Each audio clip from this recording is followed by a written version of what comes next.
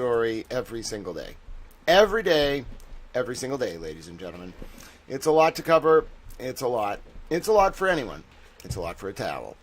My name's Grant Smith Ellis, as I mentioned. Towel friends over on the Towel YouTube. Welcome. Good morning. We're going to do some Sidebahs. For now, roll the intro. Hold on. Wait a second.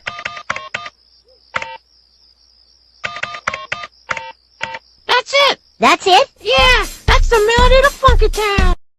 You heard the towel. That's the melody to Funky Town. Good morning. How's everybody doing?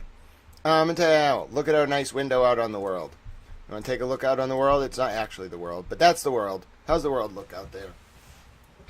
I'm well rested. I'm a towel. I got so tired yesterday when we were doing our Sidebahs. It wasn't a normal towel day. It was a tiring towel day. But anyway, I got some rest. I feel a lot better now. And we're going to do Sidebahs. We only got to page 274. I wanted to get through all 5,000 pages. But then I realized I can't play chess, do the Epstein files, and read a 5,000 page sidebar that requires like nuanced contextual explication based on where we are in a various witnesses' direct, cross, redirect, or recross, because Judge Cannoni will just say things and Alan Jackson will say sentences like this is that. And you can't really do that if your attention is multifaceted or if you're multi-toweling. Now, I had a really fun time playing chess yesterday. It really pushed my cognitive capabilities to the limit, though, and I got dominated. My buddy, absolutely wrecked me. And normally when we play chess, it's like a really, well-thought-out battle. I just got dominated. That made me realize, Grant, okay, let's slow things down. I've realized you're having a lot of fun right now processing material because you're a librarian at heart, and even the difficult material you can get through because processing it is your passion. You don't have to overdo it. All right? It's actually counterproductive to do 4 things at once. Okay, just do one thing and then we can go through this. Okay. I had a long talk with myself at bed. I feel like that's what most people do before they go to bed. But anyway, my point is I was reflecting and I decided that we're just going to focus on one thing, okay? One thing at a time. So there was some Epstein stuff that happened overnight. I forget, his pilot's daughter has a top secret clearance. That's probably a problem. I got to deal with that. And then there was something else I was working on. I forget what it was. Oh, yeah, I was reading some 302s. Now, what else did I find? I don't really remember. Well, I do remember. There was just a lot. And then the thought I had was, oh my God, the reason why this is such a deluge or difficult thing for so many people to process is that every day there's 50 new stories. Oh, that's right. I was looking. So in this sidebar transcript, if you missed it from the first Karen Reed and John O'Keefe trial, we found that Higgins got a proffer and limited immunity from federal prosecution. So we did a lot of research on what it is to get a federal proffer. Then, later in the day, after I stopped streaming, I was researching the Epstein files, and I found this FBI document that listed the people who proffered. Turns out you can proffer to the FBI or the DOJ. I found out the list, or at least 6 or 7 of the 10 people who proffered. It was the Wexners, the Victoria's Secret guy. It was employees of Maxwell. It was his assistant, Leslie Groff. And then it was 4 or 5 blanked out names. So anyway, that was my Epstein files research last night. I was literally falling asleep. I couldn't understand the documents. It was 10 at night. And I was reading a 302 and I was wow, this is really pushing even me to my limit. And there's no end to it. It's not like with the Karen Reed sidebars and John O'Keefe sidebars where you get to page 5,481 and you're done. The Epstein files, it's every day, you type in one search term and then all of a sudden, you've broken the biggest story in the past 50 years, and then it happens again the next day, and again the next day, and again the next day. It is to be a journalist right now. It's almost it's a revitalized golden age of journalism. I've never seen anything like it. But to actually be in it and at the center of it, it's wild. It's absolutely wild. It's a lot to process. I'm mostly interested in finding those damn paintings his like 2 point something billion, $3-4 billion worth of paintings and shell companies. I want to set up a fund for all the survivors of Epstein's victimization, and then I want to like let them file claims against the liquidated art. But I realize I'm going to need a very big team to do this, because we got to make sure the art wasn't like stolen from either like people during the war, you know, Jewish families during World War II, or like the Isabella Stewart Gardner Museum, trying to get those paintings back for the people of Massachusetts. They belong to my peoples. They're ours. But I really want that's small potatoes compared to the like 3 billion. He owned the Scream. This man, this monster, the New York, the Wall Street Journal just refers to him as the sex offender now in their headlines. I was like, oh, that's fucking brutal. The point is, $3 billion worth of paintings, maybe more. We're gonna find them. We're gonna liquidate them unless they were stolen, and then we're gonna set up a fund, and then all the survivors of victimization can have all the money they want. Okay, I'll be in charge of the fund. Okay. Federal judge appoints me. I'm in charge of the fund. You want like to buy things, you can do it, and then I do the forensic accounting. So don't buy any bad things. No buying people. No money laundering. Okay, drugs. I can't really allow that, but you know, see no evil, hear no evil. But my point is, no buying people and no buying sex. When you do that with the money from the fund, I'll be really mad. Hello, good morning, day 40890. Hello, Lisa and Cannoli and Petty LaBelle and Little Walmart and allegedly LB and Phil. It's so good to see you. Quinley, it is great to have you with us. Enjoy your towel wrench. All right. Yes, everybody gets a wrench as long as you fit within my parameters. And you also can't ban anyone, because I check the ban list every day. Only I can ban people. Like, everybody theoretically has the power to ban people, but only I can actually ban people. Okay? And then, on the whole, everybody's, like, on the same level. Except for me. You have to, like, do appeals and other things to me directly. Like, sometimes I just moderate disputes in the middle of the stream while people are chatting. I'm just like, no, I'm interjecting myself. I am Hammurabi. You shall listen. Respect my authority.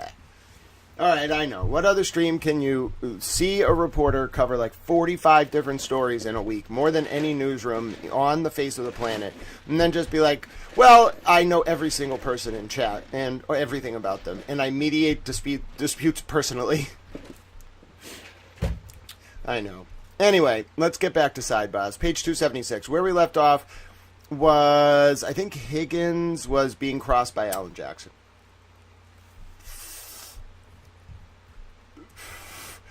Oasis Cat, you have picked a good time. First of all, that's a great name. It reminds me of Jacqueline Kennedy Onassis, although your name is Oasis. So I guess there's an N that's not in there, you know what I'm saying? Anyway, I think you have a great name. Good morning, Kyle. Oh, yes, okay. All right, Kyle. All right, in your honor. First of all, Kyle, the image was a little low res, bro, so I couldn't really post it.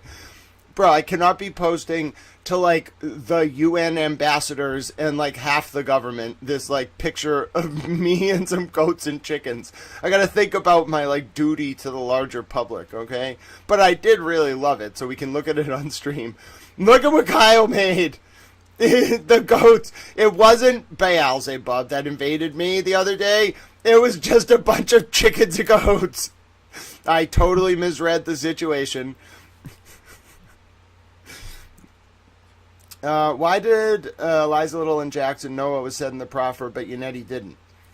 Because Alan Jackson's probably a Fed.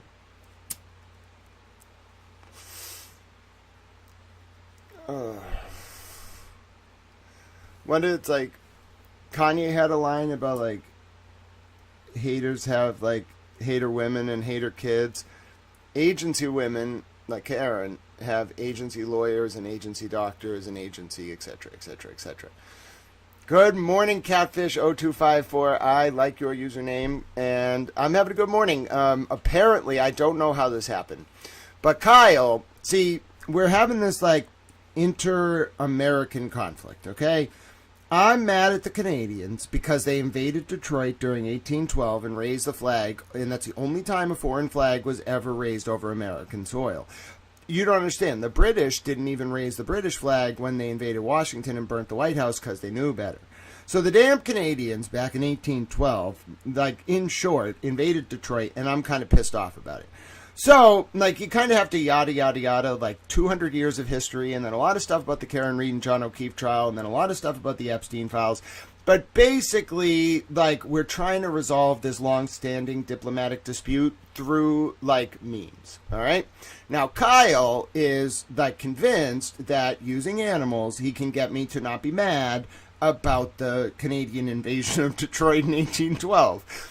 I don't think this is really going to work. I hold a grudge for a long time. You don't understand. You cannot just raise a foreign flag over American soil. I'm never going to forget it.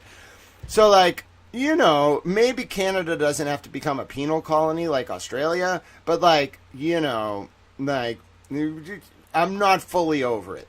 We're working on it. But anyway, that's where this image came from. It's kind of adorable. Good morning, Dina. Welcome to the stream. We're going to do some sidebars. Let's see. Michael Alderman said, all courts are fake. In court, no. Okay, all right. Michael, you can absolutely have a wrench, but let me explain this to you. So, it's... All right, let me see 3 Clerk Monty's comment. So basically, hold on, 3 Clerk Monty, what did you say? So basically, when the powers that be are going to be caught out, they take both sides and pretend they are the good guys while actually ensuring limited partial justice and no reform. Correct, Limited Monty, the 3 Clerk Monty. It's the formal term is a modified limited hangout. You want to learn a little bit about like what Haldeman, Ehrlichman, and Dean did for President Nixon. Think like summer '72 through like spring of '73. Like right after the Watergate burglars from Sturgis's Interpen unit got caught at the DNC. Think about like what they planned to do, right? John Dean and Ehrlichman and Haldeman were going to like write a report saying that the White House did nothing wrong, but that the U.S. Attorney General would look into the Watergate situation, and Pat Gray at the FBI and whatever would all be in on the investigation, and then nothing would ever be done. Bro, like that's what really is like the microcosm of modern governance. If you control both, another word is controlled opposition. If you control the parameters of the Overton window, which is the frame of acceptable discourse about a topic or a person or an issue in the public sphere, then like you can't escape that defined parameter. It's a weaponized form of discourse that alienates truth and subverts the pursuit of justice through narrative framing.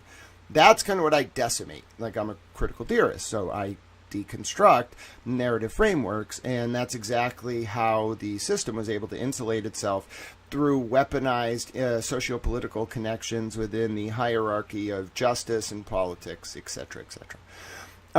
Michael Alderman had a question. Michael Derman, 1776, had a question. So, Michael Derman, here's the basic way to understand it. If you look at the Treaty of Paris from when the American Revolutionary War was settled, it's not that like we were still a crown colony or a fake corporation. It's more like the wealth that existed back to like Babylonia, Assyria, Canaan. I call them Canaanites. That wealth really predated not only the Westphalian Peace of 1648, but frankly, like the establishment of the Judeo-Christian tradition at the time of Jesus. What I believe is actually happening here is there's sort of a form of wealth and control in the world that like predates, as I mentioned, modern religion, predates nation states. And what it kind of does is it uses the different sort of forms of governance or religion that pop up as vassal states, V-A-S-S-A-L, for its various interests. When the American Revolutionary War happened, we were already at the post-1648 stage of the emergence of nation states as we know them today as a vassal for these like very entrenched interests. In that way, if you look at the Treaty of Paris, you'll see that like America's independence came with a price, which is that although we were politically independent from the crown, the economic interests, and we're talking back to like the Virginia Company. Here's a really good book, by the way. I think the reason I know so much about it is this book. If you really want to understand it, I really recommend this. It's one of my favorite books. It's called The Rise and Fall of the British Empire by Lawrence James. All right. I've read this thing a bunch of times. I love like how well done this book is. Okay, you can become like a master of the Anglo-American special relationship if you just like read this book. Okay, so just like read this book. It's a very long book. How long is it? It's like, I don't know, probably like 600 or so pages. But I swear, if you want to understand the emergence of the American Republic in the socio-economic and political context in the 1700s, this is the book for you, okay? So anyway, the point is, like, you can consider, like, both the, like, British state and the American Republic as like vassal states, and the economic interests that sort of back those states. When the American Republic emerged onto the world scene, the price was we weren't allowed to divest the existing economic structure from within the colonies. And if you look at kind of like the Virginia Company and like a lot of the land grant universities and things like that, or like the Crown chartered universities, the original universities in America, William and Mary, Harvard, King's College, which I think is now Yale, etc., etc. All of these things were like passed down to the people who owned them, even though we were a new country. And a lot of those people were what you would call like loyalists contextually in history, but like the more appropriate term is Canaanite. I don't care, they're fucking Canaanites. No one's going to tell me otherwise. So that kind of plays a lot into this, like the interplay, the whole Epstein revelations, the interplay between like what is wealth, what is a nation state, what is like transnational power, what is transnational wealth, what is prehistoric wealth, who are the like, what is the concept of money when it first emerged, who was it serving? It wasn't a specific religion or group of people. It was this like prehistoric Canaanite power structure molding the emergence of human society to its will. See what I mean? Everybody on the same page? And hello, it's good to see you. How are you, Lynn Britton? Is that the actual Glare? Glare, you can be a mod. No banning people, though. Lawrence James plagiarized that book from Jay Brill. No, he did not. Glare, I'm going to assign you chapters of this book, and then you have to answer questions about them, okay? Now listen, Glare, you're going to like this, okay? I have a very interesting section of this book for you. Before we get started today, we're going to do a little, it's like me embodying my inner Jimmy. We're going to do a little lecture about the Virginia Company, okay? I think it's on page 58. Yes, I do like read things and just remember what's on there. All right, I might have been wrong about that. The point is, we're going to read this, all right? We're going to read about the Virginia Company, and I'm going to teach the Glare something about the state of Virginia. And he's going to be utterly baffled, and I don't care. All right, he might actually find it hilarious. All right, let me go to the index. So this is how you do it, right? If I want to learn something about Virginia, I need to go to the index. I learned that it's on page 3, 4, 5, 7, 10, 24, 27, 28, 35, 38. I think it's page 24 that I want, just from my, like, recollection. Nope, that's not it. So we go back to the index, and then how about page 27? All right, that's not it. How about page 28?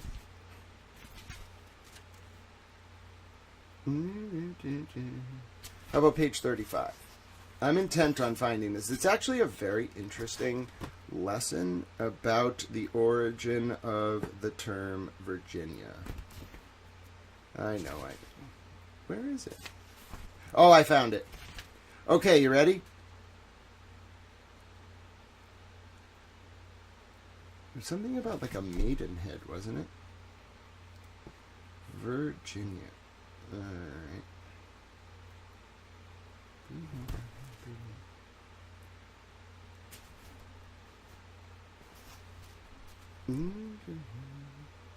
Ah, here we go. It is page 12, the Glare, of this book.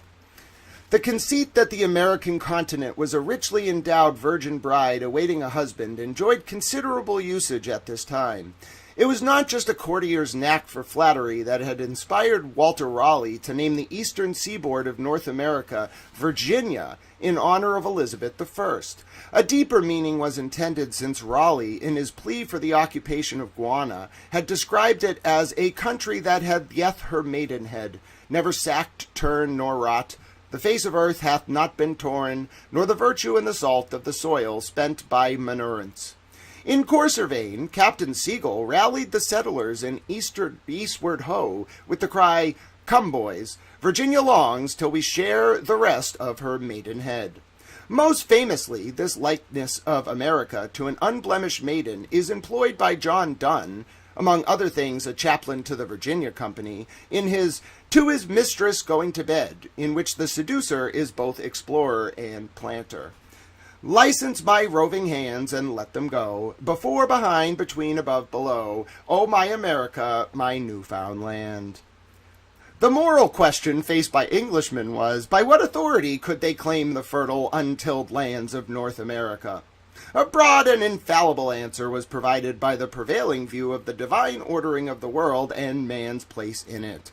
God, wrote John Milton in a defense of colonialism, having made the world for the use of men, ordained them to replenish it. So, anyway, that's where Virginia comes from.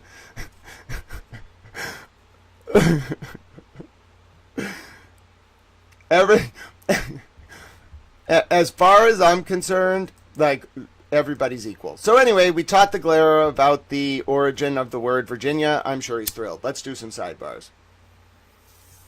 Next time someone asks you why is Virginia called Virginia, you tell them it's because America was sold to coal miners in Newcastle as an unbridled maidenhead. And then you tell them you learned what a maidenhead was because you read the book The Rise and Fall of the British Empire by Lawrence James. And they'll think you're some kind of like genius, and you'll never be want for discussion for topics of discussion at a New York high society fashion party. Then you infiltrate them and take them all down. And then some guy shows up at your door and you banish him. Yeah, Glera, somebody showed up at my door during stream on Monday. We think he was a demon. I banished him, then he left flies behind. So, like, you know, JFK ain't got shit on me. Like, they were gonna, like, run up on you. Bro, if somebody comes to your door, just banish them. Just be like, go away, demon. You know what I'm saying? Alright, we got a sidebar. Let's see. You're interviewed about this case formally 5 days later. 5 days later. Okay, where did that interview take place? Sharon, Mass. At what location? I'm sorry, Mrs. Lally, objection. I'll see counsel at sidebar.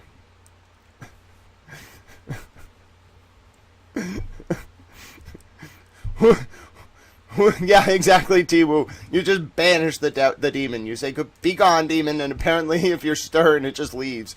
Apparently you're not supposed to be nice to the demon or polite. I was a little polite, but I was mostly stern. Listen, like 2 million people on Twitter think the damn thing was a demon. How am I supposed to tell them no? I'm not sure I'm completely sold. I still think it was a mad scientist from MIT. Alright. Whereupon there was a sidebar conference as follows.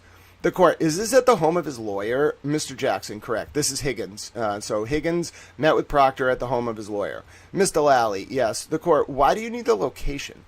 Mr. Jackson, because that is absolutely inappropriate. This witness was being given special dispensation, special treatment that would never happen in any investigation I've ever heard of, or that the court has ever heard of. You investigate a witness in a homicide investigation who was in the house at the time a person died, and you go to their lawyer's house? That is a special treatment, and I think the jurors are entitled to weigh and balance that. The court, was his lawyer sick at the time? Oh, come on! Mr. Lally, I believe so, yes. Mr. Jackson, says who? How do we know that? The court, because I read who his lawyer is. He was very ill. What? What are you doing, Judge Cannoni? Mr. Jackson, well, I wouldn't know that. I'm not trying to be insensitive. The court, no. Mr. Jackson, I think he can say it. I think that is the court. Not at this point. I'll think about it, but not right now. Mr. Jackson, okay, by the way, I'm not going to finish. I thought I was going to finish, but may I have just a moment? The court, yes. Whereupon it's probably between, there's a discussion off the record where like only one lawyer can talk at sidebar. They got scolded for like all trying to talk to judge. So if Eliza Little, wants to say something, she has to, or Yannetti. Yannetti can talk at sidebar, but like really it's supposed to be one person. Lally talking and Jackson talking for each side. If judge has questions, she'll ask McLaughlin, she'll ask Yannetti or Liza Little, but unless judge asks a question, only Mr. Jackson and Mr. Lally should be talking at sidebar. She already scolded them about this during our first tranche of sidebars. So what's happening is Eliza Little is taking Alan Jackson aside, telling him something that he's going to come back and relay to judge. If he wants to. Mr. Jackson, I'm going to hurry along. I'm going to turn up I'm going to try to finish by 4:30. I'm going to turn up the heat. The court, all right, and then is one of your colleagues going to stand in for the redirect on Tuesday? Mr. Jackson, if it's necessary, yes. The court, is there a redirect? Mr. Lally, yes. The court, okay, so I'll need a colloquy with your client here at sidebar. I'll exclude the jurors first. I got to let them go at 4:30. Mr. Jackson, understood. I totally understand. All right, no, Judge Cannoni. I got to yell about this. I got to make a video. I got to yell. Good morning. Welcome, Illuminatus Prime. I love that username. You can have a wrench. Okay, everyone ready? Here we go. I'm going to make a video. Good morning. My name is Grant Smith Ellis. I'm a journalist going through the second tranche of the Karen Reed and John O'Keefe trial sidebars. We're in the middle of the Brian Higgins cross by Alan Jackson. It's on May 24th, 2024. And we've just learned a little bit earlier in the transcript from pages like 1 to 274 that Brian Higgins was accepted a proffer from the federal government and got immunity, limited immunity from prosecution regarding something. And people only get proffers when they know about crimes by other people. So that is very interesting. And we also learned that the proffer was in the context, at least de minimisly, so at least in part, about John O'Keefe's death. Okay, and specifically Brian Higgins, the undercover ATF agent who was at the home where John O'Keefe died on the lawn on January 29, 2022 at around 12:32 a.m. and 16 seconds, or at least between then and 6 a.m. that morning, was friends with the chief of the Canton PD, Ken Berkowitz. And we learned that Ken Berkowitz told Brian Higgins that Ken Berkowitz was afraid of Brian Albert because Brian Albert beat somebody up. Now, Judge Cannoni wouldn't let any of that information in, but we learned about it at sidebar. Okay, and we know that the feds, during the proffer, at the very least, asked about that. Okay, but furthermore, we're now at a later part of the sidebar that I'm just concerned about. Because Alan Jackson is trying to ask on the stand Higgins, where Brian Higgins was first interviewed as a witness. Now, mind you, on the day of John O'Keefe's death, Higgins is like getting calls from Brian Albert and like Berkowitz in the morning. Okay, Brian Albert's a Boston cop. Berkowitz is the chief of the Canton PD, but he's on medical leave at the time. Higgins then spends the day at the Canton police station. Okay? Higgins, who the night before had like left Fairview Road around 1:30, went to the Canton police station, left the Canton police station to go to his home, and then came back to Canton. Okay? Spends the day with Berkowitz and the Canton PD. Now we're looking at a question from Alan Jackson about when the first time Higgins got interviewed by the state police investigating John's death. And it was February 5th or something we learn, February 3rd, February 1st to February 3rd. So right after John O'Keefe's death. And Alan Jackson is trying to say, where did this interview take place? Brian Higgins says it was at, Alan Jackson says it was in Sharon, right? Or where did it take place? And in Sharon. And where was it? Adam Lally, the prosecutor, objects. We go to sidebar. Jackson's like, listen, Higgins was interviewed at the home of his lawyer. Okay, this is very unusual. The jurors should know that this guy got special dispensation. He can explain it away. Okay, this is on cross. Out of nowhere, sua sponte, the court, Judge Cannoni, says, was his lawyer sick at the time? To which, now this is not Adam Lally saying it. The court is saying it's sua sponte on her own accord. Was his lawyer sick? Higgins' lawyer sick? Lally says yes. Jackson says who? How do we know that? The court, again, sua sponte, making Lally's argument for him, says because I read who his lawyer is, he was very ill. What? Jackson says, I wouldn't know that. I'm not trying to be insensitive. And Cannoni's like, no. And Jackson tries to get it in anyway, and Judge is like, I'm not letting it in right now. And she probably won't let it in at all. What the fuck? Why is Judge Cannoni, first, being the lawyer for Adam Lally, like basically making the argument, like he has to make that argument. Do you all understand why this is a big deal? If Higgins was just at his lawyer's house and Proctor went there, it's special treatment. But if you can argue as like the prosecutor, oh no, the lawyer had special circumstances and they only went there as an accommodation for the lawyer's illness, all right, then it's not Higgins getting special treatment, it's the lawyer getting special treatment. But Lally has to raise that argument, not Judge Cannoni. This is very weird. Like the whole point of it is if you don't raise the argument, you foreclose it. The judge isn't supposed to do the job of the lawyer. And that was Judge Cannoni not only doing Adam Lally's job, but like covering for Brian Higgins and his lawyer. Introducing like extraneous, extrajudicial information that no one brought up. Judge Cannoni asked the question, was the lawyer sick? Judge Cannoni said, I saw the news article about the lawyer being sick. That therein undercuts Jackson's foundation to use... Grant Smith Ellis, join the fun chat. God bless you all. God bless the United States of America. I am a towel. All right, good job, everyone. Now we got to write it up. We can't just not write it up. You know what I'm saying? That would be illegal. Of course. Thank you so much, Illuminatus Prime, for what you're doing. I appreciate you being in chat. I love the phrase Esto Lux, and together we will get through this. Tao loves each and every one of you very much. All right, let's write it up. So if you're new to this stream, what we do is it's a little bit slow because we really do it with a fine-tooth comb, but we find things in the sidebar. I have like a very good understanding of this trial record because I watched all of it for like 3 years. And so then what we do is we write it up, okay?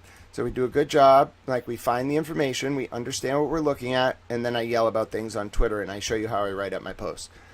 Oh, this is interesting.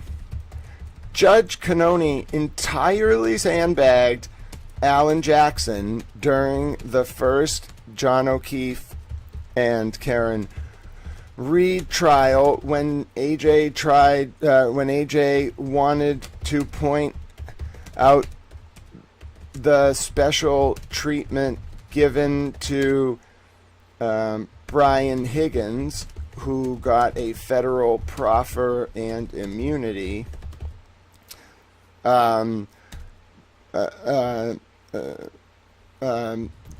Judge Cannoni stopped him and did Adam Lally's job, basically. I am horrified. And then what you got to do is you got to give the source. Oh, that's that Epstein email. No, so the source is going to... Oh, I got to get the Google Drive file for you. Give me 1 second. So the source is going to be page 278 to 5481. Let me pull up the Google Drive file so you all can follow along. I have a very specific version of this file that took me like a long time to put together. And it is a 5,481 page file that you can follow along with. So let me drop this in chat. And then I'm going to use it as a site in the post that I'm writing. Now, X disfavors outbound linking, but we're just going to do it anyway. Follow along. Is there another demon? No demons here right now, as far as I'm aware. Follow along with the file on screen here. 5,481 page PDF warning. All right, so there you go. I'll pin that up at the top if you want to follow along. If you like looking at the material on your own screen, you can go ahead and grab that. I'm going to go back to the post we wrote. This is going to be page 278, 279, all right, so pages 278, source, pages 278 through 279 of 5481. Okay, and then what we do is we go grab the video we just recorded, because that helps people understand the context. Then we upload it, then we go back to work. See, it's a very simple routine, simple flow, simple process. We're going to do two sessions today. I think I'm going to do a morning session, break for lunch, and then come back. Grant, I read the new Mary Jane law in VA is passing. Yeah, there's been a lot of... So you got to watch state level statutes and like look at how, whether like an existing medical framework is being what's called like co-located into adult use, or whether it's like an emergent adult use only framework, or whether they're going to roll out for the first time an adult use or medical framework. Now, I helped write 94G in Massachusetts and a little bit of 94I, and then I implemented its regulatory codification at 935 CMR 500.000 and 935 CMR 500.001. So I know a little bit about like state level regulatory and statutory implementation of adult and medical use frameworks. I've tracked the various codifications, mostly in the Northeast, a little bit of the Midwest, like a little bit of the South. It tends to be like mostly consolidated in the DMV region in particular. Like the DC is just kind of like a cluster F because of the way their like the military district is administered.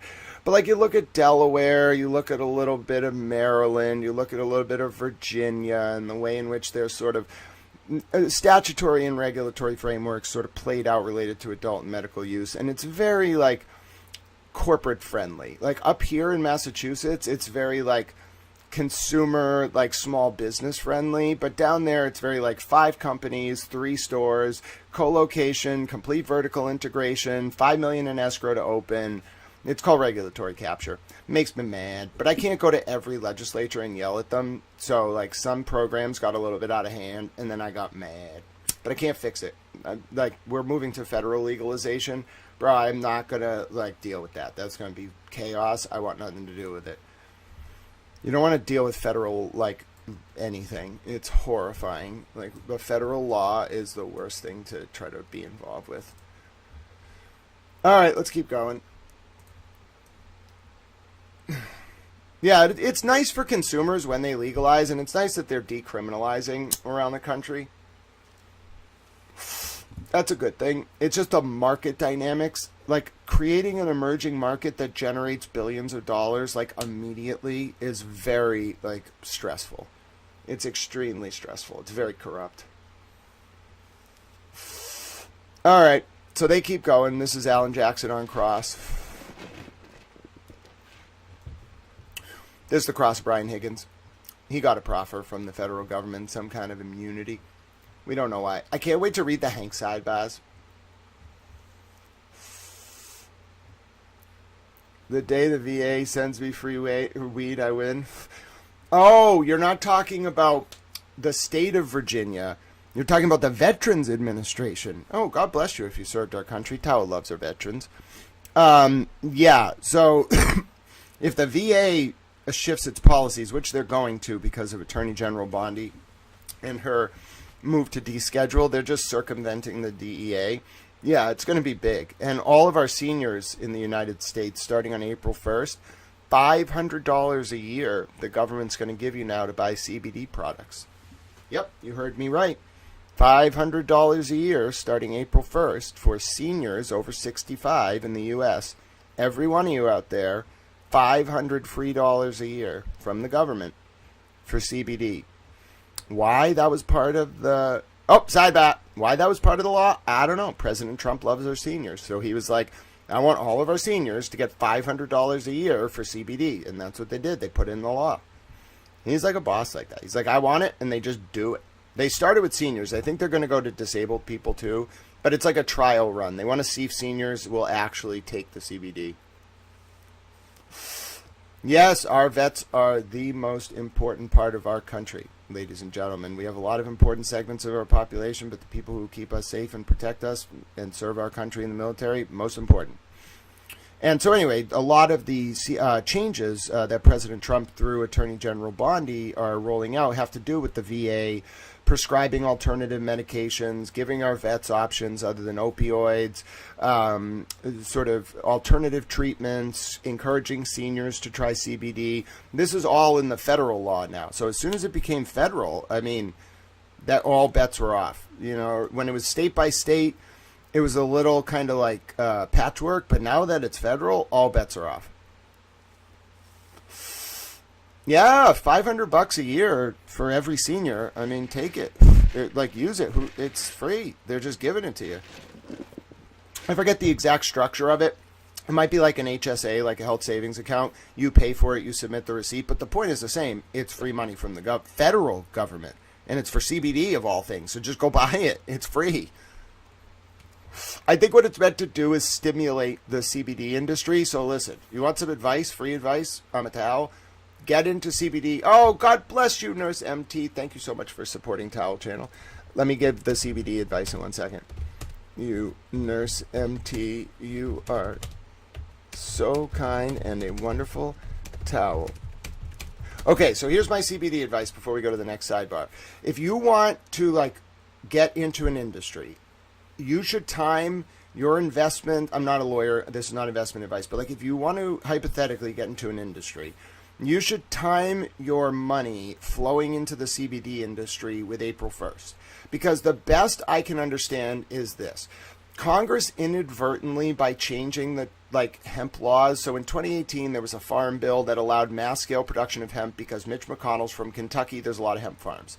So to revitalize the domestic agriculture industry, they legalized hemp. People went a little overboard, maybe with like what's called like cross conversion, where I'm using a non-scientific term, where like you take the hemp, you mass process it, and then you like create analogs of THC, like Delta 10 and some really THCO, like some shit that doesn't exist in nature, and then you synthesize it in a lab and make it into products that you sell at gas stations. All right. Those people fucked around a little bit and found all the way out, because in the fall of 2025, Jack Daniels, who's got a fuck ton of money and influence in Kentucky, went to Mitch McConnell, and they used all this reporting from the main wire, and they were like, hey, bro, Mitch McConnell, look at all this gas station CBD. You got to ban like his CBD production. And Mitch McConnell, in his fucking infinite wisdom, was like, okay, sounds good, alcohol industry. I'll ban hemp again. Well, President Trump didn't really like that, because basically it decimated the fucking hemp farmers. You don't understand. Like, it's not the guys in suits doing the cross extraction and synthesizing analogs that are like making money on this. They make some money. They're like the drug dealers, though. You cut them the fuck out. It's the fucking farmers. The farmers sell biomass that goes into the supply chain. It can go into like the cannabis supply chain. In fact, we did the Hemp Fair Share Amendment in Massachusetts so that hemp biomass could be introduced into the adult use supply chain. You can fucking sell hemp flower at a dispensary here like it's a t-shirt. Seriously, it's classified as an accessory. You're welcome. The point is, though, it's the hemp farmers. Okay, these are our local mom and pop farmers, our family farmers, who like look at this as a cash crop. It is a fucking cash crop. It's a great cash crop. Our goal is to get their biomass price per like whatever they sell it at. They sell it like either by pound or whatever. It's hemp. It's just like big stocks of hemp. Okay, it's like an agricultural commodity. It can be used for fiber. It can be used for like the medical purposes. It's hemp. So we want to get their price up. Okay, how do we get their price up? Okay, well, if you make it illegal because you're just reacting to gas station hemp, you've decimated the agricultural industry in the United States. You know, it's a great way to revitalize it. $500 subsidies via every senior in the United States that flows down to those farmers and revitalizes the industry that Mitch McConnell, in all his infinite wisdom, destroyed. So thanks, President Trump. That was a good idea. And if you want to get your money into something, CBD, like immediately, because on April 1st, that market, I don't think you all understand what $500 free to every senior means. It's a direct subsidy to the CBD industry. It can only be spent on CBD. All that money funneling into the industry to revitalize it because of the stupidity of Congress in the fall of 2025.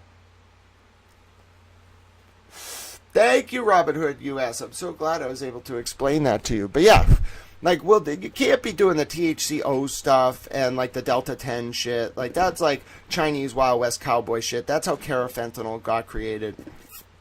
We don't need that shit. As long as it's just regulated and like it's safe and it's being tested. I don't even want to get into how like PCR, qPCR, and plating testing methodologies can be manipulated. We'll go down a rabbit hole. The point is, I'm a subject matter expert. So when imagine when I call the legislature, I only need to talk to them for 5 minutes. I just say, hi, it's Grant. They're like, oh, how you doing, Grant? oh, what do you want? I'm like, oh yeah, remember when I don't have to say remember. They know I helped with all this stuff. So then I'm just like, okay, I need something else done. They just assume I know exactly what I'm talking about, which is true on the whole. Once the federal Congress started retweeting me on their official accounts, I was like, oh no, I'm really concerned that like half the government relies on me to do things. Oh no, it's a lot. It's a big burden, So God bless you for your support, everyone. We're trying to raise $60 in donations so I can extend my rental car for another day. So God bless you for those of you who have been sharing the Cash App, the PayPal, and the Venmo. I'll feel a lot less anxious, and we don't even have to take a lunch break if we can pull this off, because then I can just keep streaming. Otherwise, I have to call somebody and be like, you have to give me this, and they have to send it. It's a complicated process. You would be shocked at like what it means to actually do this work with no hierarchy. Like if you don't do it at an institution, if you don't answer to anyone, like you rely on the public for support, which God bless all of you. All right, the court. We're at a sidebar. It's at like there are so many hot sidebars during the Higgins cross that I'm getting frustrated. I can't make it through this document if there's a sidebar every fucking 5 pages. Sorry for cussing. The court. Again, I don't know anything about the Oh, it's a proffer! Oh, it's a proffer sidebar. All right, sidebar alert. It's a proffer sidebar. You all were probably reading that on the screen and like, motherfucker, read it, Grant. Read it! Stop talking about, like, cannabis and read it. Good morning, Mac RN. Hello, Standing Stone. No, THCA is not a problem. It's Delta 10. It's an analog. Think of it as like the carafentanil of weed. It's when you like take the isonomer of THC and then run it in a lab through chemicals that potentiate it but turn it into a new chemical structure that's called Delta 10. It's like a highly artificial, highly synthetic form of weed. It's very unsafe. I don't like it. It's kind of like 2CBI or any other research chemical or carafentanil. It's a potentiated analog. It's kind of like alprazolam is a potentiated clonazepam, but like with this, it's more like carafentanil is like 50 million times stronger than fentanyl, bro. Like one rice grain would kill an elephant of carafentanil. Whereas like THCO won't kill you, but like it's so potentiated it can have negative psychological effects. But I'm not a doctor, I'm a towel. Yeah, you would never take it if you looked up I've been in one of the labs. I was like overseeing this as a journalist for a long time. So I had to go into these places. Bro, you would not believe what you would see in some of these fucking operations. Legal operations. I walked into one, I saw no less than $50 million worth of fucking THC cards. And I was just like, bro, I'm out. I bet around so many fucking weed plants. I've probably, like legal weed plants, I've probably been in the presence of millions of pounds. Legally, I literally helped build the industry, so I know exactly what I'm talking about. That's why that industry hates me, because like they showed me all their secrets, and I was just like, 95% of you are alright, but like those of you engaging in dirty stuff is not okay, and then I just decimated them. You think that Kathy Ruemmler thing was impressive? Where I took on the state treasurer and won. That was hard. Without like a little bit of mainstream media support. Alright, we're in the middle of the Higgins thing. I'm chatty this morning. It's because I'm nervous about running out of money. But, I just put my faith in Jesus. That's always worked out. Okay, let's see. Oh, interesting, Higgins. Did you utilize any computer data, a computer or something, to extract it? And Higgins says it was a machine. What's the machine called? And the machine belonged to the FBI? Yes, it was a federal resource. That was the only time the word federal got mentioned. Alan must have been loving this. He was pissed at Judge Cannoni, so he was being a dick. Not for anything having to do with the official case you were working. Is that right? Objection. The court. So I need to see you. I know this is time consuming. Yeah, Judge Cannoni, I need to see you. We may as well use this time with me asking counsel questions. Oh, he's pissed. Yes, Petty LaBelle. Yes, everyone is realizing that I have been sick this week and have been taking Dayquil, and it apparently makes me like super towel. Before, you were all like, this man is a super towel. Okay, now my brain is firing at like 7,000 cylinders a minute. I'm a little bit concerned that I'm going to take over a small European country, which frankly, like, give me Greenland. Tell Broken Baker, stop negotiating with the governor, give me Greenland. I just want Greenland. I just want to go up there. This is mine now. Well, for America, put a little flag down and be like, okay, I'm going to leave now. Have fun, Greenland. I think it would be fucking hilarious.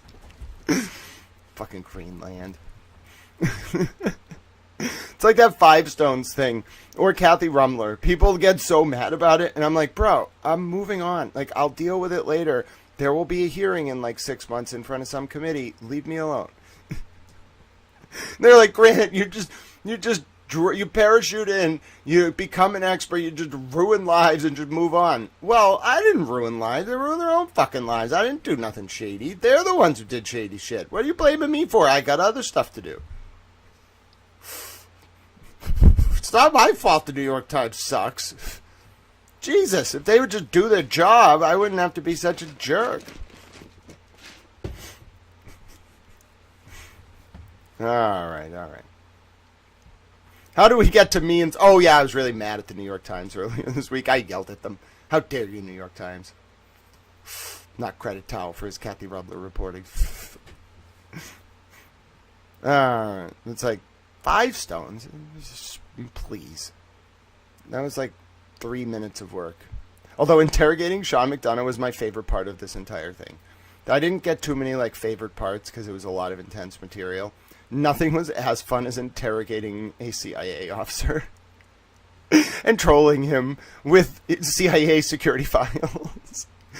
Claire's response to that was the funniest thing in the entire world. His poker face is so good. But even he was like, oh, you got balls. I was like, yeah, I do. Walk in your mama's house and light everybody up. I don't care. And then I'll say, like, thank you for the privilege.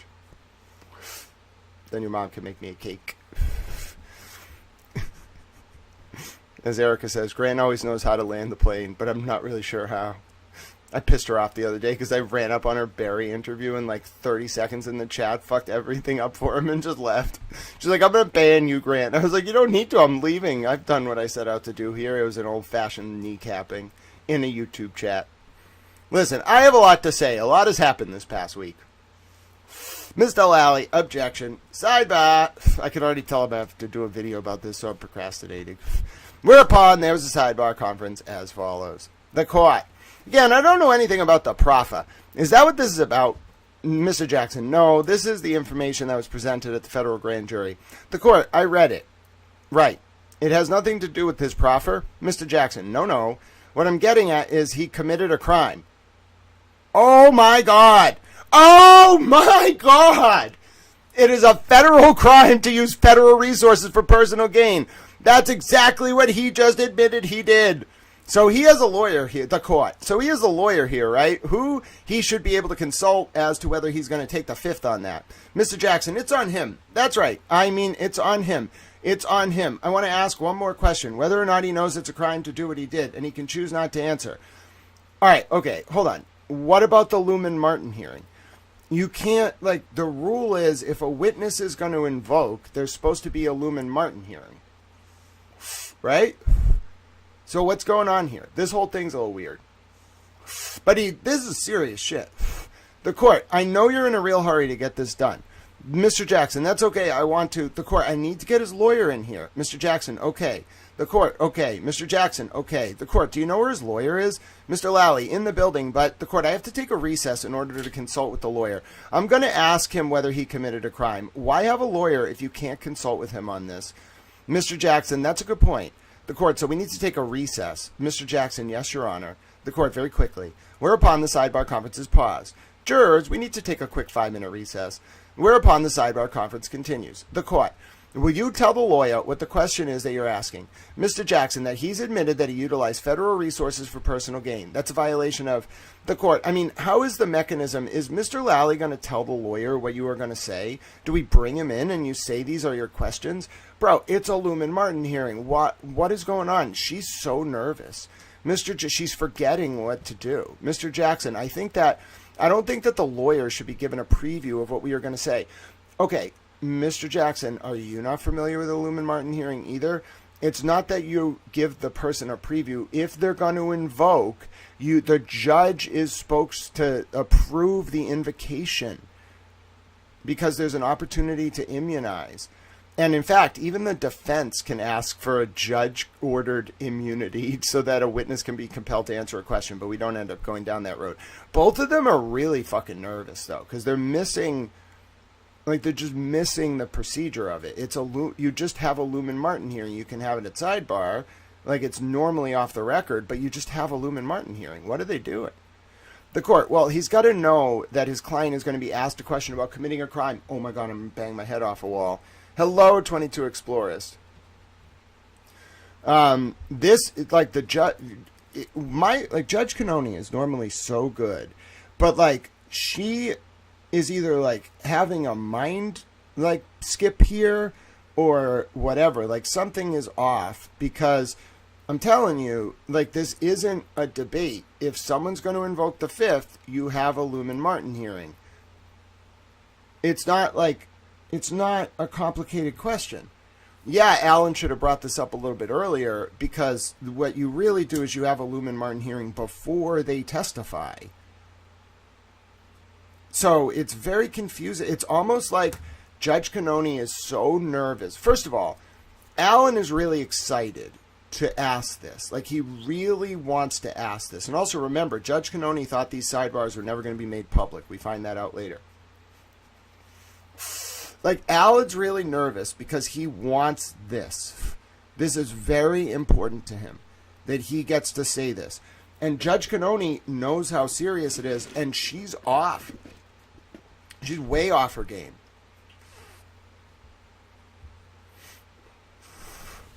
Hello, Nunya. You can be the Honorable Nunya. No, yeah, but when I say off, there is a way as a judge to screw a lawyer, but you're on the ball. Does that make sense? Like, you're screwing them, but you're doing it with enough cover that no one can second guess you. Like, it's really an appellate question. Does that make sense? Like, someone reviewing the record wouldn't have an in to question your judicial discretion. That's what it means to be on the ball. When I say she's off, I mean, like, this is not the right colloquy. I mean this. I know what I'm talking about. I'm not a lawyer. I'm a towel. This is not the right colloquy. Like, it's just... She is on planet Jupiter. She may as well be talking, like, French. Okay? The colloquy is... Do we need to have a Lumen Martin hearing? It's a very basic procedure, and she's just not thinking about that.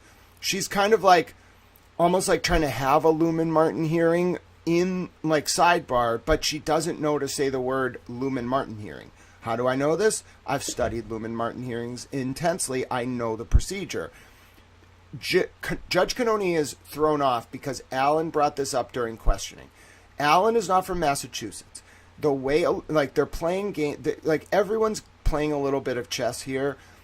David Yannetti should have known this and told Alan that what you do in this situation, and Alan wanted the element of surprise, so he might have told Yannetti, like, just pretend you don't know what you're talking, like, you didn't know. Because Judge Canoni didn't even know. What you're supposed to do is, you're supposed to approach the judge and say, there is a potential that I'm going to ask a witness, this witness, questions that will compel them to invoke the fifth. The judge is then, like, it goes on the docket as a Lumen Martin hearing, but it's a closed hearing. It's not ex parte. It's the defense, the state, the witness. The judge inquires of the witness at a closed door proceeding whether the witness is going to invoke. The judge has to literally authorize the witness to invoke. I'm telling you, I know the procedure. I've studied this immensely. Yeah, so I like, it's not just that so judges can't get this wrong. Like, they can, but they look really bad when they do it, because then the colloquy, the judge isn't in control, and the judge is like not applying the law. The judge is just reacting to what's happening, and that's what I mean by she's off. Like, the first question out of her mouth should have been, do we need to have a closed door Lumen Martin hearing? Yes, exactly. And that's like, that's why a Lumen Martin hearing exists. Like, a Lumen Martin hearing, it's not an option. It's controlling precedent. That's the other problem. Like, this is appealable error. If Karen had been convicted, this alone is appealable error. I'm telling you, you cannot ignore. It's not an option. It's not judicial discretion to have it. The Lumen Martin standard is the SJC imposing rules on the lower court. It's binding. It's not a persuasive authority. Judge Canoni must follow the law. And it's like she forgot about a Lumen. She forgot it existed. Now, think about it. You got to be like, that's why you got to be really good to be a judge. You can't, like, everyone is looking to you as the encyclopedia of everything. And if you just start saying shit like this, first of all, you look bad. Second of all, you fuck up the procedure. Third of all, no one knows what to do. When you don't know what's going on or how to apply the rules, the precedent, it's a very niche precedent. Lumen Martin hearings are not common. I'm telling you, I've seen like one on a docket in 10 years. They're very rare. But it's for this specific situation because it creates a clusterfuck. Yeah, so you can't really refuse. Like, it happened with Aiden a little bit. Like, we didn't actually have to go to a Lumen Martin hearing because Brennan didn't call Turtle Boy. But that's where they were headed. This is just, like, I get that it's the middle of trial. Everybody's a little bit, like, on guard. Alan's mad at Judge Canoni for being, like, Adam Lowley's, like, lawyer. And then, like, so Judge Canoni and Alan Jackson are kind of, like, snipping at each other's heels. And if you want to snip at a judge's heels, you do this. You sandbag a witness with a question that forces them to invoke. All right, but judge still has to know, like, he's allowed to go there on cross. This is like he laid the foundation. Did you use the device? The FBI, remember, this is about whether Higgins used an FBI device for personal gain and whether that was a federal crime, okay? So Alan's laid the foundation, but he wants to this is the big moment. This is his moment. And Judge Canoni is stopping him. Now, she would have been right to stop him and say, this is why I got to pause here because I'm thrown off by this. Judge Canoni would have been right to stop him and say, you did not give me, Judge Canoni, a chance to have a Lumen Martin hearing to determine whether he's going to invoke. You did this in the middle of your cross. You never brought it up before. Alan probably would have said, okay, well, Mr. Lally over there, like, had Higgins on direct bring up that thing about the harassing letter, and Mr. Lally never turned that over, so I don't know what to tell you, Your Honor, okay? Now, the point is, she didn't say that. Instead, she's like, we're going to do this now, but she doesn't really realize, like, she's almost just, like, thinking through what a Lumen Martin hearing would look like before the standard was imposed. She's like, what if I ran into this issue for the first time? How would I handle it? That's not what you do. You can't do that, in fact. You must apply. If the specific, it's called distinguishable. If the facts or the situation is distinguishable from Lumen Martin, then it's a novel area. The judge just addresses it on the fly. This is just a simple invocation of the fifth by a witness. Lumen Martin's the standard. I don't know what to tell you.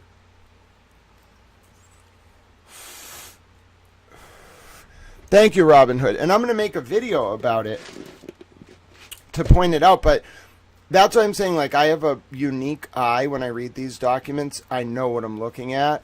And this in particular, like, reading between the lines, is a clusterfuck.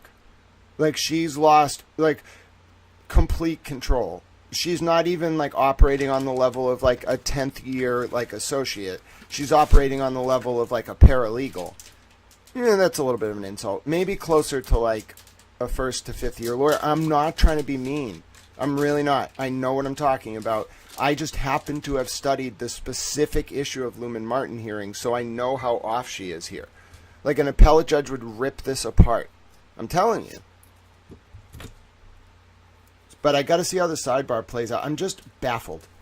Like, you can't, like, I don't even know if Alan realized. I'm sure David might have. But it, like, she's just so off the mark here.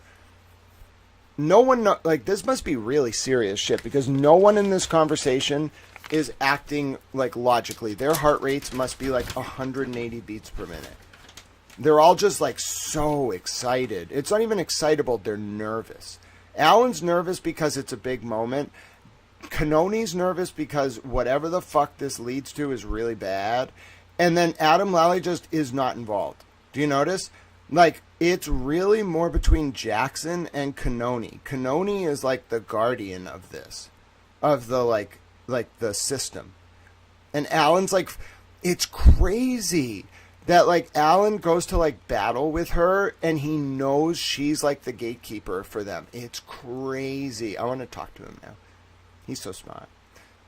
I wonder what she would have thought of me up there. She would have got so mad with me. She would have been like, Mr. Ellis. Been like, yeah, it was a bad idea for me to join the bar. Sorry, Judge.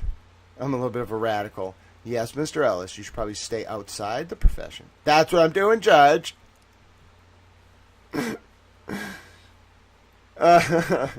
People keep trying to call me that, Blind Spot Shadow. I just call myself a little towel, alright? You all can be towel mommy, towel daddy, towelettes, washcloths. You could be any towel you want. I am fine being a little towel. Kyle tried to make me big towel the other day. I was like, I'm not a big towel. You could be a big towel. I'm a little towel. You don't understand. I don't understand. You all can be whatever you want, though. Have fun. Oh, this is going to be brutal. Why is it always like something is really bad here? Like, I'm telling you, like Krupp being in the Epstein files, like the way Judge Cannoni has been acting. Now that I know she never thought these sidebars were going to be public, I'm reading it. Like, I'm doing what's called reconstructive hermeneutics. So I just want to, like, pause while I catch my breath here. Reconstructive hermeneutics is another way to think. So Hermes was the Greek messenger god. So think about it, like Greek messenger god, the word reconstruction. Reconstructive hermeneutics is a discipline of critical theory. It's like a sub-branch of discourse theory that emerged as like a counterforce to propaganda. That's the easy way to think of it. It's kind of like more like first generation Hegelians who used to hang out in Vienna, but we're not going to go that route. It's very complicated. So just think of it as like the emergence of like the countervailing force to Edward Bernays and Sigmund Freud's weaponization of the mass psychology of mind. It was like the deconstruction of the culture industry. The book to read is The Dialectic of the Enlightenment. But anyway, reconstructive hermeneutics is the discipline of getting inside the mind of the author. So when I'm looking at something like this, I'm not always like just looking at the words. I'm thinking about like what the person is thinking versus what they're saying. And like as humor exists in the gap between what we mean and what we say, so too like intention exists between what we're thinking and what we're saying. And so I try to like thread that needle and find the ethereal space between the human speaking the words and what the words on paper are saying. And then in that gray area, in that sort of clash of blank space, like a good jazz piece, you start to see emerge this undertone of Alan Jackson as like this warrior up against Judge Cannoni, who's like a Judge Krupp, like protecting the corrupt system. That, I don't have proof of it, but like the more I read of this, the more that is what the harmony is saying to me. And I don't mean like harmony as in like they like each other. I mean that's what the musical notes are saying to me of the composition. Like a transcript is like a song written by other means, kind of. like more like a great sort of like poem. It's like a great poem, like the Odyssey. So you have to understand the characters and their intentions and motives and their style of speaking and the intent of their words based on context. It's a very refined art, actually. Like, there is the surface level of what they're talking about, and then there's like the like epic sort of like historical sort of like Hegelian battle of thesis and antithesis clashing to create the cultural synthesis. It's kind of like the idea that the Hegelian dialectic is embodied by the clash of Hegel's form and content at Stalingrad on the Volga in 1942, and like the emergence of like the post-world like sort of Marshall Aid project as the synthesis. I love it. Like, Alan Jackson and Judge Canoni can absolutely play those archetypes. I was so wrong to call him like, I mean, he kind of is like a Sisyphus figure.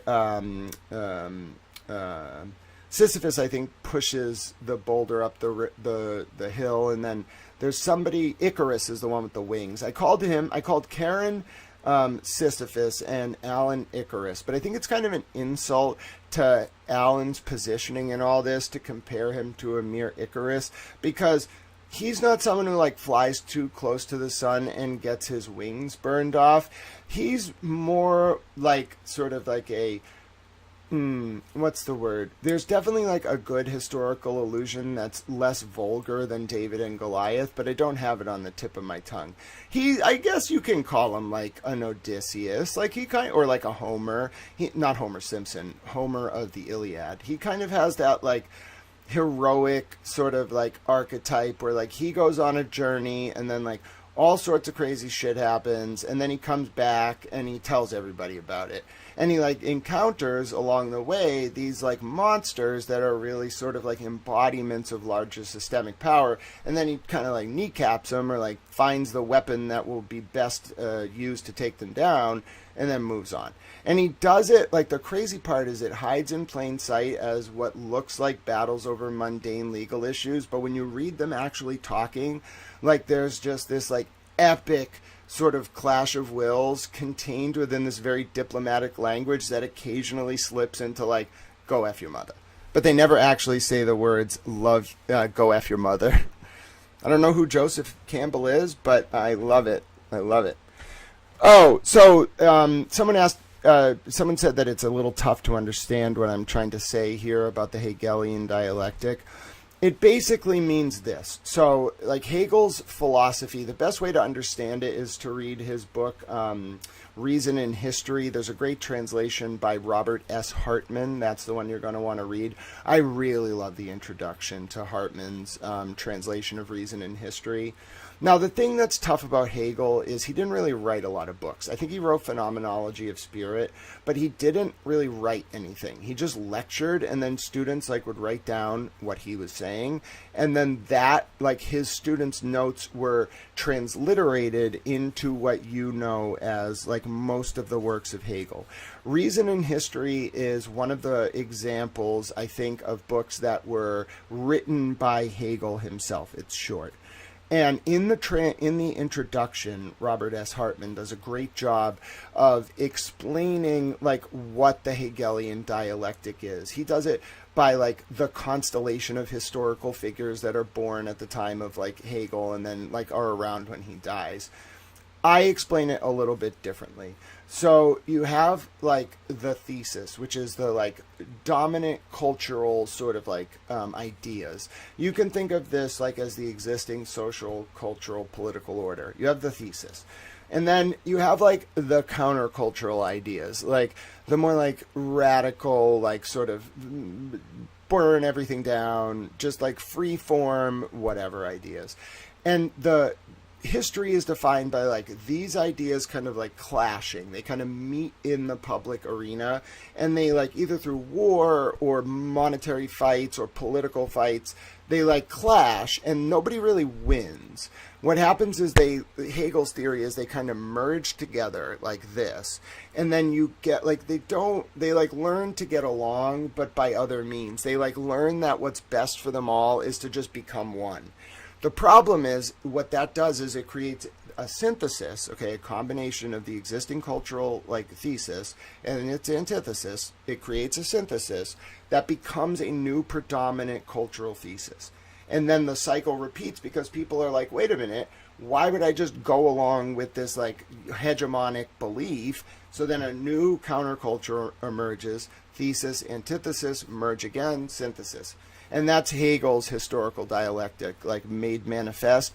And it's more of like a framework to analyze developments in history and the emergence of human consciousness through like systemic bureaucratic institutions and the interplay of soft and hard power. Okay? It's a very important philosophical framework if you want to understand politics, Hegel's dialectic. And I do my best, I guess it's like free philosophy lessons, but this really is the result of like 20 years of study. I've read probably every book by Hegel, every commentary, like every thinker around him, every thinker in his like tradition, and that's what I understand about the dialectic. Okay, so that's the best you're probably ever going to get outside of a like university philosophy lecture. And I will say I'm not a lot of things, but I am a philosopher. You want to call me anything? I have a degree, multiple degrees in philosophy.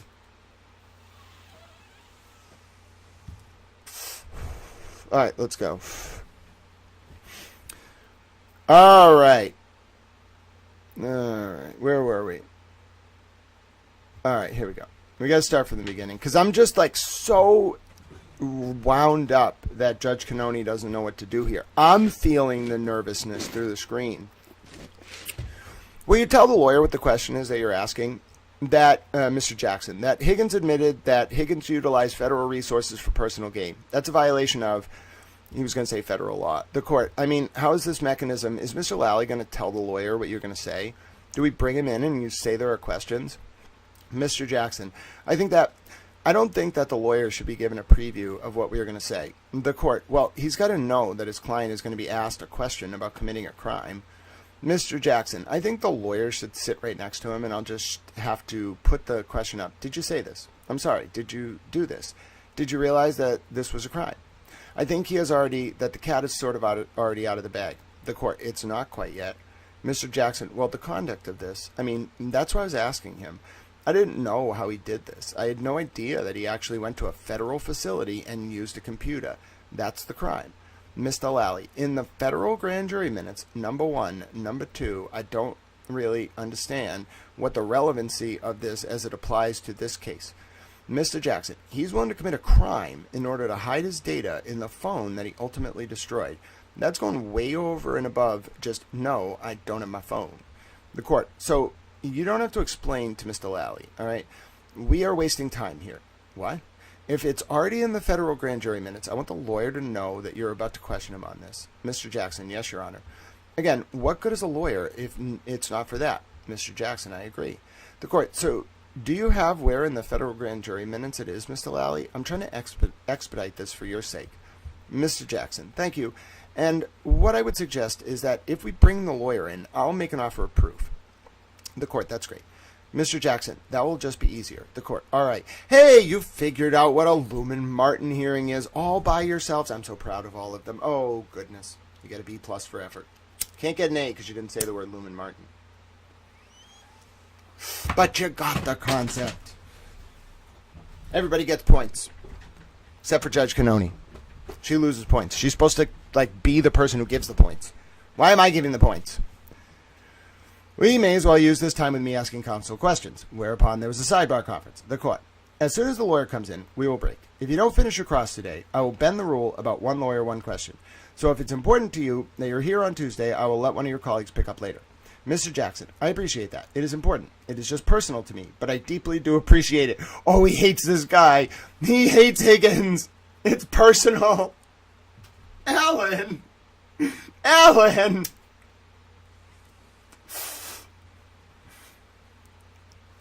Alan, hates this guy. Oh my God. Why is it personal, Alan? Why do you hate Brian Higgins?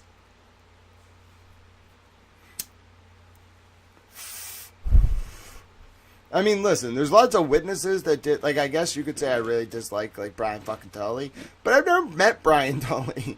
Why do you hate this man? What has he done? Higgins must have done something really fucked up. Alan personally hates this man. He just said it. When he says it is just personal, yeah, he means Higgins. Like, Higgins did something bad to Karen or somebody, bruh. Alan doesn't get like this. Even with Jen McCabe, he was just toying with her. He didn't give a fuck about her as a person. He hates Brian Higgins. I mean, I can think of reasons, but there's nothing that... I can think of a few reasons, okay? But even then, keep it out of the courtroom. Like, this is worse than that. Yeah, but Alan's a professional, okay? Like, okay? I'm saying, I think Higgins it wasn't just that Higgins, like, was trying to get with Karen. Alan didn't even know Karen in January of 2022. What the hell does Alan care about Karen talking to Higgins in January of 2022? Or sleeping with him or kissing him? Why would he care, bro? He doesn't. It's that Higgins did something really fucked up. And it's not just the computer thing. And it's not just sandbagging Alan with the harassing letter. Like, Higgins did something fucked up. Alan knows about it, and Alan, like, can't say it. That's the vibe.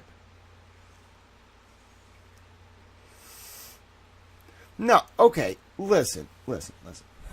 Alan Jackson has been around celebrities his entire life. I'm sure Karen is a very wonderful woman. She's very intelligent, etc., etc. Alan's not just gonna like be Medusa'd by her. It's not that. I'm telling you, this is not Alan professing his love for Karen through being mean to Higgins on the stand because of a personal thing. No.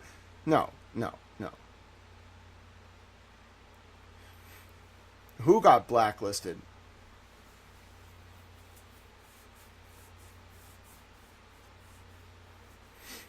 Yeah, I'm really thinking it's really more closer to like Epstein. Like, I really think it's Higgins and Albert and Divine and all these like those bastards.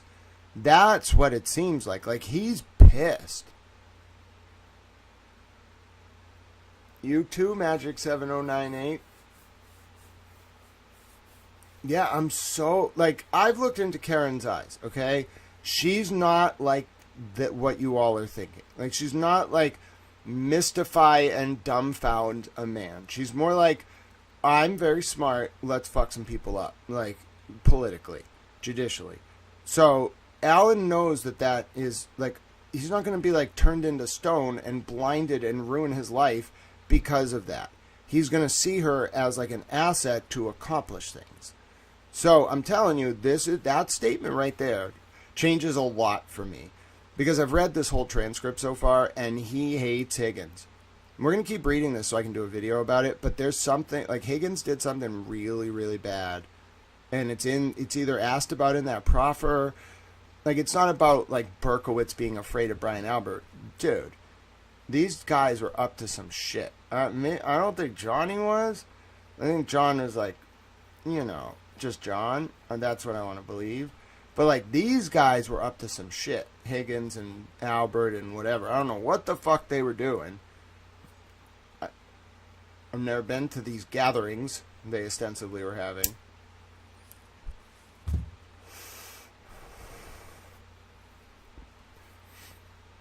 Yeah, it all kind of links up, but listen.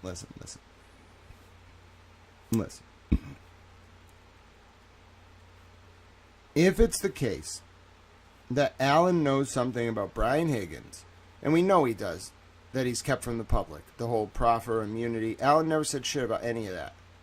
Before he was gagged, after he was gagged, whatever. He never said anything about that. Neither did Karen, which makes me think she's under a federal NDA because she cooperated or had, like, very good information. Neither did Yannetti. Okay, no one has. Now, Yannetti said he only saw the letter. He didn't actually read the proffer transcript, whereas the Miss Little and Alan Jackson did read the proffer transcript. I think they have security clearances. I'm pretty sure. I'm like 90% sure. Like, Alan is very close to the federal government. I don't know why I believe that. I have nothing to prove it. I'm sure if I looked hard enough, I could prove it. I don't really care to, though, like, because I don't think he's a bad guy. So if I looked through the Epstein files, I didn't see anything about Alan Jackson or Workman Jackson Quinn or anybody. If I find something that leads me to believe otherwise, all right, I'm going to have questions. If he's just like some guy that likes taking on this system, this all makes a lot of sense. Like, I can't prove it. He's not saying it is personal to me because Brian Higgins did X, Y, and Z. But there's just a tone here of like, this Higgins guy did something very bad. Maybe alone, maybe with others, maybe bigger than just what happened to Karen, maybe bigger than just what happened to John.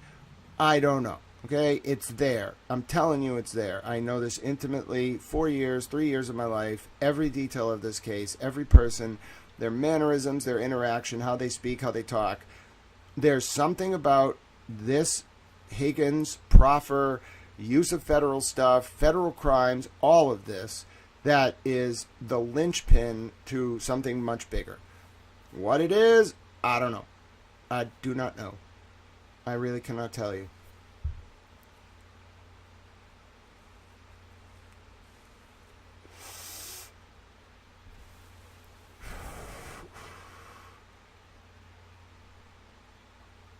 Bettero? Pause. Pause. Pause. No way. No way. This is going to come up with nothing. I already know it. No Betteros in the file. Maybe he's in there under a different name, but no Mark Bettero. Alright? If I even saw a hint of that, I would have some questions. No Mark Bettero in the files. No even Bettero.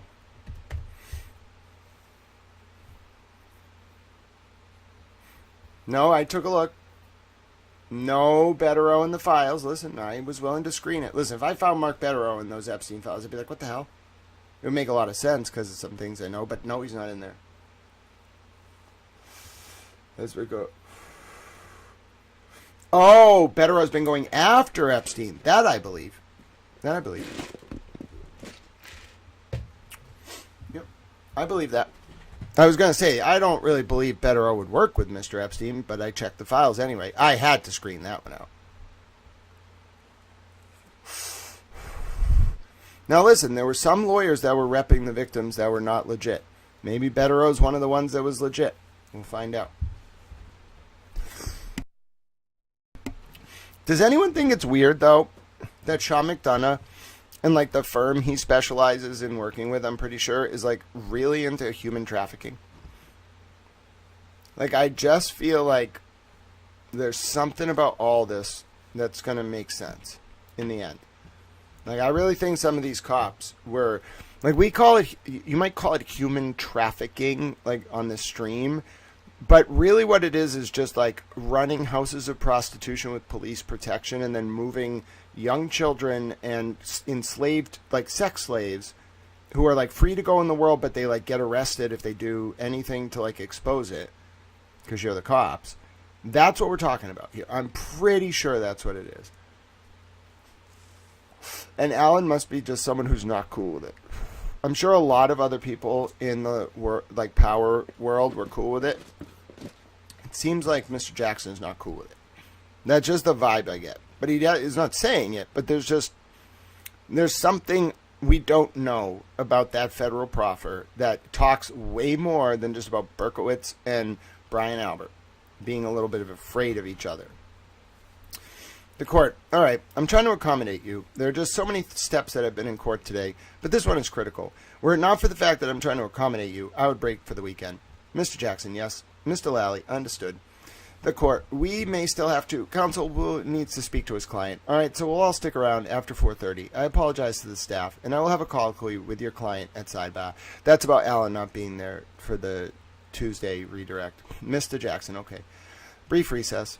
Defendant present.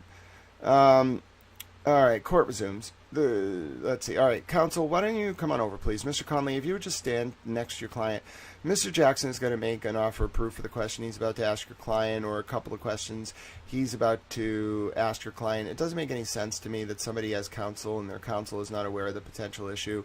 So you will hear the offer of proof. I'll let you speak to Mr. Higgins before this actually happens before the jury. Please identify yourself. Mr. Conley. Yes, my name is William Conley. Mr. Jackson, may I, Your Honor, the court? Yes. Mr. Jackson, the witness has indicated that he utilized federal resources for personal gain. The specifics of that testimony have been as follows. He indicated that he had contact with Mike Kelch, a federal agent. He indicated that he utilized a federal facility. He called it an unsecured facility, but it's a federal facility notwithstanding. And that the two of them, he and Agent Kelch, utilized federal resources in the form of some kind of machine, as the witness indicated, for his own personal gain, so that he could, as a witness in no official capacity, working any official capacity case, and in Matt Kelch's capacity as an individual rather than an agent, they both worked together to download certain information from the witness's phone in anticipation of turning that highly selected, highly curated information over to law enforcement so that he could later ultimately destroy his phone, which this witness in fact did. The court, okay, so it's not entirely, I disagree with you. I don't think it's reached that level. His testimony was that he went into a kiosk on the first floor where all local police departments can go. It's unrestricted. It's a fucking federal building. It's on the first floor. And we just got to the part about a machine in the kiosk when you mentioned an FBI resource. So what is your question? What questions do you intend to ask this witness now? Mr. Jackson, whether he is aware that under 5 CFR 2635-702, I love that. I love that for you, Mr. Jackson. That's what I like to see. It is a federal offense to use any public office for his own private gain or for the gain of persons or organizations with which you are associated personally. In other words, an FBI agent or an ATF agent cannot use federal resources for personal gain. The fact that he contacted an ATF agent, the fact that he utilized a facility that is owned by the federal government, run by the federal government, paid for by the taxpayer dollars, and the fact that he used a machine that is owned by the federal government to download certain information for his own personal gain, that personal gain being these are the curated texts that I'm going to turn over to law enforcement, that's federal offense. Court. All right. So those questions are going to be asked. I don't know if there's been an objection to them. I'm not sure I'm going to let them in, but I wanted to give you the opportunity of speaking privately with your client in the back room there. Can you do it in short order, or do you need more time? Mr. Conley, I can do it in about 10 seconds, Your Honor. The court, okay. Mr. Conley, sure, if you feel the need. I'd like to talk to him. The court, why don't you go back and talk to him? We'll start getting the jury lined up. Whereupon there's a brief pause. Mr. Conley, thank you, Your Honor. The court, all right. So are you ready to proceed? Mr. Jackson, I am, Your Honor.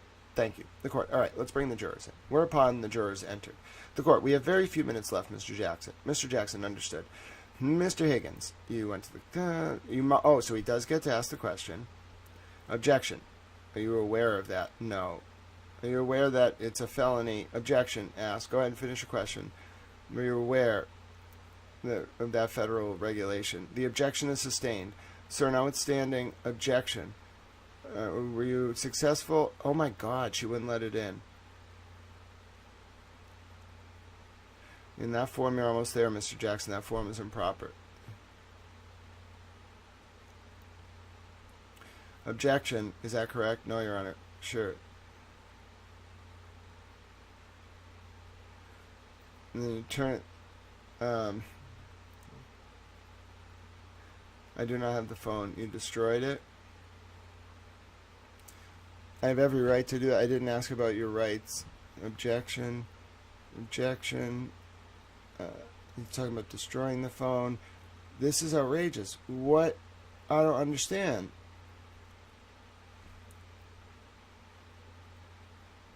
Oh, the lawyer probably told Higgins to just not say anything because Lally would object and it would be sustained. Oh my word.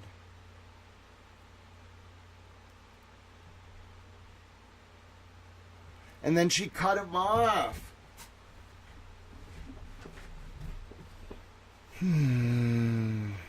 Alright, then they do the colloquy.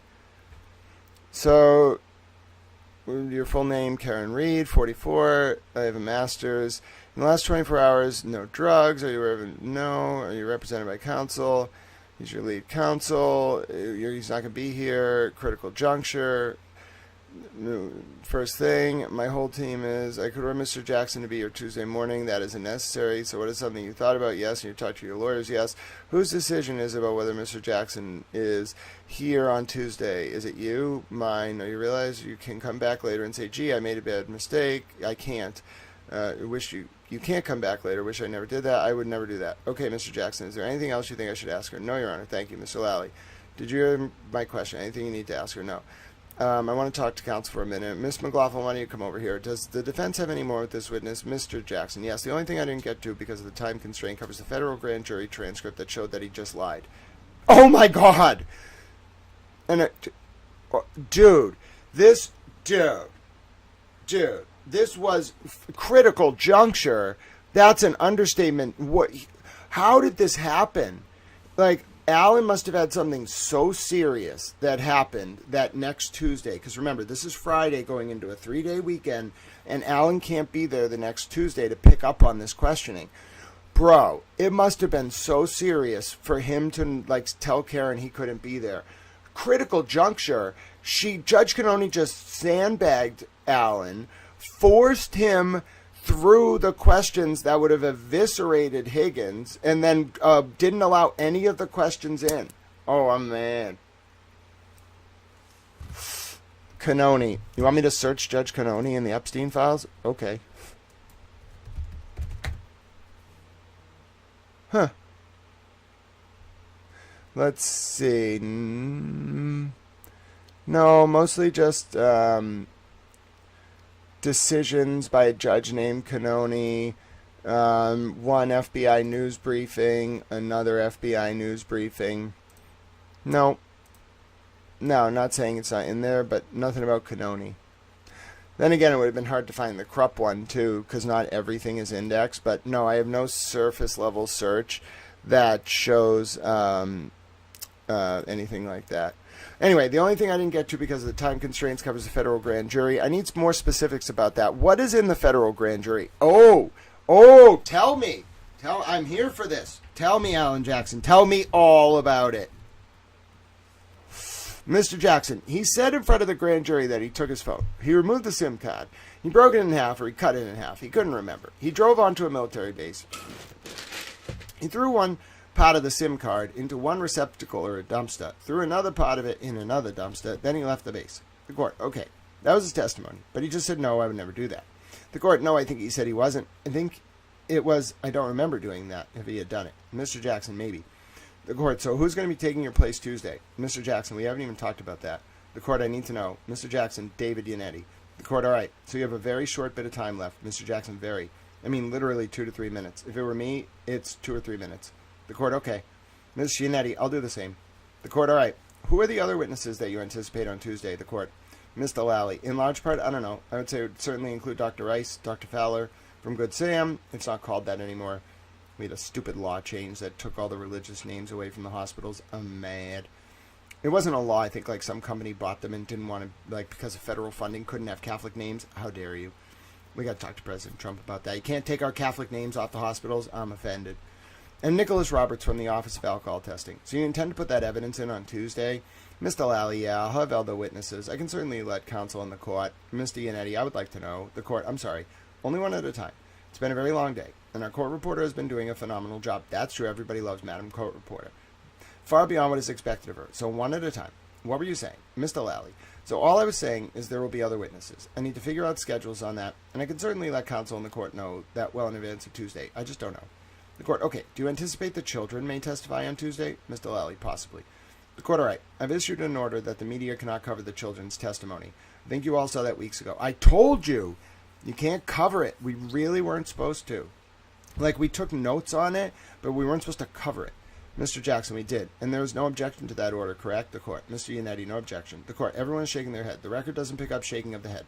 Mr. Jackson, no objection. Mr. Lally, no. The court, all right. We will see you Tuesday, and we'll see you the following week. Thank you. Thank you. Thank you, Your Honor.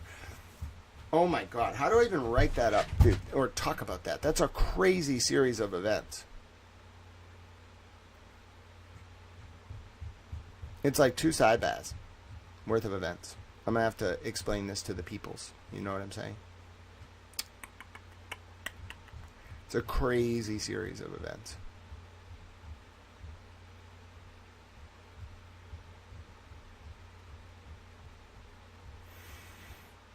Let me do some texting. Alright,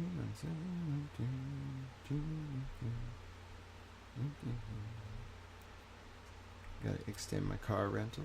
So if you're appreciating this content, hashtag help keep towel alive. What do I do? Check this one.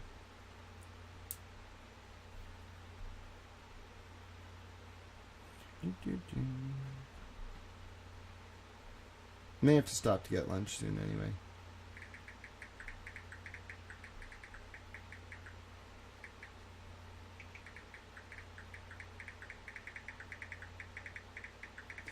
I'm working on it. I'm being a little towel. Alright? It really is expensive to switch rentals. And my mom sandbagged me. She made me get a job. I got a job. Then she took the car away, so I was working at a loss. It was horrible. Now I'm doing this. So if you like this content, help support Little Towel. Any donations go a long way, but you can also support by commenting in the chat, supporting the stream, sharing the stream, etc. Tell your rich uncle that you got this guy. He does a lot of work on regulatory agencies, and he does it all for free for people. And so to support the people who can't afford paying for it, he never puts up a paywall, and he needs some guy to just like give him a few $100s. You know, he just needs to do his car rental, get some food. He lives day to day. You know, he's a towel. They'll be like, why does he do that? And be like, well, because he figured if he got a job anywhere, they would make him sell out, and he won't sell out. And then your rich hippie uncle will be like, okay, you just got to like pull some strings, you know what I'm saying? I don't have anyone. I don't have any family left to help. It's just me. My own mother turned against me because I wouldn't toe the party line on these state police like bastards, but I don't care. Justice is more important.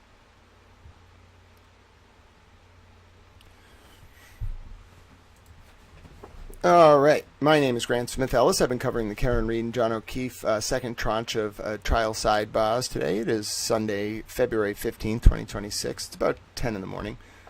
I have just come across a fascinating sidebar colloquy over a number of minutes on the end of the day on May 24th, 2024, when Karen Reed's lawyer, Alan Jackson, was crossing undercover ATF agent Brian Higgins. Now, we just found out earlier in this transcript, we're on page about 298 of 5,481. We just found out earlier in this transcript that Brian Higgins was given a proffer agreement from the federal government, a so-called Queen for a Day agreement, allowing Higgins to get a limited form of immunity to provide information to the federal government and a federal grand jury. We're now coming upon a sidebar where Mr. Alan Jackson is about to ask Mr. Higgins if Mr. Higgins had utilized a federal resource, a FBI device, to manipulate his phone to pull off evidence for a state court proceeding against Karen Reed, and then use only limited information from the phone to give to the state police, right? Just giving certain messages, and then taking the phone and destroying it at a military base. Alan Jackson is about to ask if this was a federal resource utilized in Brian Higgins' personal capacity, and then there is a sidebar, okay? And then Judge Cannoni starts asking if this has anything to do with the proffer I had just mentioned. And then Mr. Jackson says no. So the proffer is where you go to the government and like give information that you know to avoid like being prosecuted or to get a reduction in sentence. It's like the first step. An attorney proffer is really the first step, but it's the first step on the way to getting a cooperation agreement. Okay. And that's a 5.1K reduction at trial. It's like for people who are going to be investigated by the federal government. Okay. So we already know Higgins has one, and Judge is saying, is this what you're asking, like, about the proffer?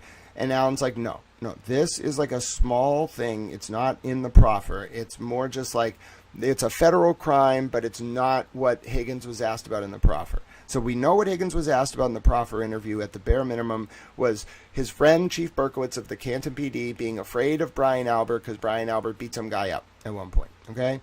That's at least what was asked about. We don't know what else was asked about in the proffer, but we know the proffer was not about this federal crime. It was probably way more serious. This is just a crime of like dishonesty or like taking the public's trust and abusing it because you're a federal officer who calls a friend in the FBI to use a federal resource for private gain. And so Alan Jackson is like, he testified about this in the grand jury. I'm going to use it for impeachment. I'm going to say that, like, it turns out, like, what he's going to say here about why he destroyed his phone, why he used this resource is different, all right? But to get there, Judge Cannoni first wants to know, are you going to ask him a question if he committed a crime? Because then he has to invoke his Fifth Amendment rights. Now, there's something weird you're going to see play out. Because Alan Jackson says what I'm getting at is he's committing a crime, okay, a federal crime. And Judge Cannoni's like, this is at Sidebar, not published until 2 days ago. These were private at the time. And Judge Cannoni thought they were never going to be made public. She told the lawyers that. But Corey A. Hopkins, Marbury v. Madison, sued, and they became public through a FOIA lawsuit. So he has a lawyer right here, Higgins, says the court. He should be able to consult whether he should take the Fifth.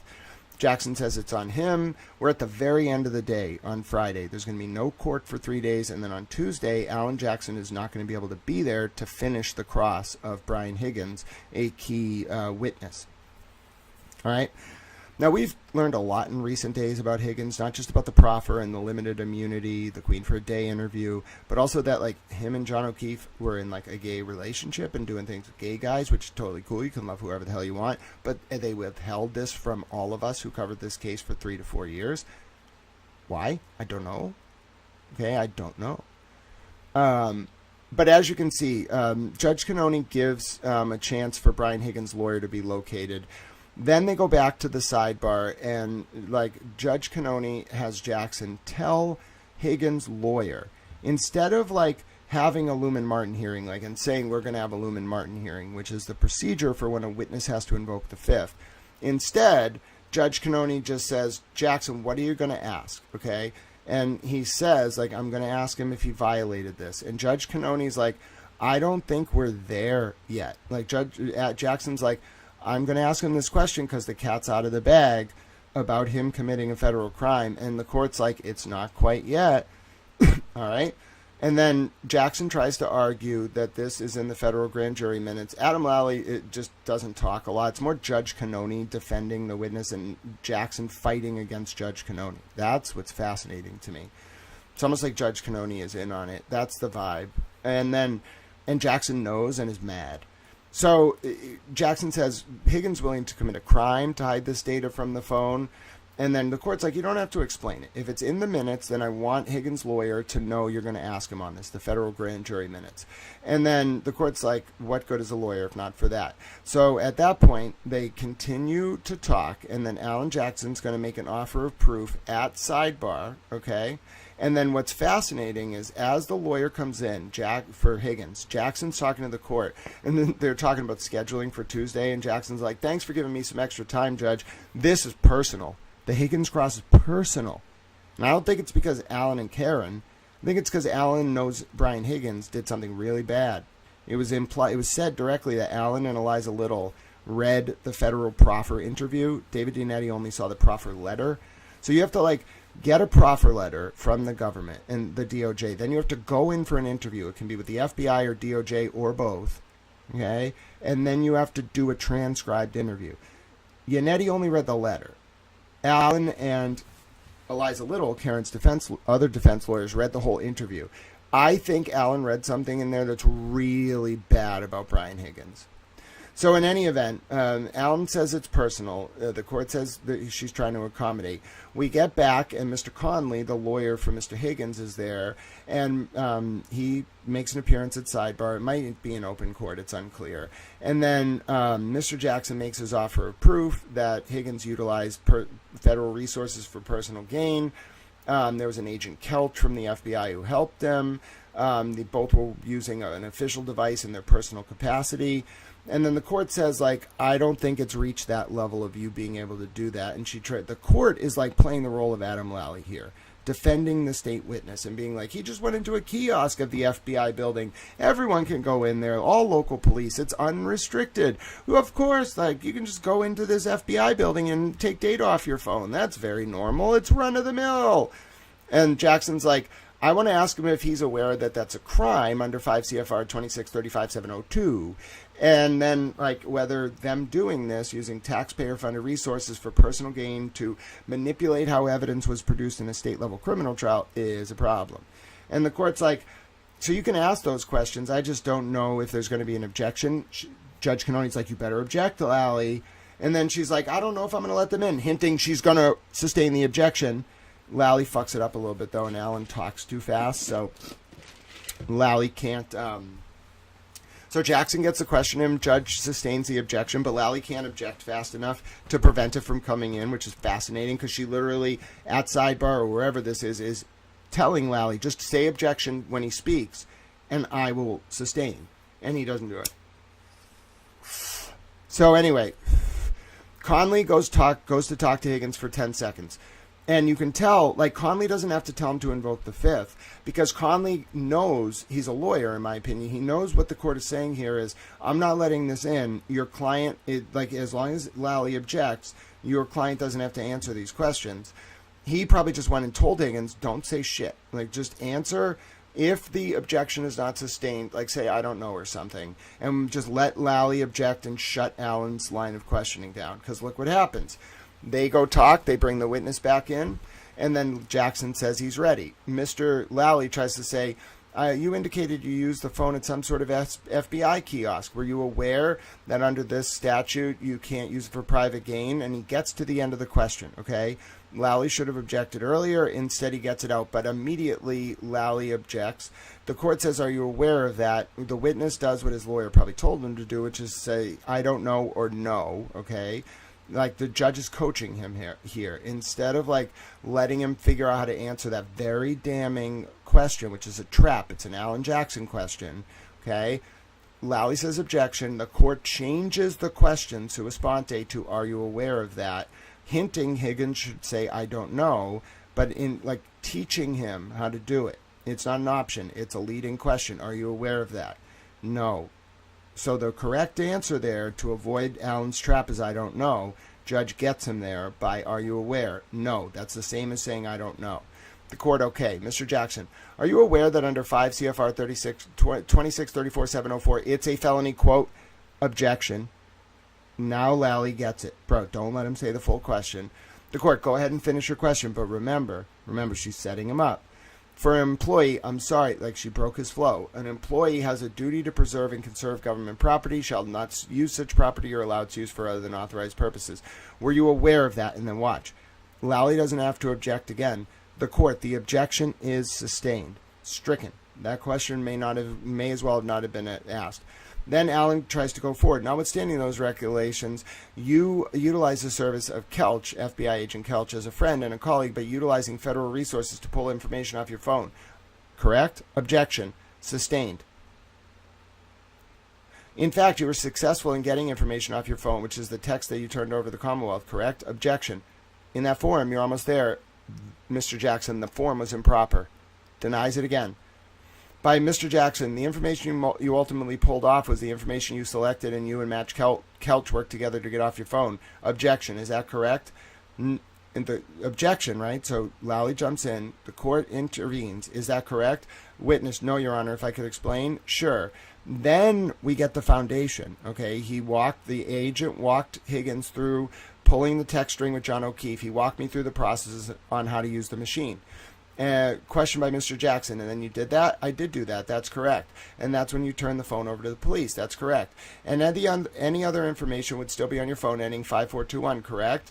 And then they go on to how the phone was destroyed, okay? And then immediately, Higgins talks about, like, what he did. He, like, talks about how he, like, took the SIM card out, talking about he didn't wipe it, and then they get an objection at the very end of the day, okay? As we're, like, breaking for the weekend, we find out that what Higgins told the federal grand jury was very different. Like, Jackson says, the only thing I'm going to need to ask is that he lied, okay? Like, at the very end of the day, okay? Like, right as the day ends, all right? Where judge says we're going to break for the day, all right? And then they end up talking about how Mr. Jackson only has a few more questions when he comes back, and he's going to point out how that was different than the federal grand jury testimony. But the point here, the biggest takeaway is Alan never got to actually get Higgins on the record about whether he used a federal resource for private gain, because every time he tried to ask, all he got was, I didn't know that was a violation. And then he never got him to actually get to admit to it because Judge Cannoni stopped the questioning at every turn. So my name is Grant Smith Ellis. That's the explication for that. And the sidebars that are material start, especially the cat out of the bag and it's not quite yet exchange. You're going to find those starting right around page 296 out of 5481. So end of the day, 5/24, 2024 in my version. And my name's Grant Smith Ellis. Support this stream. I've been making these videos all day, trying to help you process these sidebars, teach you how to read them, teach you how to understand them, cross-reference them, and you got a lot of towel friends in the chat enjoying it. Hello to the various towel friends in the chat. You made it in the clip. Hello, Miss Bucket, Mary P, Kim, keep it moving, Mr. Monk's understudy. Thank you all for being here. All right, so I'm going to write this up, and we'll keep going to the next day. As you notice, like, it's a laborious exercise. Like, reading them is important, but you have to explicate. It's more like a poem. Oh, I see. Alan Jackson, Karen Reed's defense lawyer from the John O'Keefe trials. Oh, that's not what I want.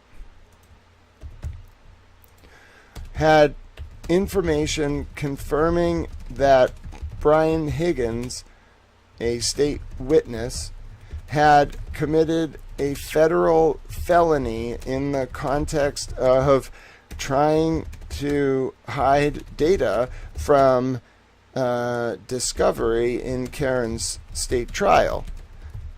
And Judge Cannoni wouldn't let Alan even get close to the issue on cross.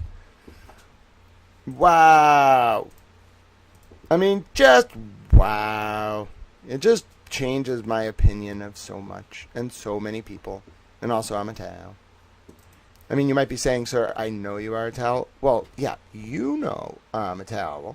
But, like, do you think all these people know I'm a towel? No, they're like, oh my goodness. Some guy from MIT was reading my stuff the other day about the Isabella Stewart Gardner heist, and he was like, bro, I have been trying to, like, figure this out for 40 years. You did it in, like, a week. Like, good God, like, what, do you realize what you're doing? And he was like, why aren't you, like, isn't this post as big as your other posts? And I was like, we all are but ripples. Or, like, a tidal wave starts as but a mere ripple, and we all do our part.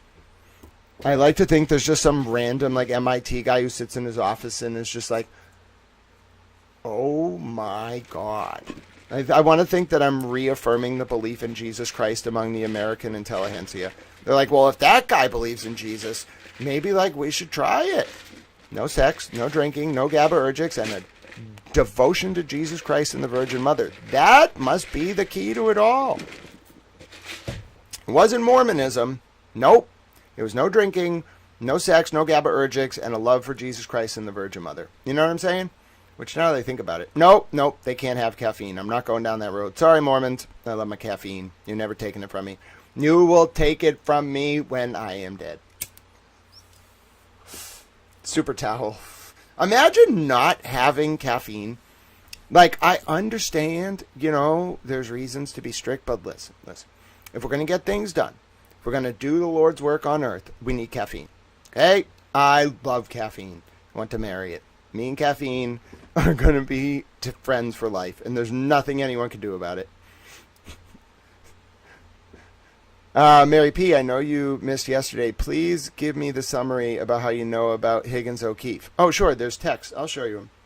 I mean, do you really want to see them? We can look at them. They're really bad. I mean, it's bad.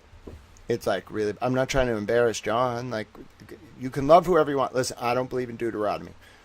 You want to touch pigskin on Sunday? I'm totally down with it. I also don't think you should sell your daughters into slavery, which Deuteronomy says you can do. So, like, we can throw that out too. Sorry, you can't do that. No selling anyone into slavery. And third, like, the only part of the Bible that's, like, really hard on, like, not loving who you want to love is Deuteronomy. So, like, if we just excise, like, Deuteronomy, you can love whoever the fuck you want to love. It's totally cool. That's not what I'm concerned about in these texts. It's not that, like, John and Higgins were making out. Like, I don't care about that. It's that they were, like, Higgins was, like, like, let's go to all these parties with the gay guys. And then John was like, yeah, like they were talking about like orgies with gay guys, which is totally cool. Sexually, I don't care what you do as long as it's not with animals. Listen, I was very traumatized because I had to watch a video in the Jeffrey Epstein file. It was censored, but I'm still very traumatized. Where Epstein was filming a little doggy. Their doggy didn't do anything wrong. He didn't ever hurt anybody. He was just a little doggy. He didn't know what he was doing. He's a little doggy. And the doggy did bad things to a little girl, you know, and it was bad, okay? The doggy did bad things to the little girl, and I was very traumatized. See, I'm so traumatized, I now don't even remember what I was talking about. You don't understand. What was I yelling about? Let me watch it back so I can remember what I was talking about. It was actually relatively important. Hold on. I have my DVR, and I should turn my headphones on for a second anyway. Hold on. You're going to hear 5,000 pages. But then I realized... That was me. What was I talking about? Guys, where Epstein was... Their doggy didn't do anything wrong. Oh, hold on. I got to go a little back. And then John was like, yeah, like they were talking about... Oh, right. Okay, so... Now listen, as long as it's not with doggies or animals or children, you can love whoever you want. I don't care how you express your love. Ideally, you only have sex for procreation, you know, but like you want to have fun. Listen. Like free will means you can have fun, okay? I don't necessarily like do that, but you want to do that, that's cool.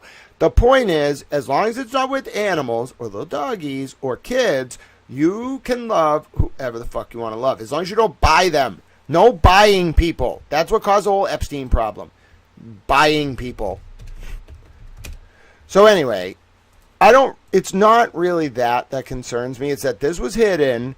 Nobody told anybody about this. And it's very perturbing that this was an undercurrent, an evidentiary undercurrent that was withheld. I don't know where all this shit came from. I don't know how these texts got out. I don't know who got them. All right, but it's really weird. All right, like weird on a level that doesn't make sense. All right, I got to get the citation for this 1 second.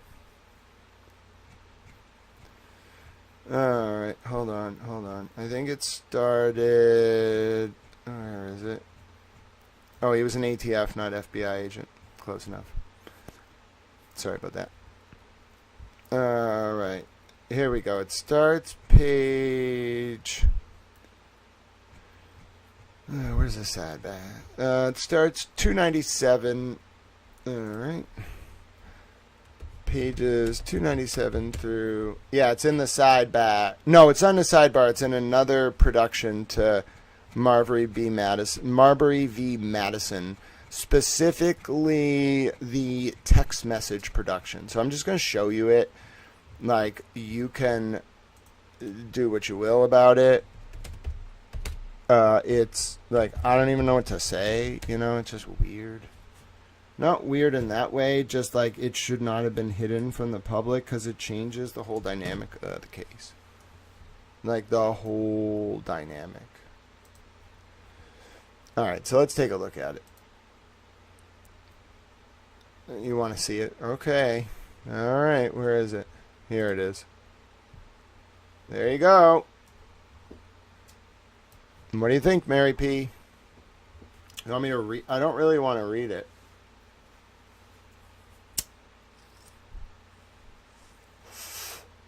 I don't know if he was a honeypot. I think they just...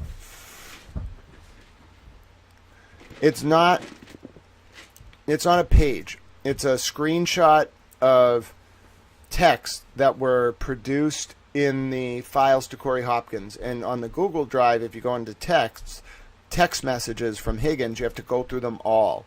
Kyle found it. I reshared it. Oh, they are not joking. Bullshit. Someone said they were joking in the comments. I don't believe that for a fucking second. Like, there was multiple exchanges where they talk like this. You know? And okay, it's okay. There's nothing like wrong with it. But they're talking about like Like, now listen. What you have to understand is that, guys, listen to me. Saturday, January 15th was the day that the Pats got blown out by the Bills up in Buffalo in the AFC Championship game in 2022. It was like 47 to like 17. They got blown the fuck out. That day, okay, what had happened was John and Karen and Higgins watched the second half of the Pats game at John's house. Okay, this is, I think it was a Saturday, right? Yeah, because the playoffs happen on Saturdays, remember? Like, playoff football is Saturday, Sunday. So, the Pats are playing that day, the 15th. I will read it in a second. Early in that day, okay, early in the day, when the Pats are playing, it's like 3 or something, maybe, I don't remember when the exact kickoff was, but it's early in the day, all right? They, John and Higgins and Karen scheduled to meet up at John's house, okay? Higgins doesn't get there till the second half. When Higgins leaves John's house, him and Karen go into the basement, and Karen kisses him. Now, it's whatever. Like, him, John, and Karen, you're going to see in the text. Like, John will be like, Karen, tell Higgins we're going to be at, like, X place at 6 o'clock. They were talking, the three of them, about meeting up a lot. Okay, it wasn't once or twice. Okay, so, like, the kiss thing, bro, I think it was more like that she kissed him without John around. Do you see what I'm saying? So anyway, this is that night. You got to understand that context. They have just been hanging out. Higgins has just kissed Karen in the basement of John's home. John knows about it. He doesn't really care. He confronts Karen, but he's not mad. Then later that night, okay, because remember, the Pats are playing earlier in the day. It's like 3 to 5 or something. Like, the second half was over like by 5 or 6 p.m. They had the early slot. By 10, this is what John and Higgins are texting. And it's impossible, like, it's kind of possible to tell, like, who's saying what, but it's very blurred on this version, okay? So it says, okay, we'll be here. This is John. Cold as fuck out. We'll be inside at 6. Okay, that was the one before. Then Saturday, June 15th, 10:16 p.m. So you don't see the timestamp on the one before, but you see, so it looks like that's when John's inviting Higgins over to watch the football game with him and Karen. Then at 10:16, John says, yo. And then there's an exchange, or Higgins says, yo. It looks like blue is John, gray is Higgins. It looks like Higgins says, yo. John says, still having a party. Higgins says, yep, gay guys and everything. John says, should I stop by? Higgins says, yes, they'll love you. John says, who is they? And then there's like this emoji. Then it goes down to the next one. And then it looks like, it's hard to see what Higgins says. It's like U4N, gay guys, stop by. And then, like, John does like this, and then, yes. Like, no, okay, so, it's very hard to see. I'm going to have to get the actual ones. And then the next day, they start talking again at 9:33 a.m., and John says, on Sunday, January 16th, so this is the next morning, the fuck, hurting like this in 10 years, ha ha ha ha ha ha ha, says Higgins. And then, John says, was it necessary to introduce Hennessy? And then John says, was I really playing video games? And then someone says, I blame Karen.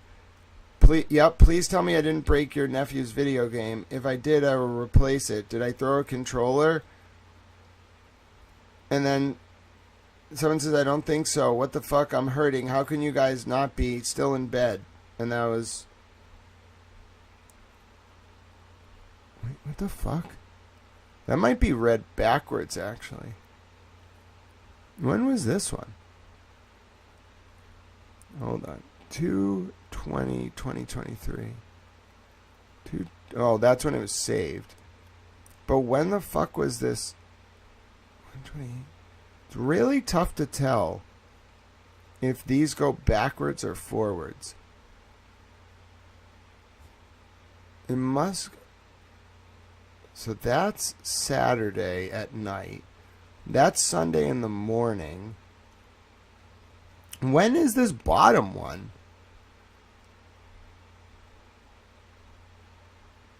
Is that a continuation of the previous conversation?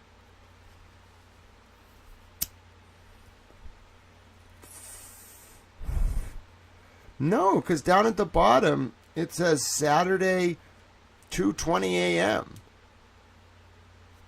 You coming here. Wait a minute. He invited Higgins over on Saturday the 15th at 12:20 a.m.? Dude, the Pats game didn't even start until Saturday the 15th at like 3 p.m., bro. I'm telling you. Look, I'm telling you. Do we have to go through these texts? I really don't want to. You don't understand. I don't want to do this. For a number of reasons. But I'm telling you, this is weird. No. We gotta look at the exact timeline here. Okay? I think these messages are not in order. Okay? The top ones look like they're Saturday afternoon. Okay, we'll be here, cold as fuck out. We'll be inside 6. Okay, but then this one at 10 p.m. That's after Higgins has already left John's home and is like somewhere else. And it's Higgins who texts John, or it might be John who texts Higgins. And it looks like it's Higgins who prompts. Oh, it might be John. Like somebody prompts yo. Somebody says back, yo, and then someone says still having a party. I think it's John, says still having a party. Higgins says yes, gay guys and everything. And John says, should I stop by? Higgins says, yes, they'll love you. John says, who is they? And then Higgins does an emoji like this. So that's later that night. And then there's, in number 2, screenshot 2, text from Sunday the next morning at 9:30. Like, I don't know. Yeah, no, it's more than just making a comment, okay? It's that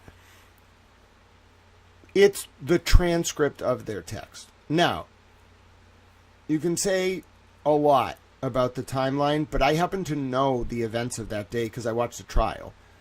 And I've looked at a lot of the documents. So I know it's not just like random text. It's the context that I'm commenting on of that specific day in history. That's what makes it so weird. The dynamics of the time frame. Yeah, it's you coming here as Higgins on January 28th. January 28th. No, it looks like it's January 28th. But the dates of these, look in the middle. It looks like 128, but that's not it. The dates are Saturday, January 15th, Sunday, January 16th. That date, Saturday, January 15th, 2022, is not some random day. That is the day that Higgins, Karen, and John were together in John's house in the afternoon watching the Pats and the Bills. I know this. That's very firm. So the 10:16 p.m. text from John to Higgins, after Karen had just kissed Higgins in the basement a few hours earlier, yeah, bro. I do love caffeine, Paulie D. It's so great to see you, my friend. God bless the people of Ireland.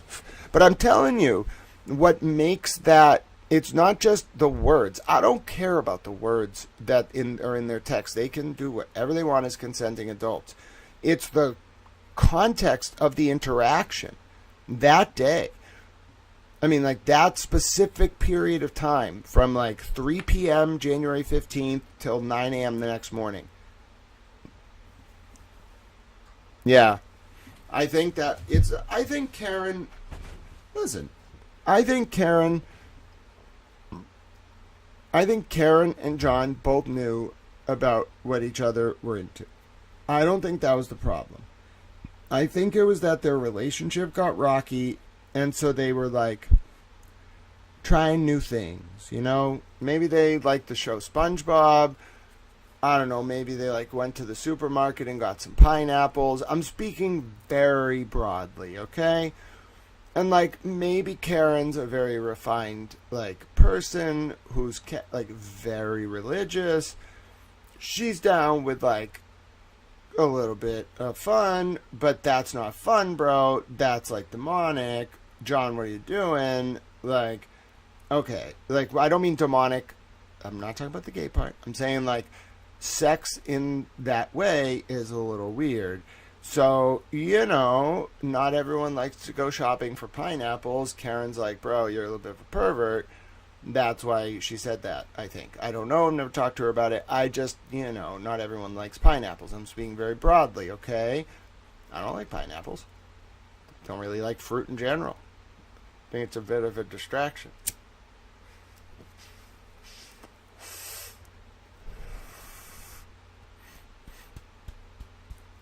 I know you can't see the text. I know. I know you cannot see the text. It's because I'm uncomfortable by the text. You want the link? I'll just give you the link. How about the link? Okay, here's the link. You want to read the text? There's the link. We will look at some of the text. I don't really want to. Fine. You're going to really make me do this. I guess the sidebars won't be as interesting for a few witnesses, but... Alright, fine. For Mary P. For Mary P, ladies and gentlemen. But I actually need my friend to get back to me. Otherwise, I'm going to get screwed. Or I need a donation. I have to be able to extend my rental car. Yes, if someone wants to be so kind, Tal needs some help extending his rental car. We need to raise about $60, maybe $70. I know it's expensive. I'm trying to work on it. But Tal needs your help. So if you're watching and you're thinking, is this a good time to donate? It absolutely is, because then I don't have to stop the stream. And I'm not saying I'm holding you hostage, but then I have to go call my friend. Like, he's got to deal with the Twitter stuff. It's a whole process, and I'm not good with this stuff. I'm a towel. How am I supposed to manage, like, life and do this stuff? It's so hard. Anyway, Tal needs your help. So consider helping Tal. God bless all of you. The donation links are in the chat. Ooh, I might be able to do it. No, I don't want to pay. Hold on. We might be able to pull this off. No, that's not going to work.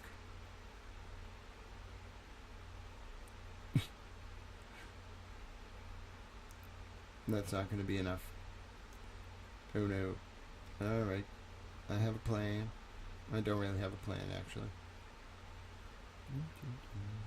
Maybe I do. No, I don't think that's a good plan. If you could just get back to me, that would be really helpful. Somebody will, my Tao friend, to get back to me, who's in charge. Although, he has reasons to be busy right now, so. These texts are going to be horrifying to read. I don't really want to read them.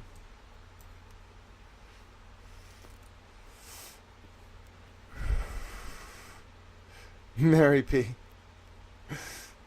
No, I did read the text, but if we're going to actually look through all of them, the computer voice can't read them because they're screenshots, but I can get the Google Drive file. Just give me a second. I think, who posted it? I want to say Marbury v. Madison.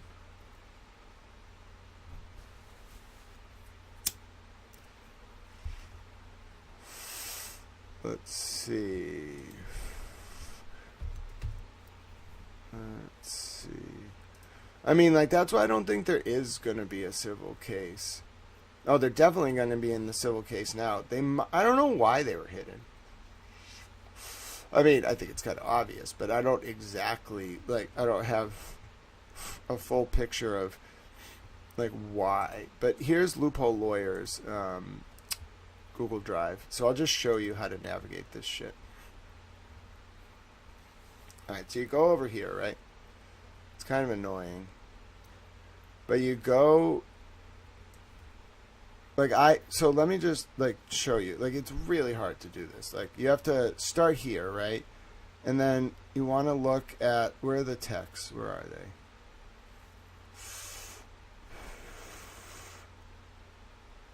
they? I think it's here. Yeah, so you go into cell phone. And then...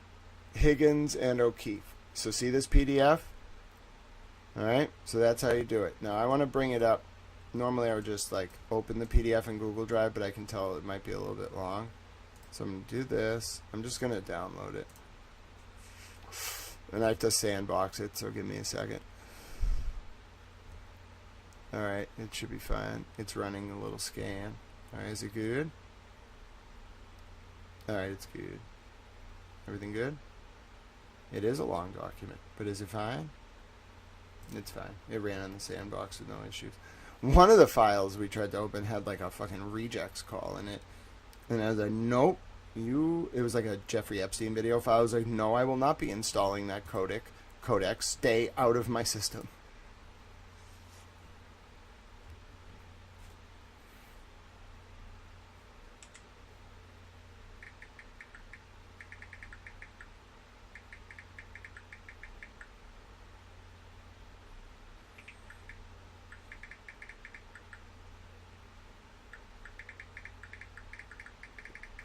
Alright, now I'm just pestering my towel friend.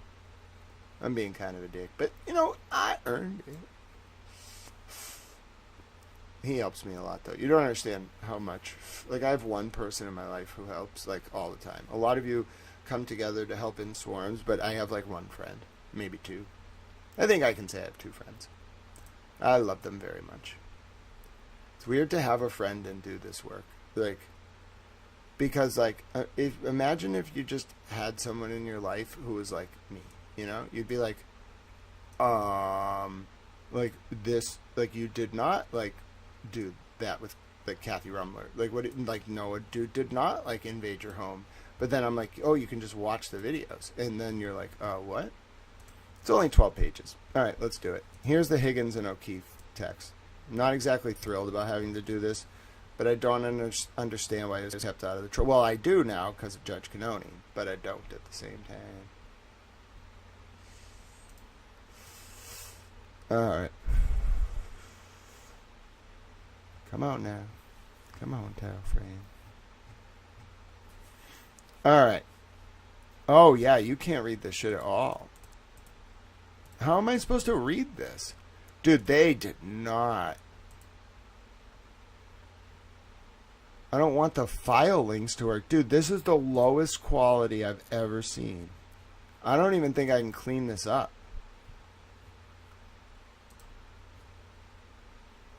Dude, this is bad. They did not want this out there.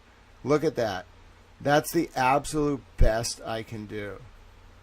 And, like, even at that rate, like, I guess it's kind of legible. But it's really not. Like, I'm telling you, it's not. This is the best I can do for you. I might be able to do a little bit better.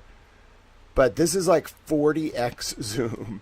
And then so not only is it 40x zoom, I'm then taking it and trying to, like, re-render it. You don't understand, like, how hard this is. Like, it's almost illegible. And I guess what we can do is I can copy this and paste it as a news source and then take it. And then I think what I can do is like this, right? And then we can have like a dual view. So see, like, there's the main text, and then now when I scroll, it'll scroll both. All right, that's the best I can do for you, like, on the fly. But, like, that is rendered, like, illegibly. And I know what I'm doing. I'm telling you, I know what I'm doing. I downloaded the PDF in full quality. I put it in my browser, making sure that it was the full quality PDF. I zoomed in 300%. Then I zoomed in more by cropping the text and then zooming in on it in real time. That's the best I can render it.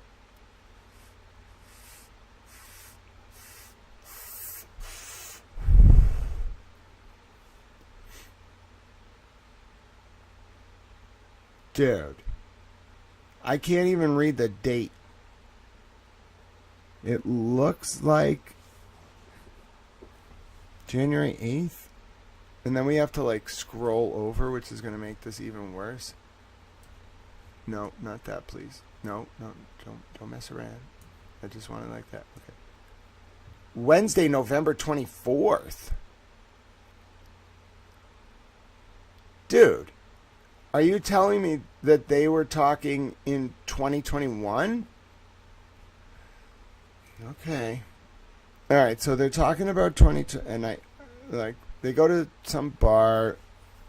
Don't think I've ever heard of it or anything. And they go to some bar, and they're saying like they're gonna meet up there. Let me just read the actual text. Hold on one second.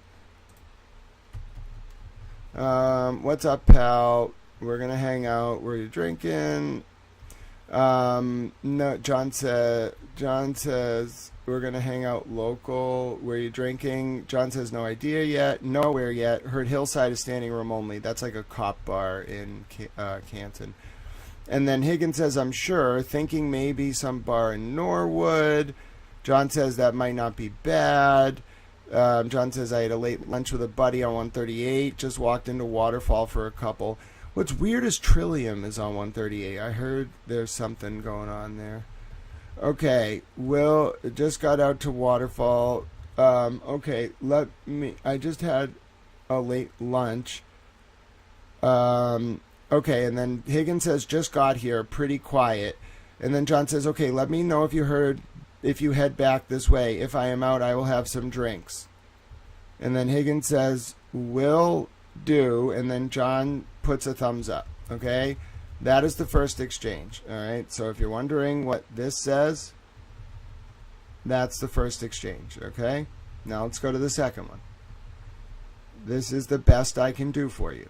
Okay, it's the same exchange, and then it continues down here, and it says Del Frisco's. Yes, Del Frisco's. And then it says,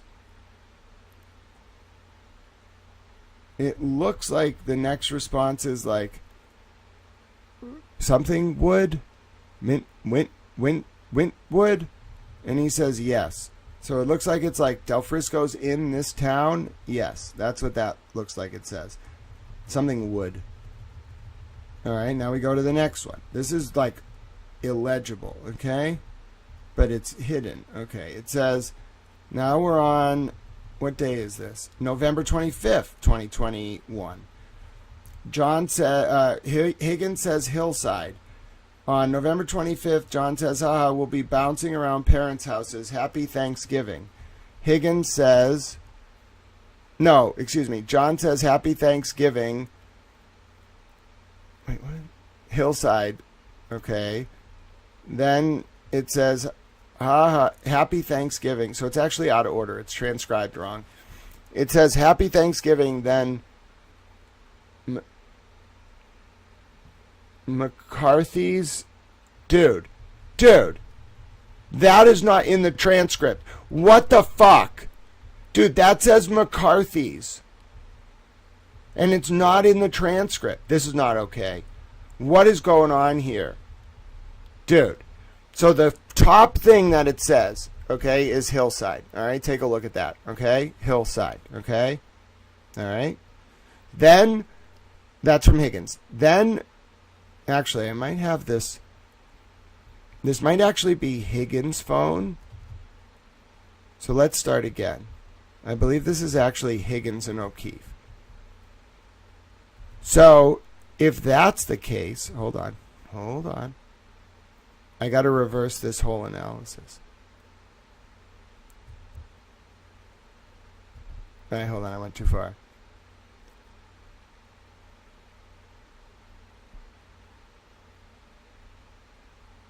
Okay. If it's Higgins... So, first of all, by the way, nobody judge, because you tell me on 700x magnification if it's easy to figure out what the fuck any of this says. Okay?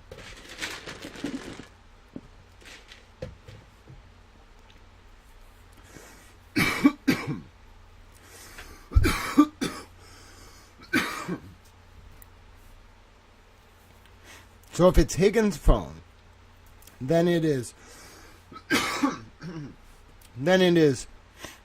John in gray and Higgins in blue. Do I got that? Am I right?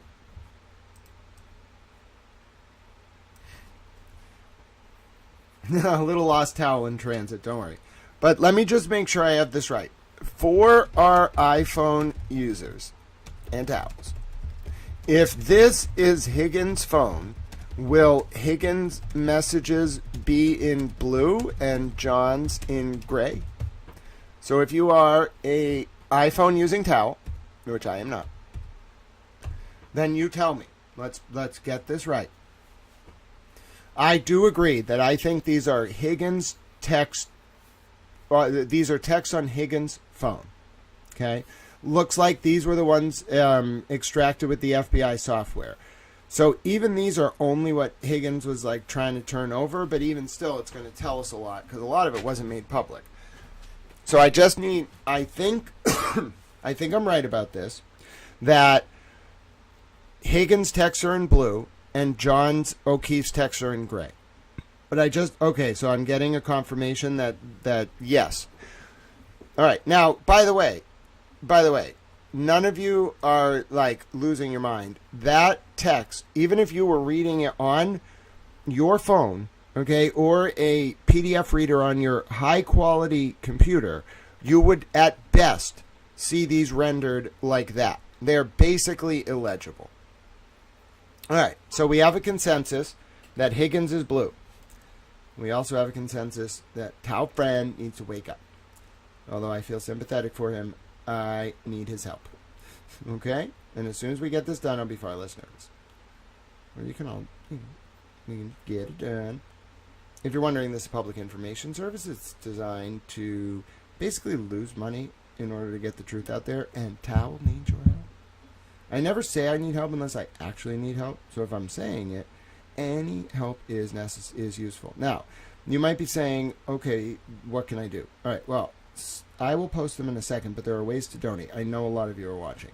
There's a Cash App, there's a Venmo, there's a PayPal. I really wouldn't ask unless I needed it. I put like a lot of work into what I do, and mostly I'm happy to just do it for free. I don't care at all. So if I say I need help, I just need a little help. I don't need a lot. This is what I do. There's nothing that sustains this except for you. And then once I get the help I need, I'll stop asking. I'll go about my business. Anyway, I dropped the links in the chat. And I imagine I'll get a text very soon from my friend, and then I'll just not be nervous. But, like, imagine trying to do this work and then also having to, like, juggle never having money to live because no one will support. Like, no institution's going to pay anyone to expose all the Epstein files and then some of this stuff. Like, nobody's going to pay for it. People hate when reporters do this. They hate it. They try to torment us. And I'm like, don't torment little towel. I'm just trying to help America. I hate the damn commies. And then they're like, well, I guess we feel sympathetic for you a little bit. And then they send a man to my door. Do you understand I was a victim of a home invasion? Like, how much do I have to do? You know? By the way, God bless all of you who do support Little Towel. I do notice I reply to every single comment, every single donation. I wish Cash App would let me leave comments on donations, but it doesn't. So I just put little hearts. But anyway, God bless all of you who have supported Little Towel. I cannot believe I was the victim of a home invasion. You don't understand. Like, I just kind of, like, had to move on, but it was fucked up. Like, literally a home invasion for covering the Epstein files. Like, I'm doing as much as I can for you. I'm taking some mental time off. Listen, the doggy video really fucked me up. All right? I'm okay. I'm fine. I'm happy. I want to live. But, like, after that, I was like, okay, I don't really want to do the Epstein files, like, on stream anymore. I didn't show the video, but, like, I barely held it together having to watch that. It was censored, bro. Bro, that was probably, like, some of the lighter material some of the people had to see. And then I read some FBI report that, like, to Dan Bongino in, like, 2025 and Kash Patel, that was like, there's only, like, 10 to 15 images of, like, CSAM on Epstein's hard drives. Bullshit. Bullshit. Bullshit. He was trafficking commercial quantities of CSAM. 100%. And it broke my fucking heart. So that's why we're doing these sidebars. I know a lot of you want me to do Epstein. I know a lot of you are like, Grant, you're like one of the few people that can do like that version of looking at the Epstein files and like actually like interpret it for people. We need you to do it. Okay, I'm going to do it. But like, I've been the victim of a home invasion. My own mother tried to bankrupt me and evict me. I've like been driven to like very little resources. So I know there's some of you out there who are like, I try to wait to help him until he directly says he needs help. Okay, this is one of those moments. You know, I do months and months of work, don't really ask for very much, then I need some help. Okay, so we help little towel. I'm going to do the work no matter what. But just like, imagine having nothing. Imagine having like safety and security, or at least I thought I did, in the form of a bed and a roof, but like no resources whatsoever. But then doing like really good work and people being like, you're doing really important work. Well, okay, God bless you. I'm glad. I want to keep doing it. So anyway, viewers like you, public information service equals reformed legitimacy in the democratic sphere. There you go. Am I doing a good ad read? And I don't feel bad for doing it. Like, how am I supposed to sustain this work unless I say to the people watching, here is why what you're supporting is important. Here's how to do it. Doesn't always have to be money. Okay, comments, support, whatever. Unless I do that, how am I going to get people to support it? You know, I'm never going to feel guilty for saying the work I do is important. I feel it's important. I feel it helps people. Like, I don't feel like anyone's ever gonna like hire me, because like, why would you do that? I'm like a fireball. But like, you all who benefit from it, that's the way we can get this kind of work out into the public. Like, we just find like the people from time to time who have the ability to help, and then we get like, they donate, and then the next cycle someone else does. Don't take more than you need. Don't ask for more than you need. Pretty simple life philosophy. Like, you don't know how happy it makes me feel just be able to get a cheeseburger, you know, and like go to the next day. I just go day to day. I don't have no savings. I don't have any like net worth. I don't really care. That's not what I'm trying to do with my life. But then like, I realized like, oh yeah, the reason people do that is so they don't have to wake up anxious every day about like how they're going to eat. We need to find a happy medium, little towel. And that's what I think about a lot. Anyway, it is Sunday, so God bless all of you. Sorry we have to read this relatively difficult material, even on our off day. Oh, thank you so much, Phil D. Caesar.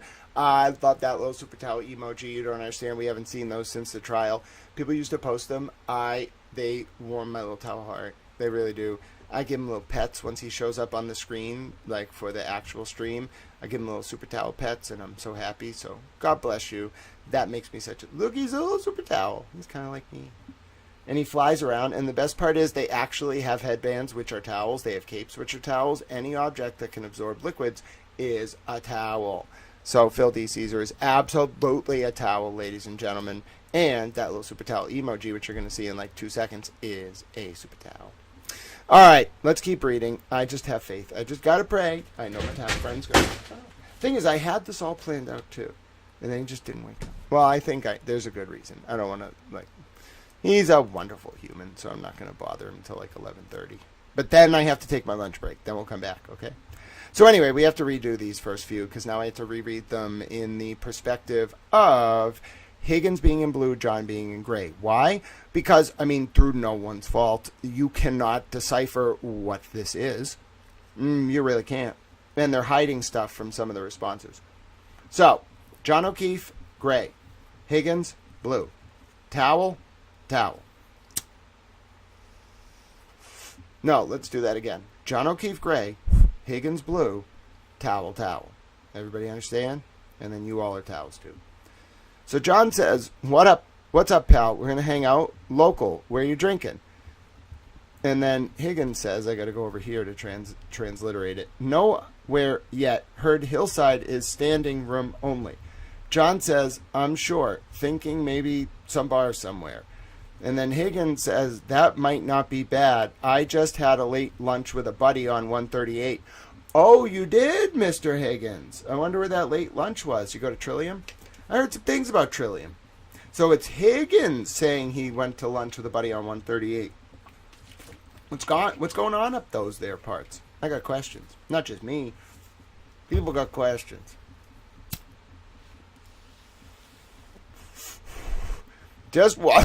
Sorry. Just walked into Waterfall. A couple. Wait, that's not what it says. That might not be a bad idea. I had a late lunch with a buddy. Just walked into Waterfall for a couple. John says, just got here, pretty quiet. And then Higgins says, okay, let me know if you head back this way. If I am out, I will have some drinks. John says, will do. Higgins says, thumbs up. Okay. Now we go to the next version. Now I got to go over here for you. I did not get, I'm so grateful for the super chats, but unless my friend wakes up, I do not have enough for the rental yet. I have 19 on Cash App and 8, so I have 19 on Cash App and 9 on Venmo, so that's 27, and for the weekend day, it's probably going to be like 80, so I probably need, let me see, I probably need like 60 to 70 more. I wish it could come through the super chats, but this one has to go to the Venmo because I have to put it in my bank. Or the PayPal. I'll check the PayPal. I don't get alerts on that. But right now it looks like we're about 60 away. So we're getting there. So, if you're trying to... Oh, wait a minute. Wait. Someone did it! Hold on. We might be able to pull this off. Someone sent $60 exactly. Oh my God. God bless you out there. Hold on. I think we can pull this off. Hold on. Let's just do this now because I don't want to be nervous about this. And then I'll just keep working. Okay? I don't have to take my lunch break. I don't care. I'll eat later. You're all wonderful. All right, hold on. I know I should go eat. I will do it at like 1 or 2. But if I can get this out of the way, oh, that's amazing. And we just go day to day. Like, I don't really care. I don't have long-term financial planning skills. I'm trying to work on it, but it doesn't like make sense to me, bro. Like, I just don't get it. All right, so, okay, there we go. Now, I got to check this. Hold on. I think we're going to be able to pull this off. All right, and then we change this. And do that. Okay, how much is it going to be? 85? Oh, this is going to be really close. I think I'm going to pull it off. Oh, I'm so excited. God bless America. God bless America. Hold on. Okay. 342. Okay, I'm just going to throw this all in there and hope we get to 85. Oh, this is going to be really close. Let me see. So, of course, I would never. Okay. 60 plus 19 plus 9. It's going to be, I think it's going to be enough. It has to get to 85.63. I'm doing it. You don't understand. You might be like, he's like a child. Okay. Well, imagine like being really traumatized as a kid to the point where like you were afraid of the clouds at the Red Sox games, and then like eventually becoming this. Like you didn't have a childhood, so you're good at like reading books and putting together documents and complex thinking, but like life tasks are hard. It's like being intellectually disabled, but for only like executive functioning skills. I think that's what like the doctors have determined. I don't know. I'm not a fucking doctor. I'm a towel. Oh my god. Okay. And Towel Friend came through right away too. Oh, we pulled it off, ladies and gentlemen. I think we pulled it off. Oh, God bless you. God bless all of you. Everybody pause. Don't send any more right now. Don't send any more. Everybody pause. Everybody pause. Okay. Everybody pause. Everybody pause. Oh my god. Okay, everybody pause. Everybody pause. I think we are okay. I'm clicking the button now. God bless America. It worked. Oh, I love you all so much. I might even have enough to do one tomorrow now. Oh, I feel so much better. Oh, you all are so kind. Oh. Make a little towel cry. Okay. I'm so happy. Okay, we can do our work now. I'm excited. And yes, people are very protective of me because I think they think, like, there's still that, like, childlike innocence there. And so they want that to stay. And then they also want me to be very smart. So, I don't know. People are protective of me, but they don't try to, like, possess me. They just kind of like let me do what I want. And then if people mess with me, they get really mad. Which I like. I don't know. I don't like to command people around. I just like to be like, let's do our work. And if you did bad things, we got to talk about it. And if you did really, really bad things, I got to like take your funding away and maybe you got to go to jail. You know, it's just what I want to do. And then we got to give money to the vulnerable. I'm not vulnerable. I'm just a little towel. Maybe I'm a little vulnerable. But don't come to my room. Clearly, coming to my office is a bad idea. I think people thought I was a little bit like less willing to go there than I am. Oh, I'm willing to go there. You come to my space, that's deadly force. All right, back to work. It's kind of like you can't be like excitable reading this, but listen, I need to have like a serious conversation with you all. I'm really a little bit upset that these are rendered like this because I'm not a moron. I know how to render files. This is intentionally obfuscated. Oh, Petty LaBelle says, thank you, everyone, for donating to Grant. Yes, and so I don't know if Towel Friend is out there, but, like, I got so nervous because it was getting kind of close to the cutoff time where I had to, like, I would have had to leave, go return it, find a way to get another one. I was like, Towel Friend, you're going to have to wake up soon.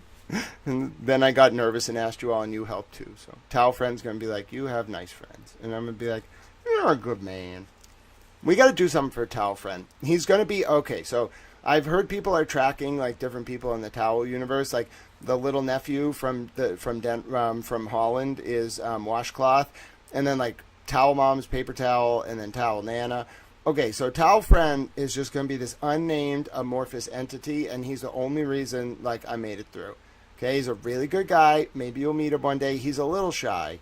Okay, and like you can't get to him because he's just such a boss, and he's my towel friend. Okay, so everybody, thank all the wonderful super towels who are helping me, and then also say a prayer for my wonderful friend who will just be known only as Towel Friend. Like, I have a lot of friends who are wonderful super towels. Some shall remain nameless, but this one specific towel, okay? Like, from, like, years ago, he just was, like, even when I wasn't, like, I was prominent in my field, like, covering regulatory stuff, but, like, I wasn't who I am today. I was just kind of like, I don't know how to explain it. I was like the government would talk to me, but I wasn't really like a prominent public intellectual, I guess. Like I was getting there, but it was like before I even got like a few million views a year on X. And Towel Friend was like, this man is, like, very special. He's kind of dumb, like, socially, but he's very special. And so, like, he kind of took me under his wing. Now, you can't really take me under your wing, because if you tell me to do anything, I'll be like, go F yourself, you know? But, like, he's, like, very loving towards me, so he's just, like, he kind of, like, just pats me on the head and, like, has watched, like, my ascent. And he's just like, I don't know what to do anymore. I'm like, you're telling me, bro. But he's like the only person you cannot get to. He's like such a boss. There are very few people in the world that I operate in that I trust to be like infallible because they're so smart. Like if you tried to get to them, they'd be like, go F yourself. And he's one of them. So good luck with that. You all are wonderful in your own way. I just want to give a shout out to him because I think he's listening and he's wonderful. Okay. But all of you are wonderful in your own way. Yeah, like, I think what it was, so, let me tell you a quick apocryphal story, just because you all are so kind, and we're going to do these texts. By the way, can you tell I really don't want to do these texts, because it makes me, like, what sucks is I'm very Roman Catholic, okay? Like, you all know that, like, I'm very Roman Catholic. I don't think there's anything shameful about, like, being with men or women. I really don't. I think you should, like, be careful about commodifying sex, okay? Like, either for money or for control or whatever, blackmail, whatever the fuck. Like, I think, like, when I say I think sex for procreation is the best, what I mean by that is I think it's the best approach to ward off human trafficking. Like, it's not a moral question. It's just once you start, like, messing around outside of procreation, you're going to induce, like, fallibility, okay? It's, like, a very strong temptation to sell humans, sell sex, all of which leads to Epstein. All right, that's like the basic premise of my view on this. I do not think it's immoral if you love someone or like express what you think to be love through sex. I don't care if it's with a man or a woman. No children, no animals. And I really have to say the animal thing now, which pisses me off, okay? Like, I should not have to tell people that you should not be having sex with animals. What the fuck, bro? Like, that was not what I was expecting in the Epstein files. I didn't even know. I had heard of like some like really like fucked up people getting like arrested because they were like on drugs and they like did something to an animal. I'm like, okay, you might not have been in your right mind, but like you're still a monster and you can never like be in society again. But like if you were like literally like on PCP or something where you're in a dissociative state, you don't even know it's an animal. Okay, like I can see in my brain how that's different. This, what I saw in those files was not that. No. No sex with animals, no sex with children. We have to be like, I hate to be so direct about it, but I feel like making it taboo by just not saying it is the problem. Like, we have to have a fundamental discussion as a society about those two things. No sex with animals, no sex with children. But that is not what this is, okay? I want to be clear. Like, animals can't consent, children can't consent. That's the problem. This is consenting adults. There's nothing morally wrong with that. But there is a stigma attached to it that I think is problematic. Okay? I don't think, like, it's making me uncomfortable that I don't want to talk about these texts because it could portray John as having, like, been interested in men. Who the fuck cares? That's not the point. He can love whoever the fuck he wants to love. As long, again, I have to keep saying this, as long as it's not a dog. Brian Higgins is not a fucking dog. As long as it's not a child, Brian Higgins is not a fucking child. I don't have a problem with it. All right? That's not the issue. Nobody cares. I don't care about that shit. Well, actually, I'm mad people care about it. I don't care. The only thing I'm concerned about is that this was hidden from the public. It was hidden from me. It was hidden from the public. It was hidden from the jurors, and it's material.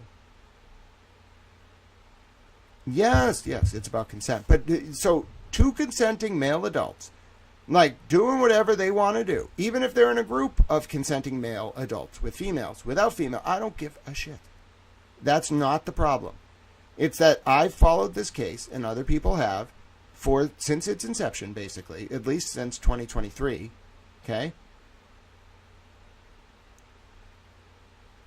This was hidden from the public. I'm telling you this was hidden. How do I know? I know every material, salient fact about this case and more. I have read the full first tranche of Sidebars. I have watched the trial.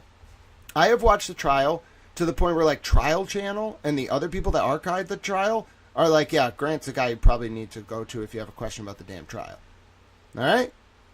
I watched the stuff. I know what I'm talking about. I can tell you definitively.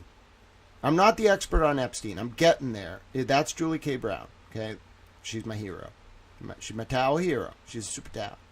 She's such a super whatever. She's more than a towel. She can tell me what I am. Okay? I don't get to tell her what she is. She's the Epstein reporter. She's amazing. She pissed Epstein off in 2011. I love her for that. I know what I'm talking about. I know the full evidentiary record. I've read every motion, every pretrial motion, every discovery document. Ask Kyle, ask Dee Dee. I read everything, trial 1 and trial 2. We're talking thousands of pages.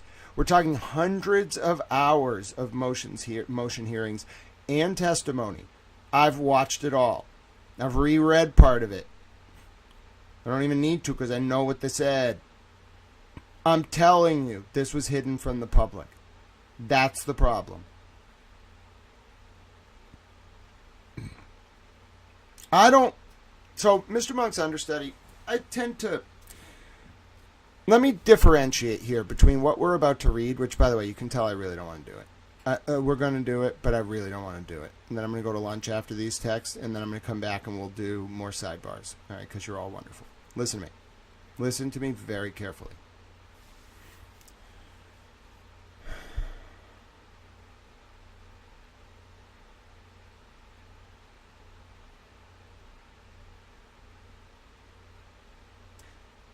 It would be irresponsible in the position that I am in, even in the position I was in a few weeks ago. It would be irresponsible for me to say what I think happened. Now, based on the position I'm in and what I've put together over the past few weeks, I cannot speculate. I cannot. It would be inappropriate. It would be like an abdication of a duty I've now inadvertently taken on. If I'm going to say what I believe happened, I need proof. Is it all leading in that direction? Yeah. But if I'm going to say that, I either need Karen to tell me, and she's never spoken to me. She can respond to my DM anytime, you know. I think she's trying to figure out like who I work for. No one, Karen. Literally no one. You're going to find out the same thing Epstein and fucking Maxwell found out back in the day when they tried to talk to me on Reddit without ever telling me who they are. I don't work for anybody. Oh, look, it's a little super towel. Look at him. Look at him flying around. Look at the super towel. Look at him. He's a little pear super towel. Oh, my goodness. Look at the super towel. Now, listen, when your question gets asked, okay, it floods up the screen. I'll answer it when it shows on the screen, but I did see the super chat. Look at the little super towel flying around. Look at him. Ladies and gentlemen, look at him. Look at him. You have no choice. He's a little super towel. He's a little pear. Now listen. What I think happened is not appropriate for me to say anymore. We've moved beyond that.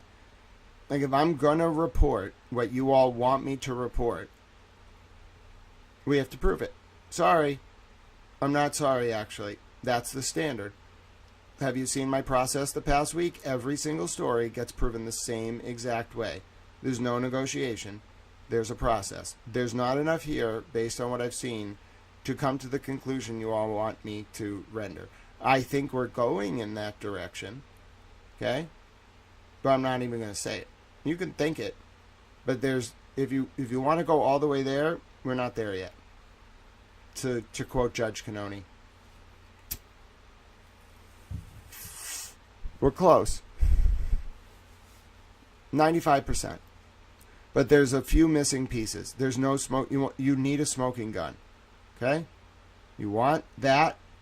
Give me a smoking gun. I think we're there. Like, that divine thing is pretty much what we needed, but it's not a smoking gun for John. Karen might be the smoking gun. Have you ever heard...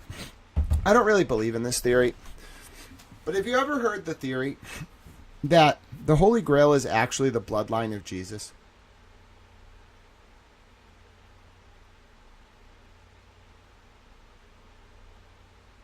It actually comes from a book from the 70s that Dan Brown interpolated for the Da Vinci Code.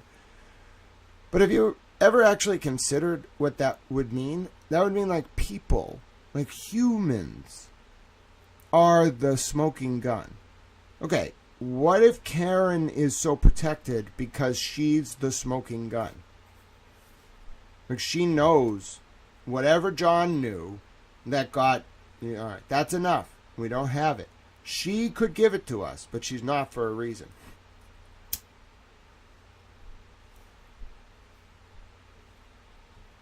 Yep, thank you, Mr. Monk's understudy. I was actually going to the super chat that just came in from the very kind Karma Dharma 8. And I guess my comment on that super chat, which I did heart, but my comment is, I'm not ready to answer that yet.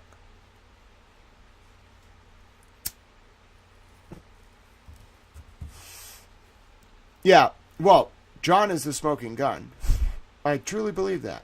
But without Karen saying it, it's only a postulate. It's not even a postulate. It's an idea. And as a reporter, I know a lot about this case. I'm telling you, that's where we started this explication from. these texts are pushing me in a direction that I now need to prove. If I prove it, all bets are off. Literally. And there might be people ahead of me trying to prove this who are way more well-resourced. That's the vibe I get. I don't know. I talk to people.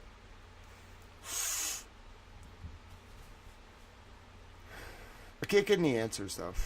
Like, I can get answers about a lot of shit. Can't get any answers about this. Like, it's either so important or it's so destructive that, like, they won't tell me. Like, the powers that be will not tell me. And I have a lot of pull. And they will not tell me. They won't.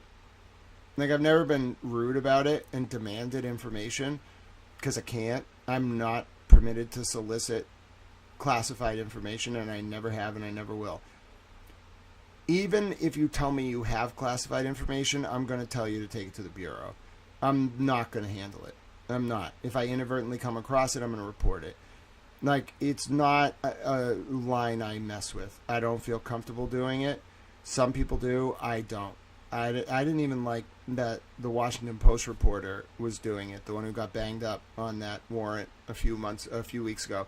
Like, the CPJ and everything, they were all pissed about it. And I was like, listen, bro, it's really clear. You cannot solicit classified information. I'm not a lawyer. This is not legal advice. You cannot solicit classified information. You cannot solicit information subject to a federal protective order. You can't. You just can't.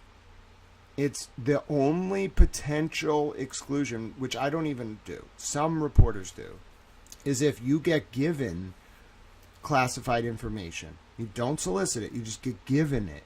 Sua sponte.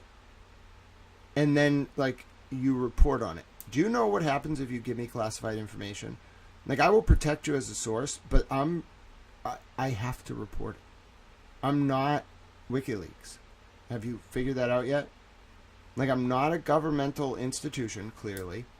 I'll cover anything and everything. But if you compromise the national security of my country, have you not realized, like, no, I'm going right to the government. Sorry, you can't do that. That's different than corporate confidential documents. You can't I don't solicit those either. But that is different. Like, unless it's a contractor, somebody, like something that touches national security, a corporate whistleblower is different. But you cannot, like, you give me stuff about, like, troops doing bad shit, I'm going to be like, no, I'm not taking that. Like, go to the OIG. I'm not taking that. And it's the way you got to do it. So I don't know what's going on. Okay, I've never attempted to solicit classified information about this case. I'm being very direct with you. I've never attempted to solicit information that I'm not allowed to have about this case. Even in the circles that I walk in, where powerful people tend to say things sua sponte because they know reporters don't ask, no one will give me anything. I can't get anything. And I know a lot.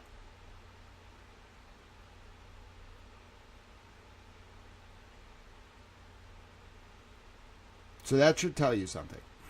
Whatever the fuck it is, it's brutal.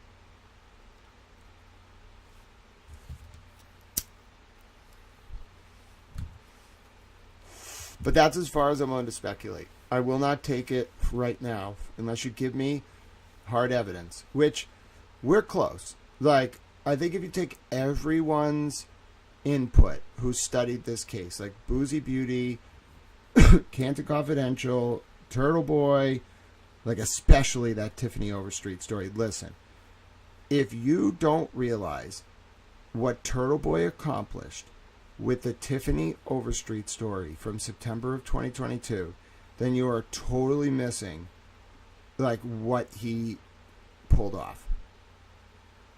Like, you don't get it. You have to read that story to get it. That is his magnum opus. Like, he will, in the public, go down as for his Karen Reed reporting. Bro, no. Like, his magnum opus as a journalist, listen, I am a journalist. I will bestow this upon him. His magnum opus, the greatest thing he ever produced, greater than the Rachel Rollins stuff, greater than the stuff about Jen Duso, the greatest single piece of reporting Turtle Boy ever produced was his September 2022 article about Tiffany Overstreet. That article is better than this tip about Epstein, which allowed me to put together the Isabella Stewart Gardner Museum heist. This email. It's hard to see it because I have the thing like I have the document like zoomed in so we can look at the cell phone extraction. But the point is, let me tell you right now that article is incredibly impressive from September of 2022. All right. If this is all true, which, listen, the town of Stoughton, like, rhetorically is burning down right now. Okay, it looks fine on the surface, but, like, bro, it is really bad in Stoughton right now. Like, really bad. People are, like, freaking the fuck out. I've never seen anything like it before. All of this is leading me to one inevitable conclusion. Okay? One inevitable conclusion.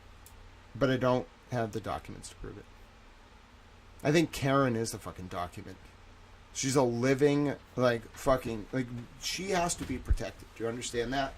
Like, she wasn't saying that they were trying to kill her like Birchmore between February and June of 2022 because, like, of John. Bro, she was trying to tell people, I believe, that she knows stuff. And she does, clearly.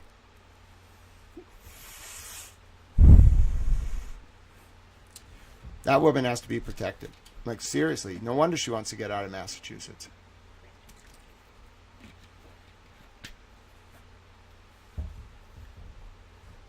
Yeah, I don't know. I don't know the answer to that question, Karma Dharma, about the sling. I just don't know. But what I'll tell you is, going back, we're going to go to these. I did my job avoiding it. I did my best. Okay, I processed as much as I could. We're going to do the text.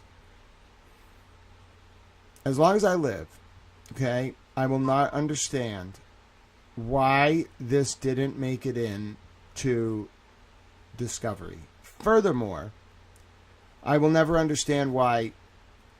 I know this isn't what the file looks like.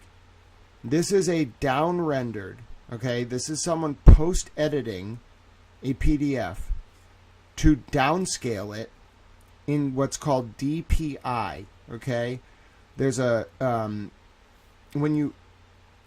compression in the audio spectrum is one thing, because the human ear can only hear so much. Compression in the visual spectrum has to do with, like, the number of dots per, pixel, okay? Like, it's very complicated, okay? Like, resolution is basically, like, a bunch of, like, pixel art, like, together, okay?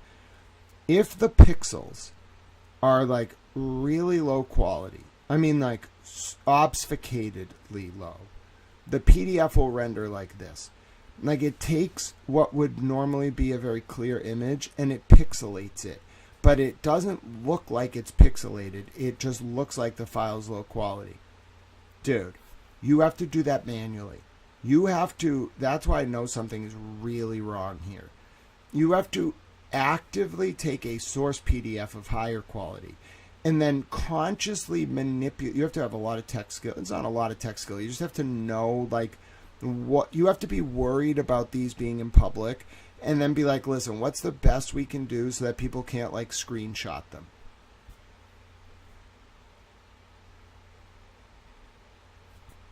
Like, really? That's like a John Fanning and what's that other woman, Colleen Crawford levels of tech skill. That's like the type of stuff you would do if you could, like, code in Lua in 2005, like me. Like, that's the kind of thing you might think about if you were so technologically proficient that you were problem solving for something that was going to happen in the future, and then using an ingenuitive technological solution to basically render the file illegible, unreadable. What? All right, you're telling me by doing that you're hiding something. Do you know how much work I had to put in to get these texts to render like this? If you look at it, like I'm looking at it on my good monitor, bro, I can't read a fucking thing. In order to make it legible for you, even somewhat, I had to zoom in 300% on the PDF. Then I had to take the zoom in and zoom it in another 400% on the encoding software. And only by like manipulating the window size of the rendering on the encoding software and then having it clean it up could I make it somewhat legible for you. This was on purpose. I don't know who did it or why or when. I don't know if it was Higgins when he turned it in. I don't know if it was the Norfolk DA. But like, I know what I'm looking at and something is not right. Just straight up not right. Okay? Not only the fact that it was never turned over, but that it's rendered like this. Like what you're seeing over there, okay? What you're seeing right here. Those files, those screenshots. That is not what it looks like in the document. If you go look at it on your phone or computer, try to zoom it in.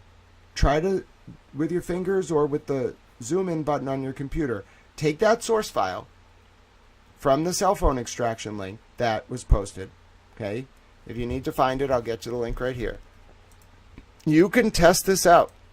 Just go into this Google Drive folder from Lawyer You Know. Click on the Higgins to O'Keefe cell phone extraction PDF. Look at it yourself. You will find it illegible. Not the interpretation, which we know over on the right has stuff missing. So we're not trusting that.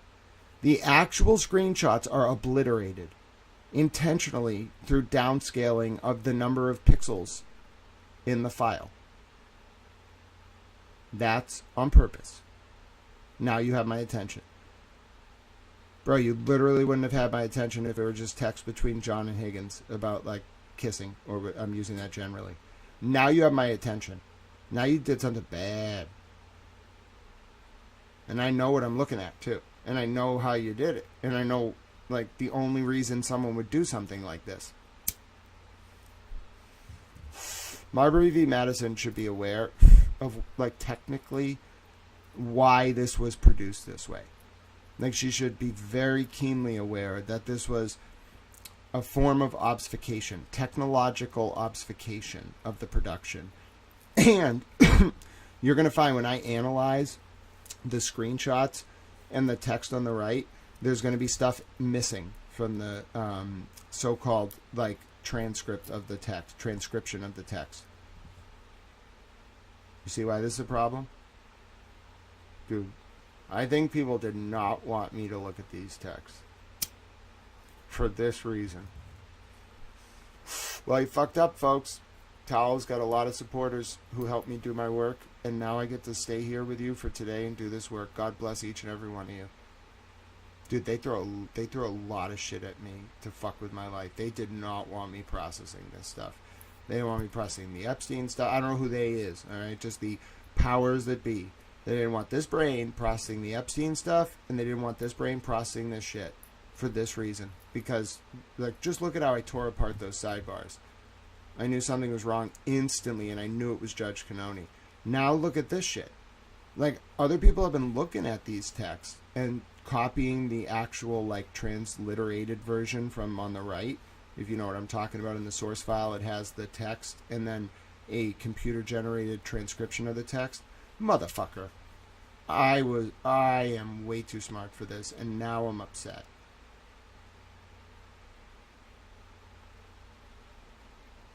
Hi, Nikki. It's good to see you. Hi, Standing Stones again. Yeah, no problem too difficult for Little Tao. I'm just so grateful for the support.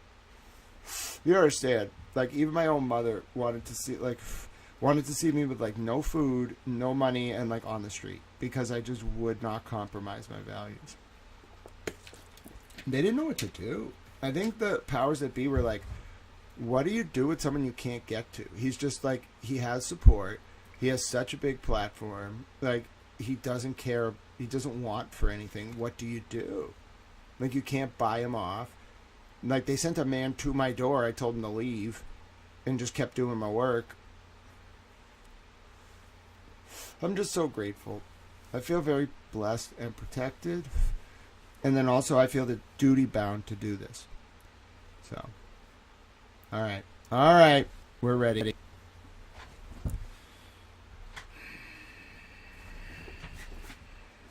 So they talk about going to the bar. And then it's really hard to see. So I got to juxtapose it. So Higgins says, like, they're going to go to the bar.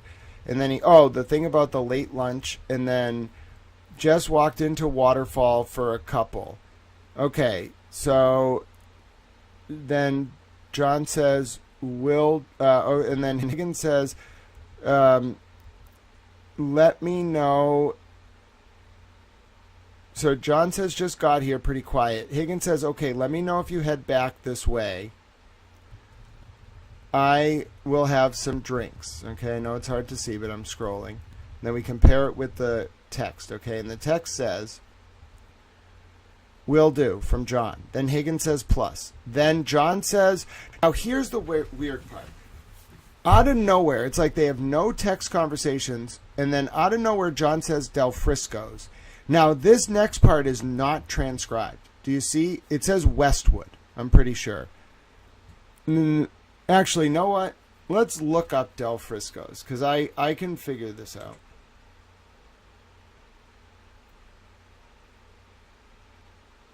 Oh, God bless you. I will get a burger for lunch as soon as we're done with these texts. I just read one of the donations. You are all so wonderful. All right, Del Frisco's, Massachusetts locations. Let's find out where this is. Okay, it's got to be that one, bro. It's got to be this one. It's in, oh my God. Why'd they spend so much time?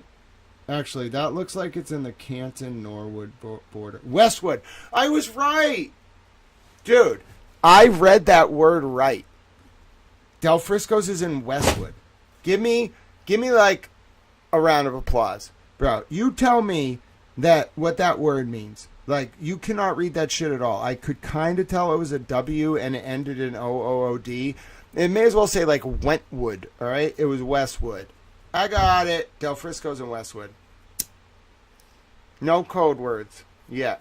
If I find code words, I'm really taking my lunch and then I'm coming back. Like, I'm not ready for code words. All right, so it's out of nowhere. And I want to be clear, this is the next day. So this is November 24th. All right? So they're talking on November 23rd, it looks like. And you can't look at the file names. You have to look at the actual screenshot. So it looks like they start their conversation on November 24th at 3:02 p.m. Okay? So they're drinking like early in the day, and then they continue to November 24th at 6 p.m. Oh, so it's this, they're moving around. So Johnny's like, it looks like John's like, want to meet in Norwood, and then Higgins is like, I'm at the Waterfall. John's over at like a bar in Norwood somewhere, and then Johnny goes to Del Frisco's in Westwood. Higgins asks if he's in Westwood, same night at 6 p.m., and then they go like meet over there. Now, what's excised from this? It says Del Frisco's, but it does not say Westwood. So look, I've proven, let me just zoom out for you here. I have proven that on the right here, when they try to transcribe this, it does not have the word, Westwood, okay? That is excised from this. It just says Del Frisco's, and then they move on to the next part of the message. But I can tell you for sure that John is moving around this day, and Higgins and him are hanging out or trying to meet up. And it looks like John tells him to meet him at Del Frisco's in Westwood. If it had said Amelia's, I would have lost my mind. All right. Now it says Hillside. So this is the next day. Okay. Oh, 1 second. Got to reload the comments. Let me close the sidebars because it's just such a big file. Towel Computer got mad that we were... Like, the way that it rebelled is it took your comments down. It didn't, like, take them down permanently. It just, like, made me reload your comments. That's how, like, much memory the stuff was using. You're going to hear me for a second. Like, the way that it rebelled. All right, there we go. All right. So, the next one says hillside. It's tough to tell what time that's at. Because what happens is, like, it doesn't really give an updated time. Like, it looks like they're talking... Oh, it does give a time. It's 8:42 p.m. So John's went from a bar in Norwood to Del Frisco's in Westwood, and then by 8... So he's, like, updating Higgins on where he is. And then he tells him he's a hillside. Okay? And Higgins never responds.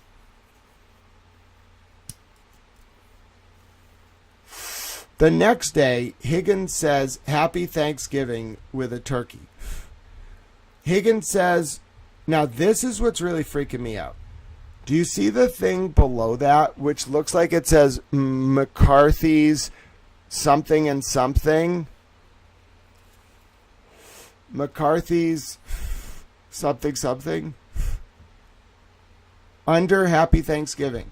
Whatever that is completely excised from, and this is why I knew something was off. That is not in this transcription at all. It goes from hillside to haha, we'll be bouncing around the parents' house, Happy Thanksgiving. Okay. Dude, those two messages from Higgins. Happy Thanksgiving, McCarthy's. Dude, that might be important. I need to know what that says. Can anyone tell me what that says? McCarthy's, repress, and shot? Dude, that says McCarthy's. It's not in the transcript. That's material. I need to know what that says. Dude, it's not in the transcript. I'm telling you. It just goes right to John talking about... Oh, wait.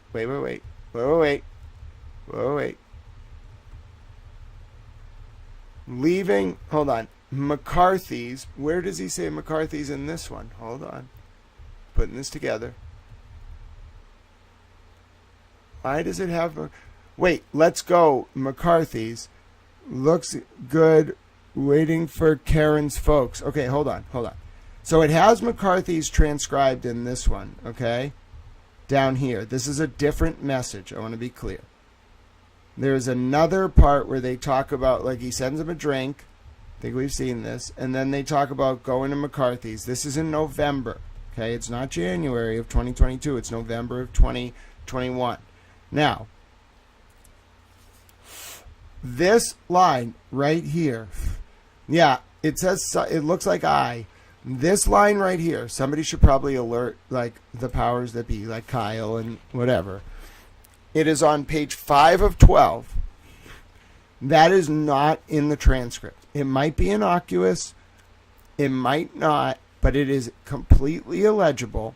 It is Brian Higgins talking to John O'Keefe on November 25th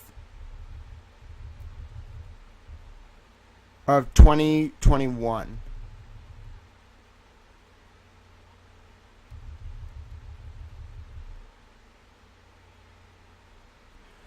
McCarthy's reopens at 10. McCarthy's opens at.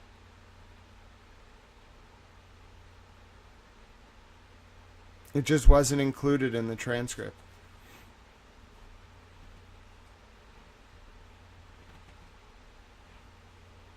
It's McCarthy's opens at. It's the at symbol, like 7 p.m. So it looks like it was Thanksgiving Day, so they weren't allowed to find out what time McCarthy's opened on November 25th, 2021, and you have your answer. McCarthy's opens at. Kyle is actually a Canadian goose, okay? I looked into this. It turns out he's he's like an anthropomorphic goose. He just morphs into whatever form you request. He's like a jacket, okay? He's a towel. He's a goose. He's a Canadian. Don't tell anyone that last part. He's actually from Somalia. Oh no, I've given away his secret. They're going to get him. There's a lot of just like what I would call vengeful librarians in the orbit of this case. Like the best way to explain it is they're like amorphous entities that kind of exist but like to do research. And then like their online personas are alienated from their real life because they're very like involved, you know, and so they can't really like say who they are. They're always the same. It's always the same. And they're always very like benevolent. Like some are like malicious, but a lot of them are like benevolently vengeful librarians. They're just like people who like indexing documents, but like for intelligence purposes. And I mean that term very broadly. Like what does the term intelligence mean? Gathering information, putting it in a fucking file, interpreting it, explaining it, and then using it to like give advice to people. That's what intelligence is. So, I don't know. They're all cool. Like, some people are cool, some people aren't. Like, once Kate Peters starts defending you, like, alright, like, you're on my shit list. You know what I'm saying? Like, as soon as I figured out, like, what Broyles and Kate and Sean were up to, I was like, let's find out where your money's coming from, and let's find out how to take it away. By petitioning the government for redress of my grievances. I don't care if you have $100 billion, $5 billion, $7. If you do bad things, we're going to have a problem. And I'm going to fuck with the money. Sorry. Like, the first thing I'm going to do is fuck with the money. I'm going to find out where in the government you're getting your money from. I'm going to petition them. I'm going to take away your money. Or I'm going to make you, like, use the money for the right purposes. Or I'm going to find, like, all the art and then take the art and then give it to the victims, the survivors of victimization. You know what I'm saying? All of it. And then you're just, like, I do things so fast. Like, it's not a traditional editorial process. It's all very, like, good. I have a process. But I do things so fast, like, even if you're Kathy Ruemmler, by the time you figure out, like, that I was the cause of your problem, like, I've already moved on to the next story, and you have a really big problem. Like, that's, like, what are you supposed to do? You know? Like, you know, don't fuck with the towel. I forget why I was ranting there. Let's move on. Oh. No, bars are allowed to open on Thanksgiving. Can bars open on Thanksgiving, Massachusetts?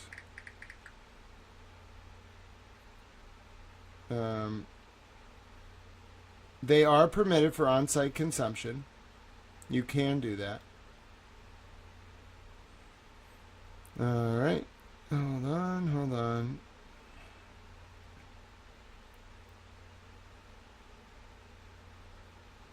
Restaurants can operate.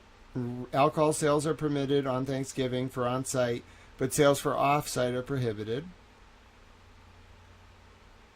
Yeah, so they can be open.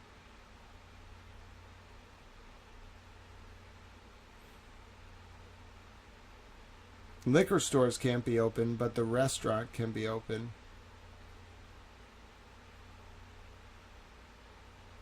It is prohibited.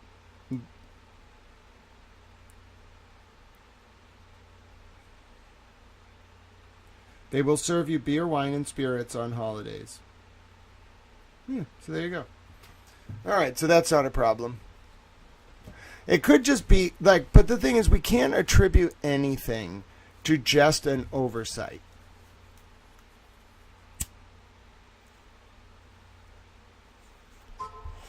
Like, we have to be willing to entertain any number of reasons, okay? But let's continue. It's just an anomaly. Let's chalk it up as an anomaly. Yeah, reopens at 7 p.m. Not reopens. It looks like opens. McCarthy's OPENS at 7 p.m. McCarthy's opens at 7 p.m. Okay? McCarthy's opens at 7 p.m. There's no doubt that's what it says, but it's not in the transcription. Okay? And that's weird. That's on page... We can't tell what page it is because my page isn't scrolling anymore, but it's on page 5, I believe. Okay, what page are we on now? I don't know. The point is it's text message 23, okay, at the top. Now we're on text message 22. It's a continuation. So Higgins sends pictures, and John says that's one way to celebrate. Laughy face. Higgins says, ha ha. Higgins says, let's go McCarthy's. John says, leaving my folks to head to Karen's folks. Good times. And then Higgins says, ha ha, you know where I will be. And then John says, ha ha ha ha ha ha ha. Well, it looks like he says ha ha ha ha ha. No, John says hillside, but they blanked that out. And what time is that at?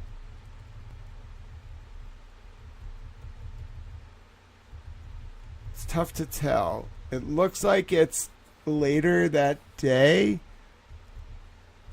I can't tell if it's the next day or what. No, it's Friday. So then they don't talk again on Wednesday. Like, they talk about going to Hillside, and then Friday, out of nowhere, like they had talked in person or something, John texts him Hillside. That's Friday, November 26, 2021 at 7:32. Now, they try to hide this, but, like, that says Hillside, okay? And I know they try to hide it because it's, like, half there, okay? So John and Higgins meet at Hillside on Friday. Why was none of this in the trial? November 26th. Karen should have been able to get footage from all this shit. John and Higgins just like hanging out at Hillside, bro. That's very material. So anyway, now John says Hillside, and then Higgins says, I was at the Bees game all day. Actually stopped there a short time ago. Maybe I will head back. Who are you rolling with? So John says Hillside on Friday night. Higgins says I was at the Bees game. John says, so were we, Karen. So John, this was in November.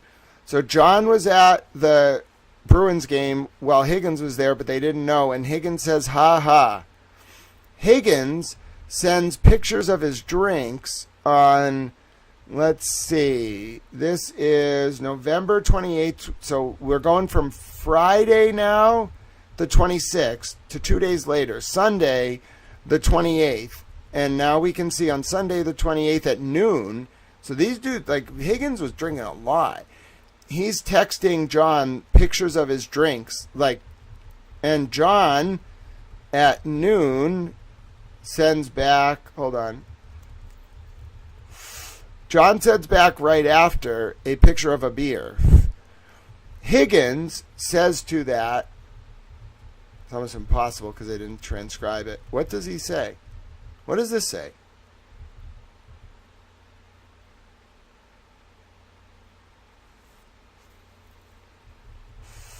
This isn't transcribed at all.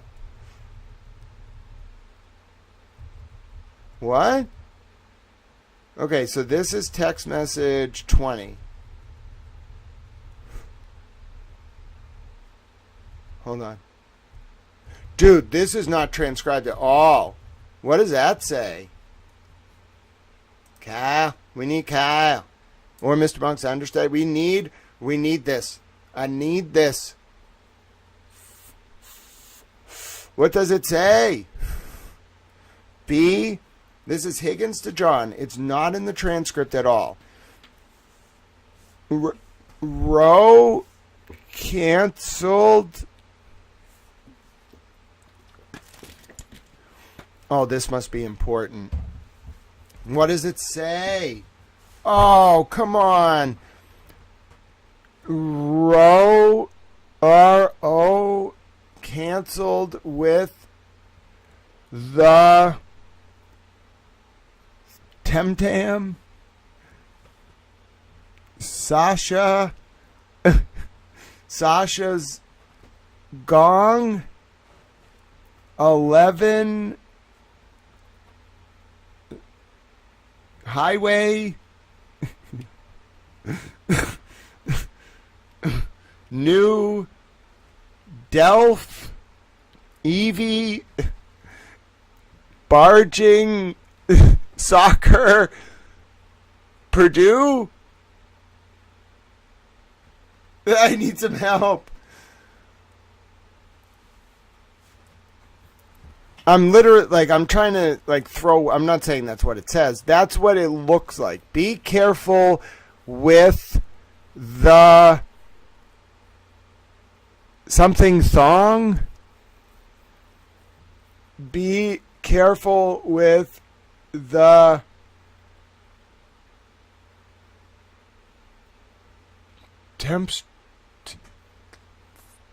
with the tamales. With what the fuck, bro? Be careful with the bartenders. With the bartenders. Oh, be careful with the bartender's thong. Oh no, that's not what it says. Are you fucking kidding me? Be careful with the bartenders. What? That can't say thong.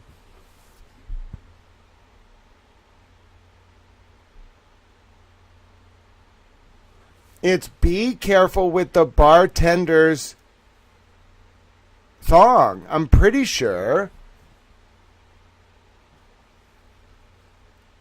All right. Be careful with the bartender's.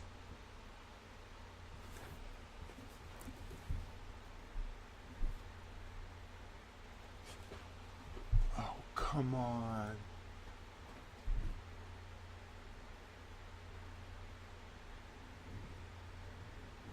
Does that say hung? Be careful. Wilt the bartender's hung?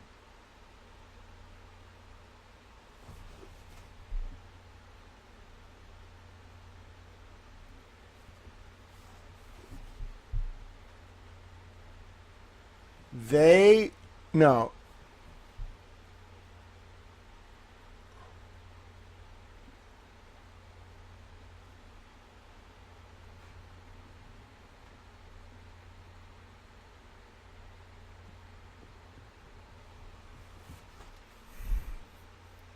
Yeah, but they're talking about wherever John is. We don't know what bar he's at this day. Like, do you know, does anyone recognize that bar? Anyone from Massachusetts? I don't drink, so I'm useless right now. All right, folks, listen, this can't be happening right now. No. Well, hold on. Before we go back to the text, okay? Be careful with the bartender Shane. 11 Highway Luke. Been over serving people. They have been over-serving people. 11 Highway. Aisle.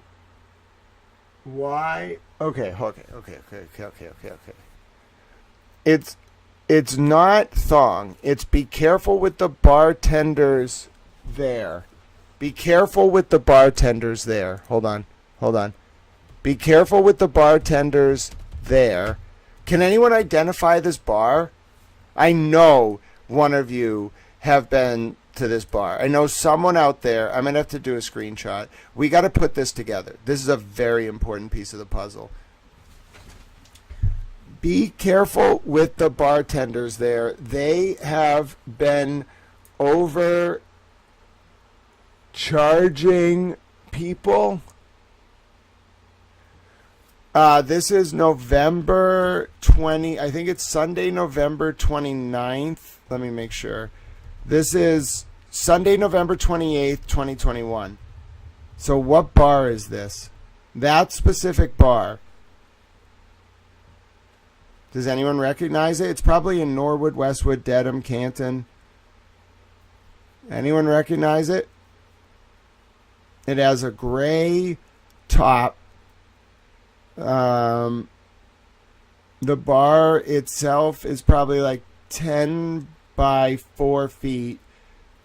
It's like every other bar. You're going to have to really have been to this bar to know it. But if you can identify that countertop, please let me know. I'm going to make a post about it actually on Twitter.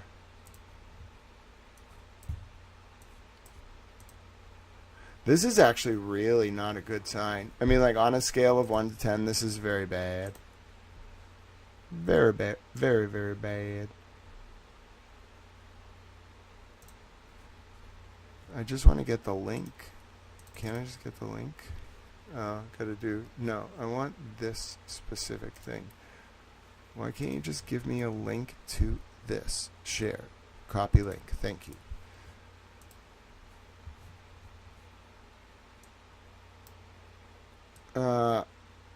We don't know. So we're talking about a different day now. This is like days later from the hillside whatever conversation. I think the most likely candidates for this are Hillside or McCarthy's. Can anyone tell if that is C.F. McCarthy's or Hillside?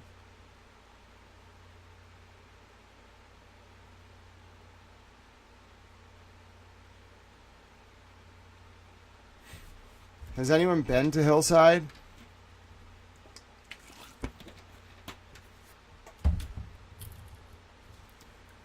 Let me just make a post about it. Someone will figure it out. Hello. Those of you who have been following the John O'Keefe and Karen Reed trials, can anyone tell me what this bar is? It's a screenshot. It's a picture from John to Brian Higgins on 11, I think it was 28, right? Sunday, November 28th, yeah, on 11/28/2021. Higgins says back in blue, be careful with the bartenders there. And then I can't read the next blue line of text, which is strangely not included in the transcription provided with the text messages released on Friday to, I think we're onto something here. I don't know what it is, bruh. But we need Marbury v. Madison. You know what I'm saying? You gotta go to Marbury. We gotta go to Marbury v. Madison. Source. What page is it now? What page are we even on here? Hold on one second. It's on number 20. So it is page. I don't even know which one it is. It is page 5 of 12. Oh, these are so small. There's like 40 of them on each page. Source. Text message set 20, page 5 of 12. Damn it. I have to get the actual link. Hold on. Okay. And we haven't even got to the Karen and... Oh, this is bad. This is very bad. Okay. I have no idea what this says. I'm going to see if I can get a crowdsourced tip. A lot of people from the area follow my Twitter, which is why when I tell you Adam Deutsch is going to win the Norfolk County DA's election, I mean it. Alright, I need to know what bar that is. If you are able to help with transcription of the message or the bar in question, please let me know. Thank you. Okay, I have posted it on the Twitter. Alright? I posted a screenshot. I'm perplexed. My face looks like I'm deeply concerned. Now, if you want to go to the Twitter and you want to weigh in on this debate, you can do that right here. So we'll get some crowdsourced investigations. and we'll figure out what's going on. Sorry, I couldn't show you me typing that up. I had to do some things. But anyway, so these are from Loophole Lawyer. Now, what I'm actually realizing is there are 1, 2, 3, 4 screenshots per page. That's how they did it. They rendered it so small per page. Let me just give you a sense of what this looks like, okay? Let me see if I can, like, zoom over. Hold on. Oh, I didn't want to change the page. Hold on. All right. So what you're looking at right now is like the zoomed in view, okay? If we just looked at this, like I am using a number of digital sort of like skills that I have to render this for you in a legible way. Like if you were just trying to look at this file, I want to show you what you would see. All right, so let me just show you what you would see, okay? So one that says, okay, this. All right, I'm going to show you it as a full file. Now, we're zoomed in 300%. Look what happens if I zoom out. That is why you can't read this shit. Because they reduced the DPI on the screenshots and put 1, 2, 3, 4 of them, 1, 2, 3, 4, on each page. And then they didn't even transcribe this one. See how they transcribe some of them? They don't. So do you see what we're doing to actually be able to like read these? Do you understand what it looks like on my screen? I am zooming in to 300% to preserve the integrity of the text. And then I'm just doing this. What you are seeing, let me show you this. What you are seeing is that. Do you realize that's what I'm doing for you in real time? Like that's not just magic. There's no software I plug it into. I built by hand a magnifying glass that preserves the textual integrity of the screenshots to allow your eyes to see something they could not see naturally. I did that in real time. It took me like 2 seconds.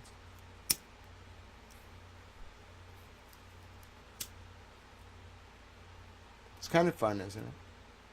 That's why they didn't want me doing this.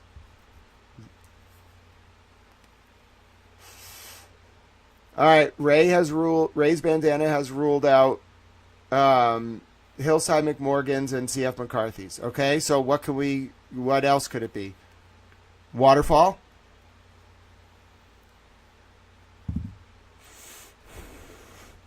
I mean, we're doing a crowdsourced towel investigation if you're wondering what's going on. Somebody didn't want towel looking at this shit. I just got the vibe like I'm not supposed to read those transcripts and I'm not supposed to look at this, so I'm going to do both of those all day. And you all help me extend my rental, and someone send me money for a cheeseburger. I'm going to run around like a little towel. You don't understand. I'm a happy little towel. All right. However, we got to focus. Focus, little towel. What am I focusing on? Oh, yeah. So, there's something off. There's something off. If you're just tuning in and you're saying, Grant, I want to solve this. That's great. I want a cheeseburger. I'm going to get it very soon because you all are going to get mad if I don't. And then I'll come back at like 2 and we'll do more work. Got to get an energy drink anyway. I forgot to have my energy drink. Okay, so I'm looking for answers as to... I have 2 specific questions from people in the Canton area or that area of the world. I need your help, okay? Firstly, what bar is that? We have ruled out C.F. McCarthy's, the bar in Norwood, Morgan's or whatever, and then what's the last one? And we have ruled out Hillside in Canton. Hillside's like a known cop hangout. So that leaves Waterfall as a potential. John liked to go to Waterfall. And then it could be Del Frisco's in Westwood. He's mentioned that. We need to just rule things out, and then ideally, we're trying to get a hit on what that bar is. Now, we can rule out Amelia's, because I've seen the pictures from inside Amelia's. Unless it got remodeled, it's not that. It looks like a sports bar. It has, like, TVs, it looks like, above the bar. The bar's countertop is steel granite.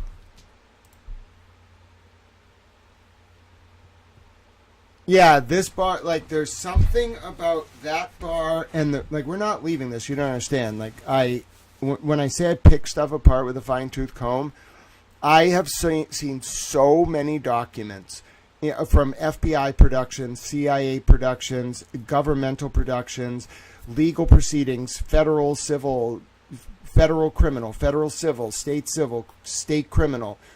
I know what to look for. When a document strikes me as odd, something is very wrong. This told me I was some of the earlier stuff was, you'll see a lot of extraneous stuff, but they're context clues. My brain was saying, Grant, you're going to find something in here that someone didn't want people to see, even though they had to turn this over. I don't know what it is. I don't know if it's this. I think this is just odd. It's an anomaly. But there's something weird about how this was produced, and the fact that I have to use a number of software-based tools to adjust the image quality to allow the human eye to see the actual exchanges versus what was transcribed onto text. You want me to read everything leading up to and after that, Mr. Monk? I can do that. So the John and Higgins over say the day before Thanksgiving 2021 through to Thanksgiving 2021 are talking about meeting up at either Hillsides or a bar in Norwood or Del Frisco's in Westwood. It might be Del Frisco's in Westwood. We don't know. Then the week John keeps trying to meet up with Higgins at bars. Higgins tries to invite John to bars. Higgins wants him to go to McCarthy's, but that's the Friday, Friday, November 27th. Then we get to Sunday, November 29th. They don't talk between Friday night and then whatever. So they talk about on Friday they missed each other at the Bruins game. Friday, November 27th.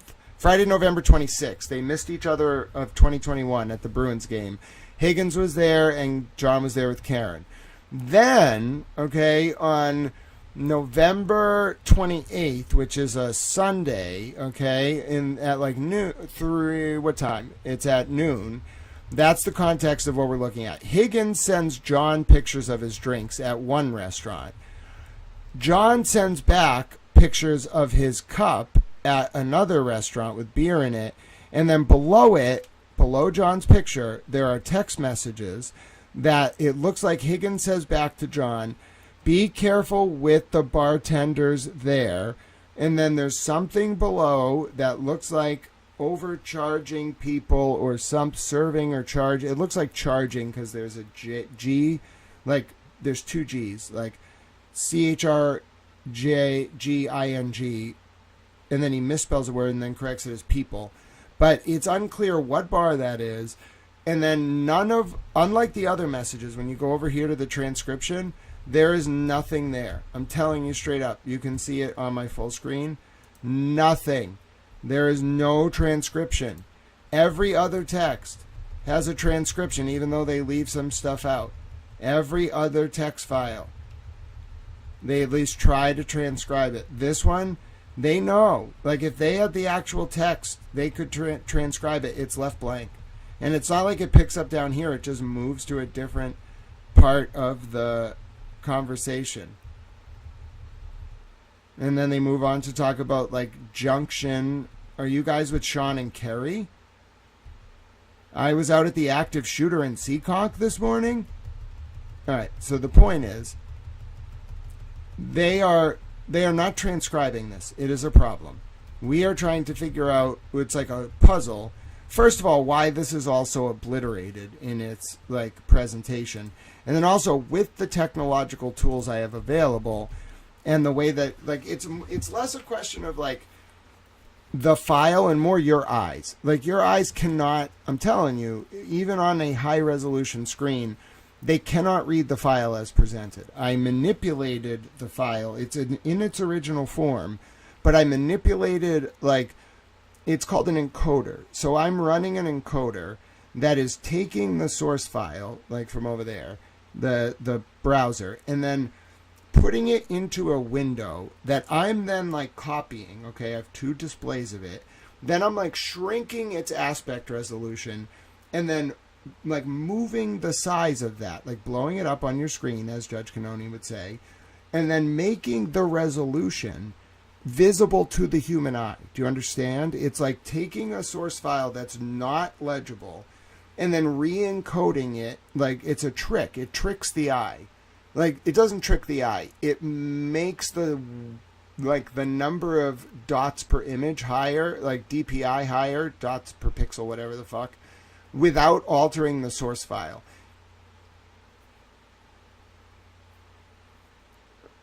So what we're trying to figure out is what bar this is. Thank you, allegedly B. Someone is thinking maybe Lewis in Norwood or Conrad's. Okay, thank you, allegedly B. We're trying to get definitive confirmation out, though. Now, there's a lot of people that live around there. All right, so we'll probably get an answer, but until something about filing charges.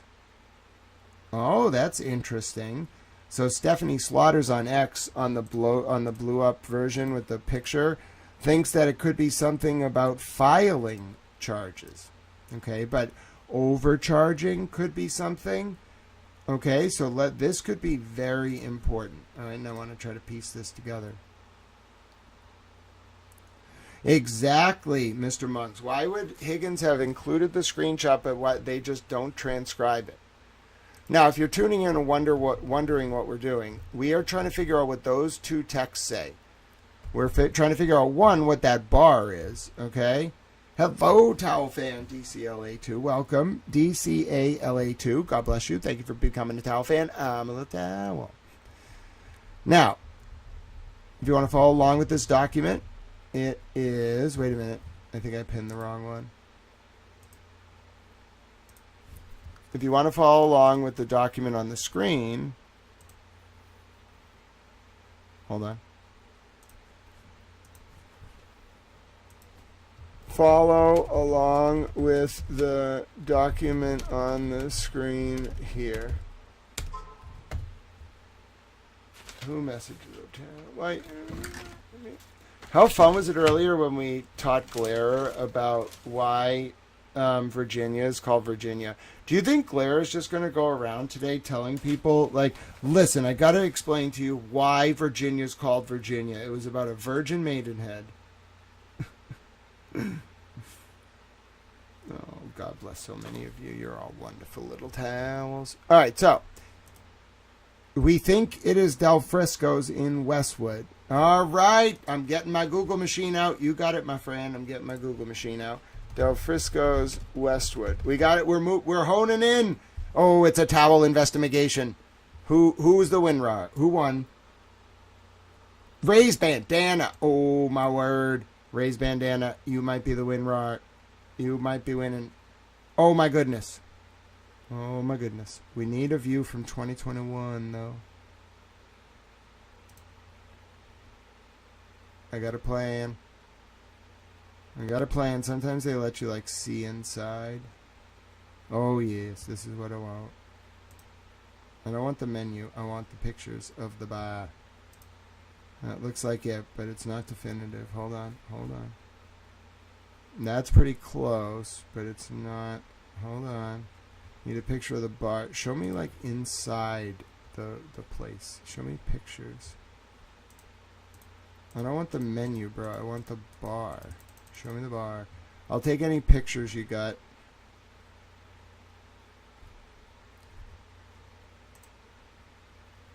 Yeah, I know. I want to see the pictures. How was I able to see inside Amelia's but not here? All. Yeah, show me all photos and videos. That's what I want. Oh, yes, this is what I like. We're getting there. I need one of those, like, gold things, though. I just need something. It's looking like it. Oh, I see. So Johnny was over there, huh? And it's like a wraparound bar. That's close. That's very... Oh, it's a video. All right, play me this video.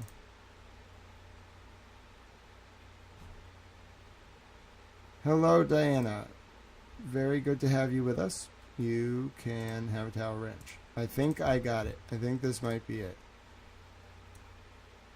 But it's not definitive. Like, it's close, but it's not definitive.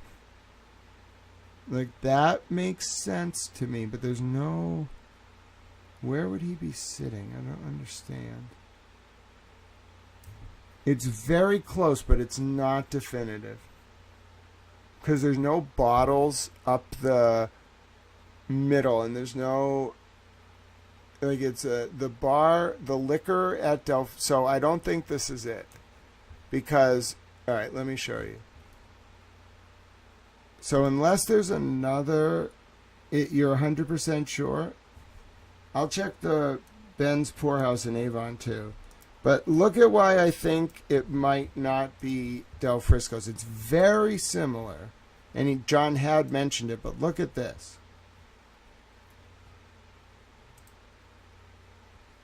Do you see how that bar has its liquor up at the top? That's Del Frisco's.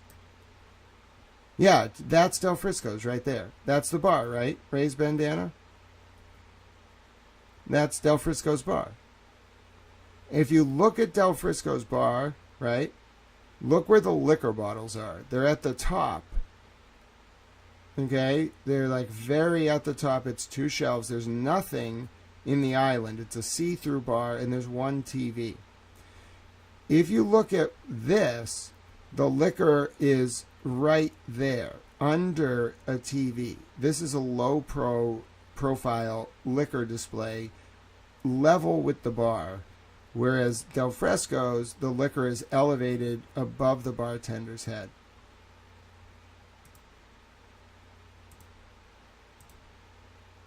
See what I'm saying? It's deceptive. It's very similar, but it doesn't look like it.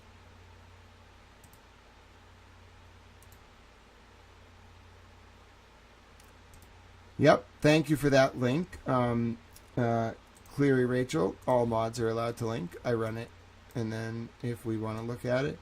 Oh, interesting. Yeah, you... Oh. Ben's Poorhouse in Avon. Now, let me take a look. So let's take this down, okay? Let's get rid of this. And let's take a look at Ben's Poorhouse in Avon. Oh, yeah. Now, but where are the stools? Where do you sit? I need more of like a view of where he might have been sitting. But you're certainly like, because take a look at this. Hold on 1 second. Google image. So it's this. Now that... It doesn't look like it's the exact angle, but that looks a lot more like that. Looks like the bar might be like bigger. This might be from like outside of it. But now we like the screens, the blue tint, the Kino, all the police badges. Like now we seem to be moving in a good direction. I'm not saying I can rule either out. I'm just saying we have 2 solid leads here. Let me take a look.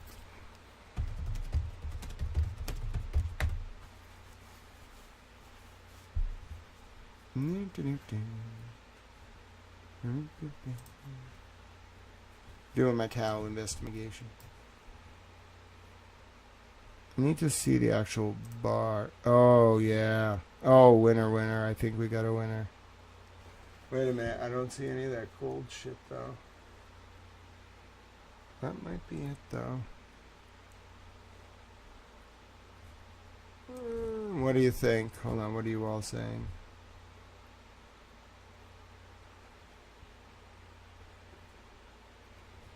Oh, wow. Alright.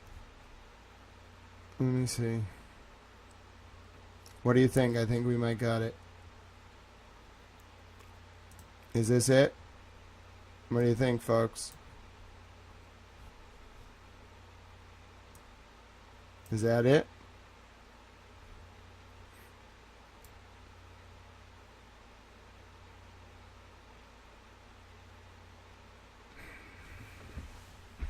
It's a very strong candidate. I think that's it. And Johnny was sitting in the back right? Right? It was 2 years ago, so they could have changed it a little bit, but I think that's it. Great job.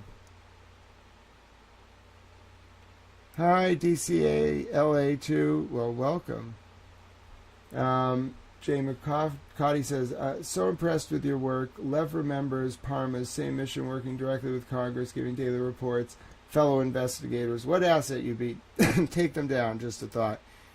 Yeah, I have some friends. I got retweeted by Congress the other day.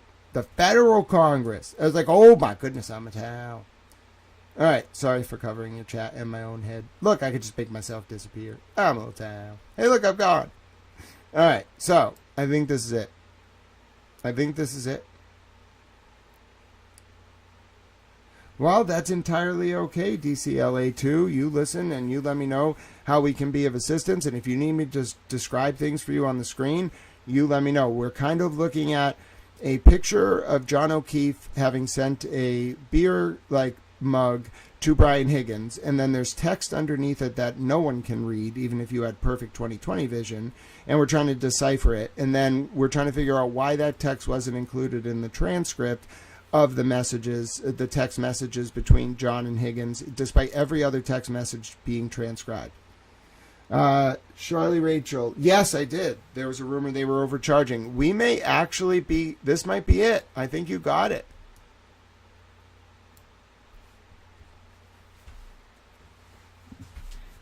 I think that's where he's sitting.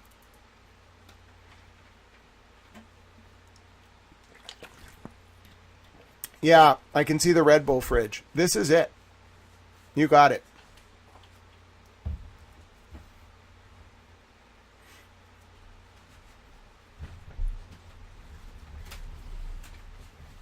Yeah, this is a big deal. I don't know what it means, bro. But you can't hide shit like that with someone like me looking at it, or us. Like me alone, you might get away with it. But not all these people. It's like lots of people looking, and they all know what they're talking about. Can't find my light. Can you tell I'm on the spectrum? I just randomly eek and say things. And I lose things all the time. You don't understand. My talent Nana says I would lose my head if it wasn't attached to my body.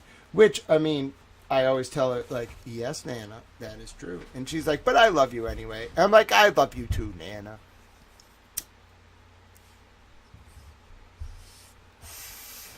All right, I'll take a look at the ownership. Fine. You all are going to make me do so much work. I'll do it for the love of my peoples. All right, here we go.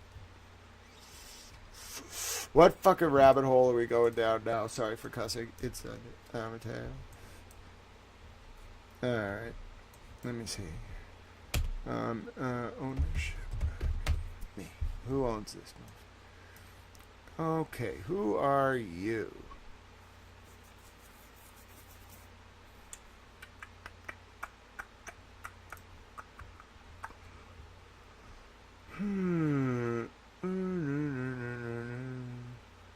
Oh, it changed hands, huh? No, that was the poorhouse. Alright. Yeah, but what I need is the corporate registration. Corporate parent company. Give me the corporate parent, would you?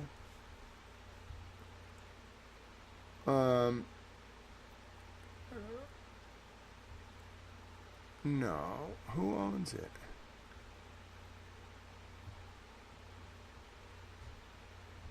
I need 3 Clerk Monty in here, you know what I'm saying?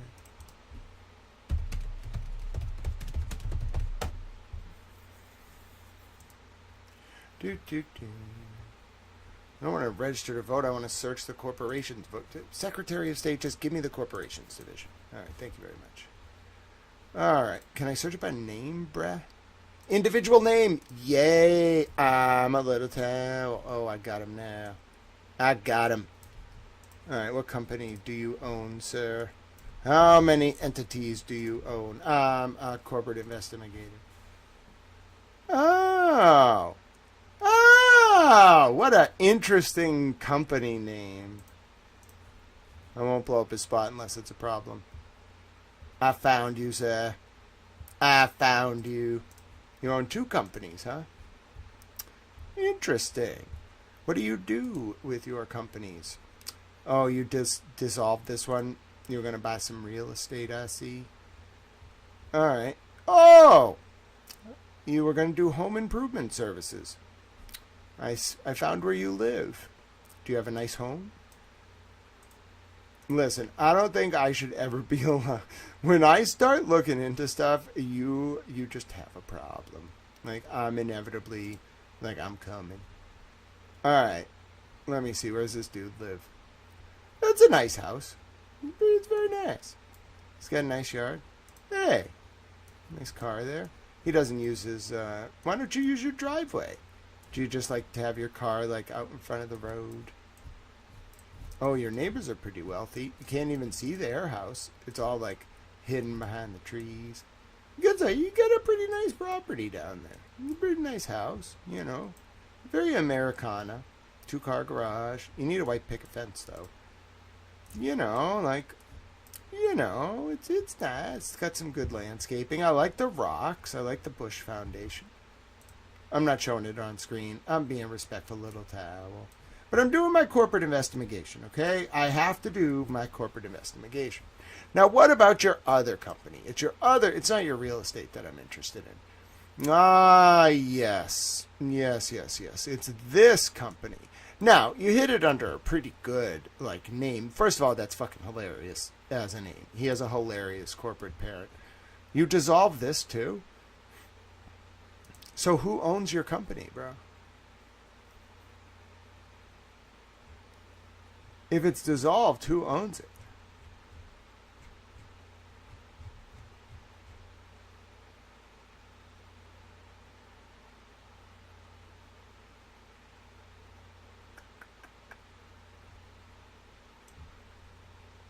Did you sell it?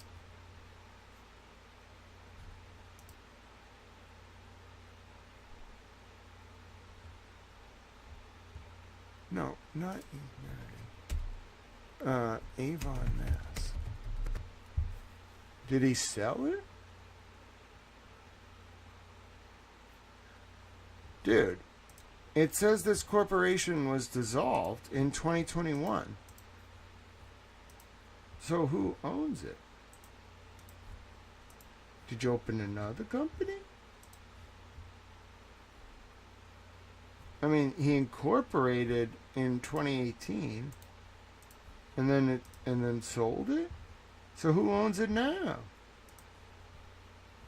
This is very odd. So who owns it? I gotta look at the town of Avon records. He doesn't own it, bro. That company does not exist. Unless he owns it as a... He just doesn't have a company? Lev remembers Panera's working directly with Congress, providing reports to his team. Congress, get a hold of your shit. Free porks. Thank you so much for your support, J.M. Scott. I'm doing my best.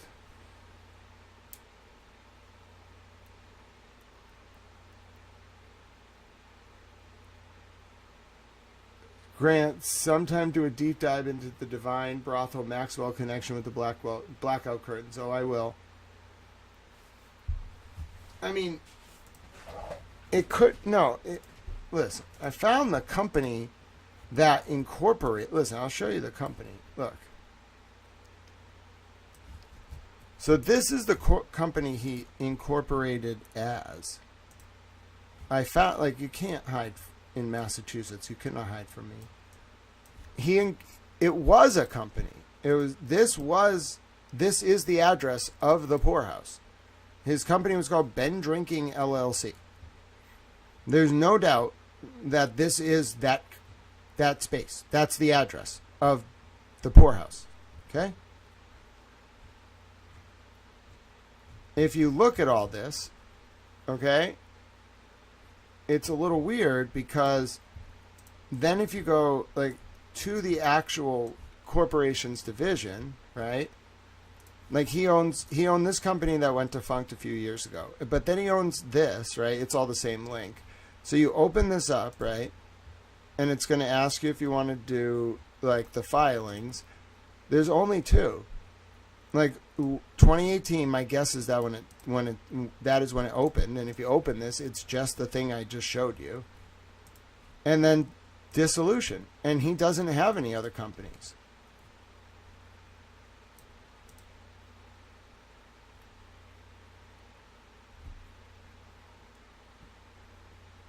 I don't know what to tell you.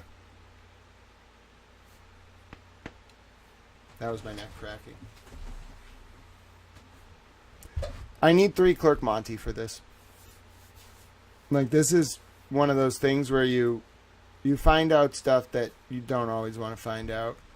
You know what we can do? Let's check. How about this? I know what I can check. I've never done this before because I only do the CCC, but I can probably do the Alcoholic Beverage Control Commission, Massachusetts. I could probably look up what they don't have a fucking website. You must have a website. How do I look up the licenses? Yeah, here we go. No, I want to view. No, I want to review the licenses. How do I? Oh, okay. Active licenses. I found it. Alright, here we go. Active licenses. Oh, they make this very hard to find. Is it a retail license or a state license? How the hell am I supposed to know? It's a spreadsheet? Why would you do this to me? It still says Ben drinking on the liquor license in 2025. Huh.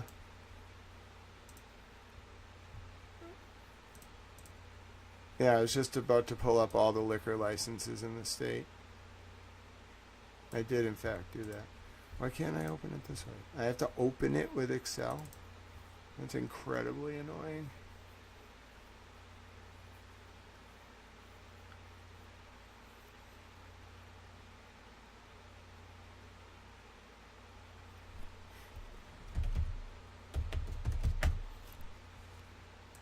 Not bent water, Ben drinking.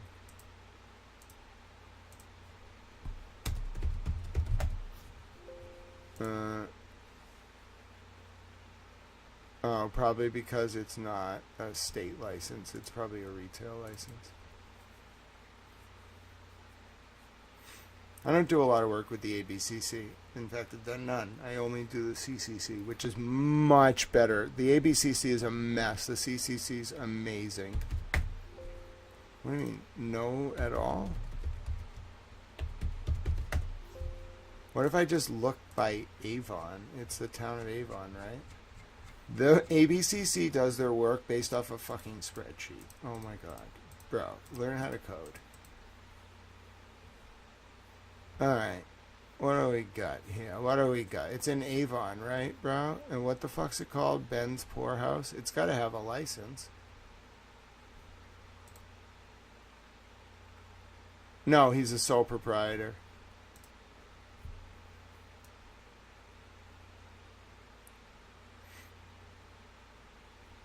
Oh, this is just such an annoying spreadsheet.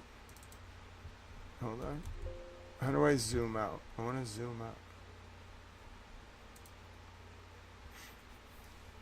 Alright, so his license is active. He's a sole proprietor. He doesn't have it under a company. No, he doesn't. Let me just make sure. It's really hard to read this shit. No, he doesn't.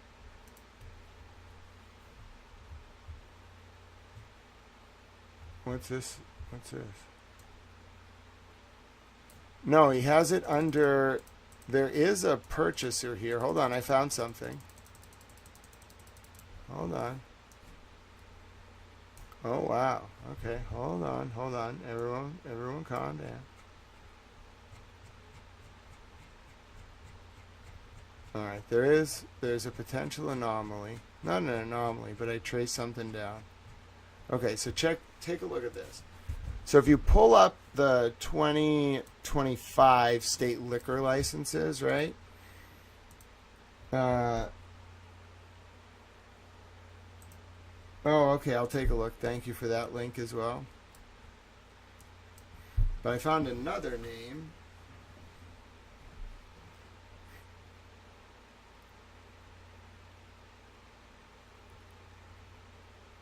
DBA Ben's Poorhouse, yeah. That all looks good. Oh, and then you actually have to scroll through. Oh, these are annoying. Oh, the actual, what page is the, page 14 and 22. All right, I'm going.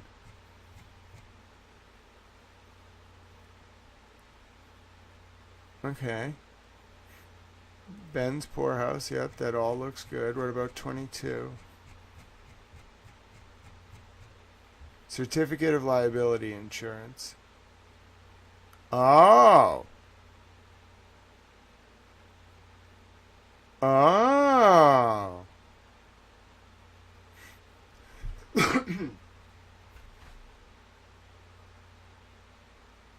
Oh, no. I don't think this is valid. He doesn't have a company. Why is he insured? He's a sole proprietor. Uh-oh. Oh, no. I mean, he might be a good guy. I don't know, bro. But, like, when is this from? This is from 2025? This might just be... No, this is from 2023. But even then, this company did not exist in 2023. I'm telling you right now. Ben Drinking LLC, unless it reincorporated and then never filed a foreign certificate of incorporation, did not exist after June 30th, 2021. So, what is insured? Is this just not valid?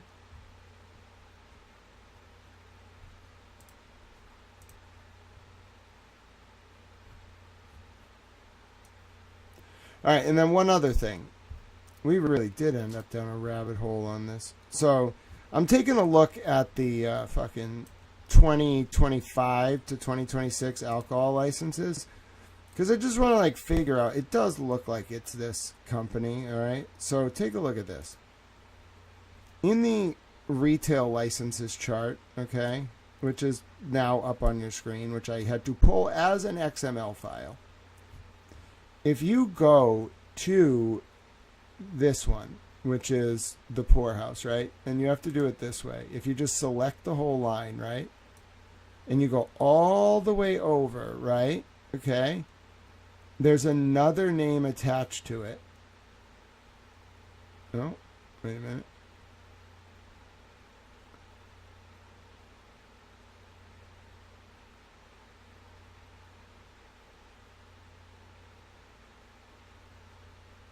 Yeah, there is.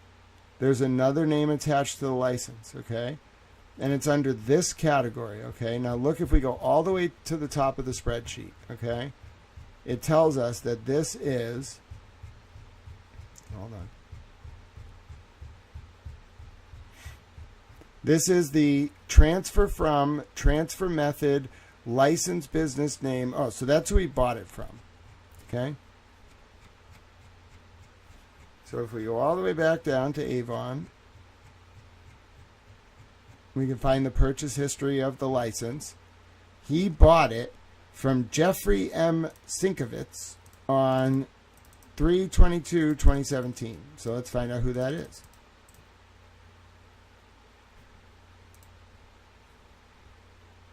Not that this is really related. Yeah, that Paul, like, there's just something odd about this. And I'll get back to the text in a second, but I really need an answer on this and, like, why it is excised. And then who Jeffrey Sinkovitz is or whatever. I gotta get the name again. It's probably just the prior owner. But like, I just don't understand like why you would remove this information.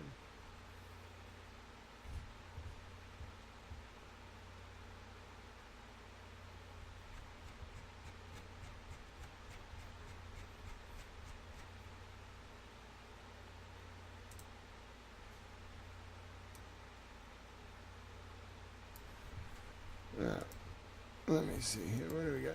G-E-F-F-R-E-Y-M Sinkevitz. S-I-N. No, it's S-I-N-K-I-E-W-I-C-Z. That's a very specific name.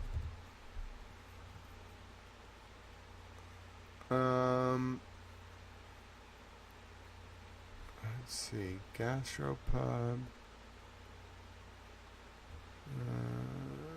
He's on the board of selectmen. No. Slapshot's Family Sports Pub. When was this from?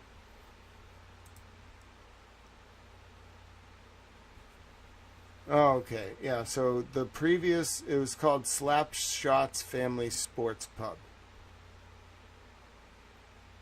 Alright, so he bought it from the prior owner. Nothing odd there. All this is looking alright. No problems here.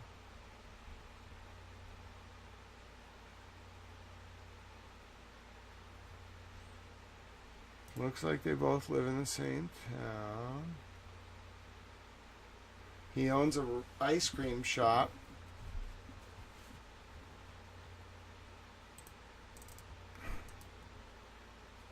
Oh, so the guy...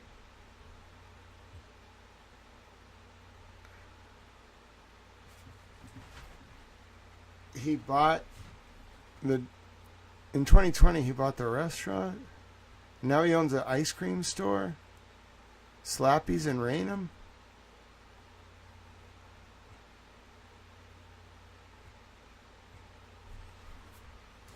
Okay.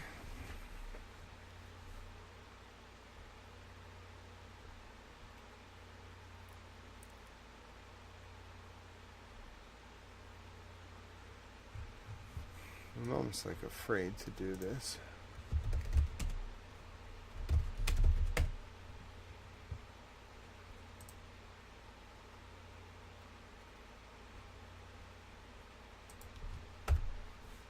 Okay, that's good.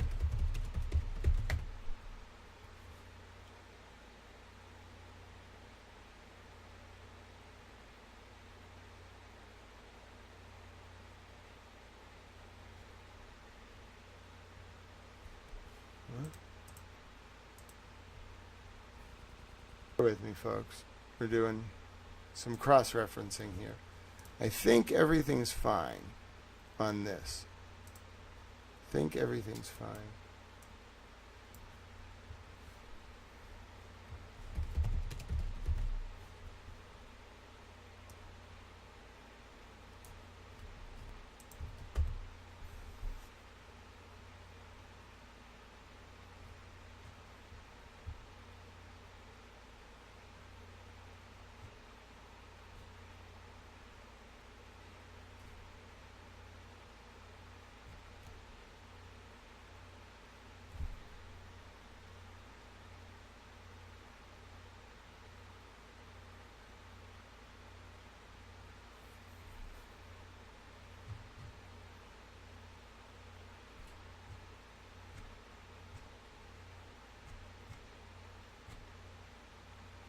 No, that's not them.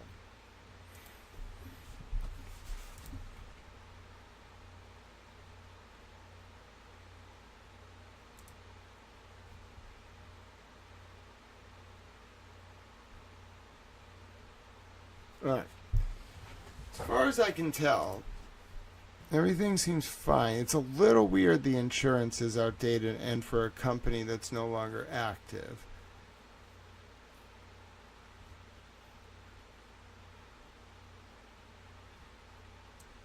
But as far as I can tell, That's not the weird part. The weird part is that the text is just missing from the transcription. Like, completely. And when I say completely, I mean it's just not there. They've been overcharging people. Let me see what people on Twitter think. Then I'll go get my lunch. Maybe we'll come back later. Well, we will come back later, but, I mean, I need to eat. I haven't eaten all day. Oh, I guess I did have a sandwich.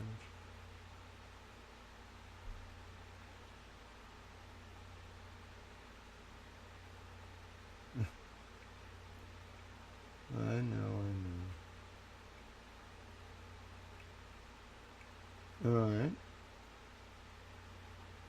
Let's see, any hints? Be careful with the bartenders there. They have been overcharging people.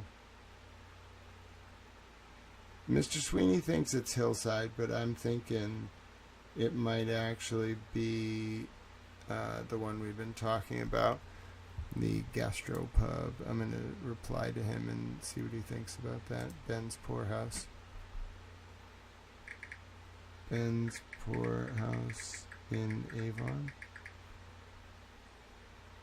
Mr. Sweeney would know.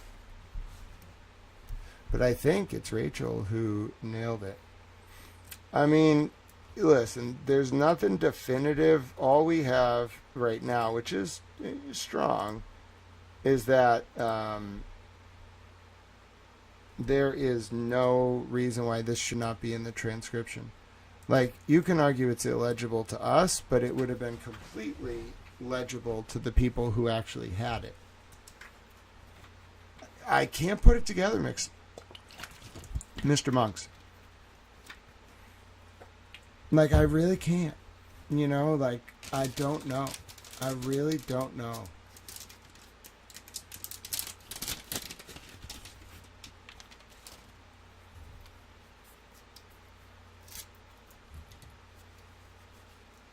I wish I had, like, a good explanation. I don't.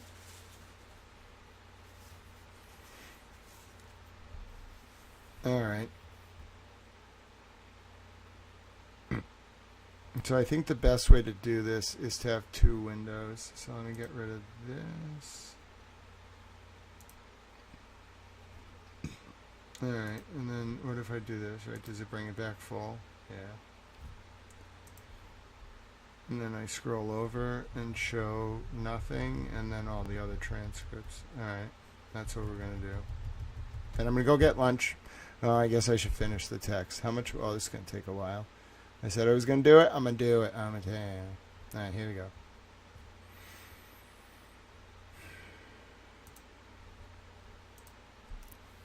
Hello, my name is Grant Smith Ellis. I'm a journalist covering some of the John O'Keefe and Karen Reed trial sidebars and other files that were released on Friday, a few days ago, after a FOIA by Marbury v. Madison. Corey A. Hopkins, business litigator from North Carolina. I've come across a very strange anomaly in the Brian Higgins and John O'Keefe text messages. It's on page 5 out of 12, text message 20 in the set. Now, you're going to see John O'Keefe having sent Brian Higgins a picture of a kind of cup of beer. Then you're going to see 3 lines of text in response from Higgins that say something like, be careful with the bartenders there. They have been overcharging, like incorrect spelling, and then people. Okay? Now, that in and of itself isn't the strangest thing in the world, but what is strange is that when you take a look at this actual document, there's 2 weird things about it. One, there's no transcription of those texts at any point in the document. Okay? And 2, every other text message conversation has a transcription. Not every text bubble is included. But what's also strange is these are text messages from Brian Higgins to John O'Keefe. And you have to actually zoom in 300% to be able to see not the transcription, which we know is not accurate, but the text. Okay?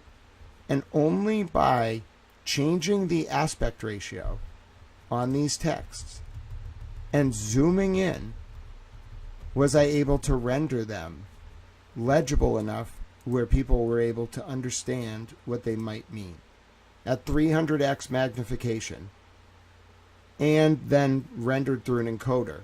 Do they look like that?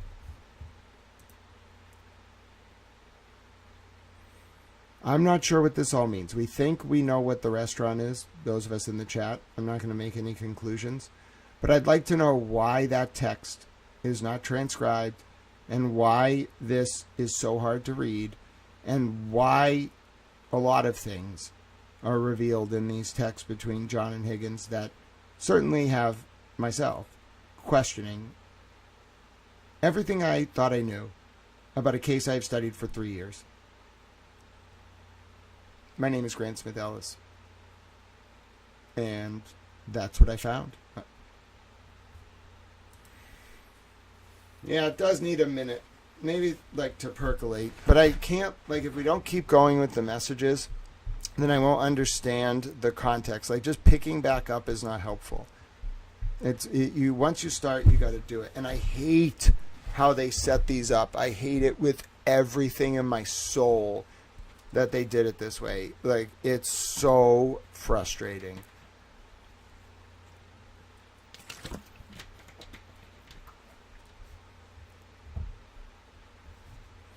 Actually, let's see if this conversation continues. I don't think it does. I think they move on. Oh, it's actually junction.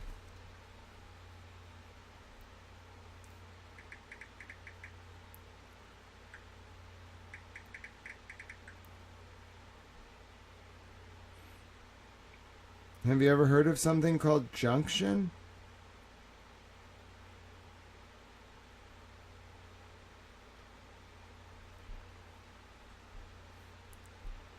Junction? No, Sue, don't work here.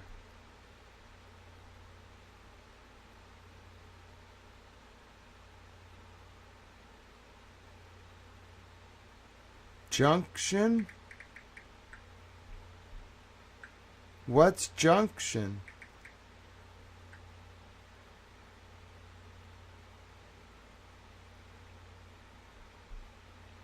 What's junction?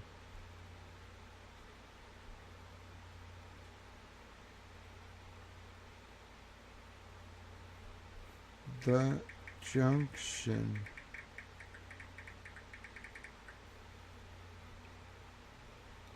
Is it a bar?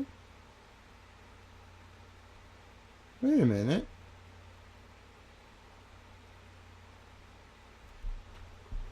Wait a minute. What? Why would Johnny be in Rhode Island? What? That can't be right.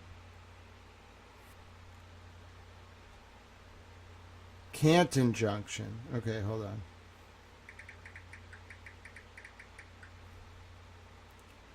Canton Junction. Is it a bar?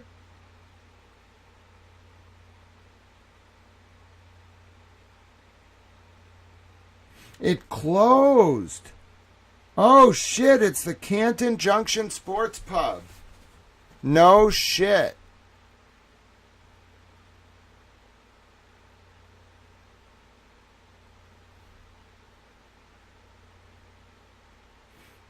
It is the closed Canton Junction Sports Pub. It just closed.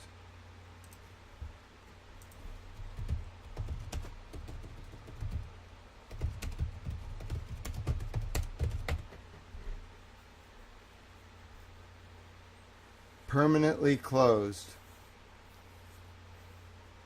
Formerly nixed by the viaduct.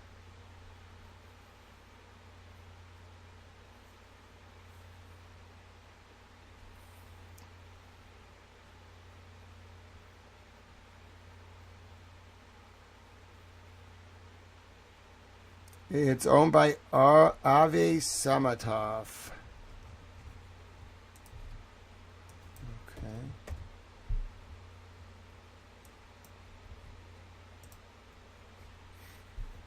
Okay. Nothing. Alright. Oh, because that's his name.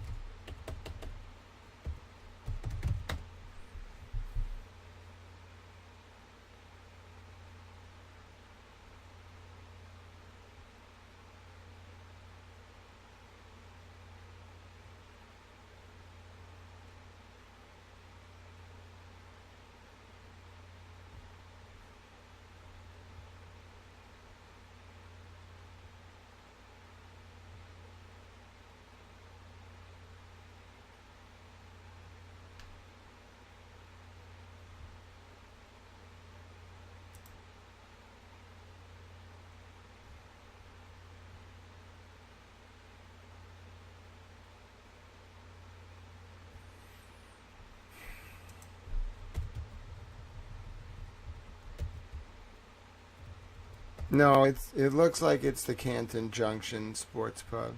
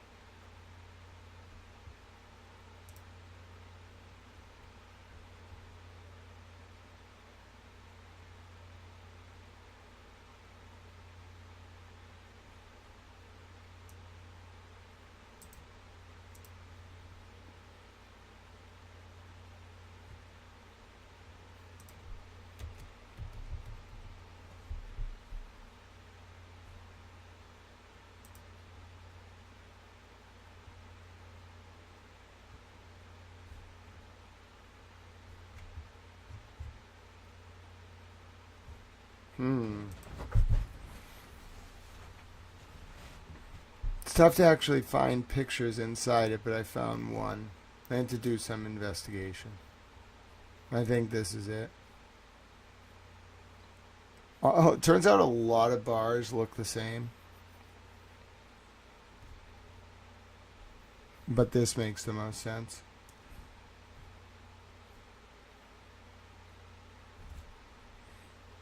Tell me if this looks like it.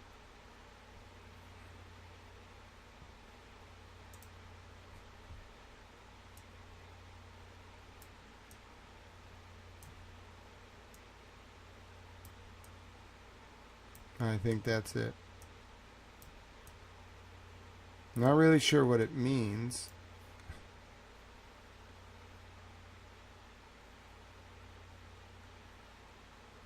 But that fits the...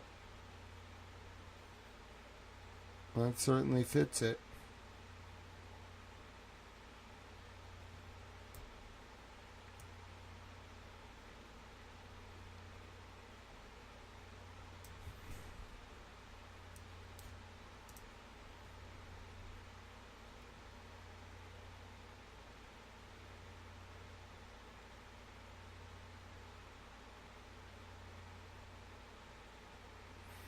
Yeah, I think it is about to synthesize. Alright. I wanted to just make sure, but yeah, I think you're right. Alright, let's keep going. Alright, so then they go back. The owner died in 2025. And he was an Israeli chef, like with connections to Israel. You keep it up, Lynn Britton. We are doing our research indeed.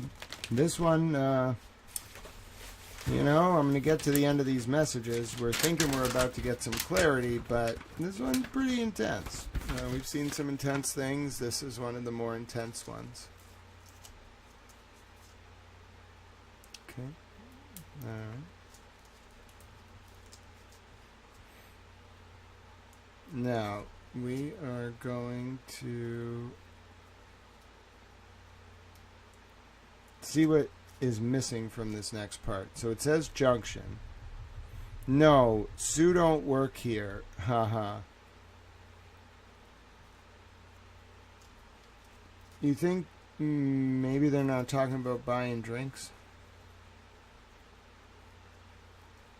I'm just like the point. You realize the point crystallized for me a little bit earlier. Not that one. The original owner, the Israeli man owned a food truck and teamed up with the owner. Oh, what was the original owner's name? Yeah, they didn't just have a sports pub. They had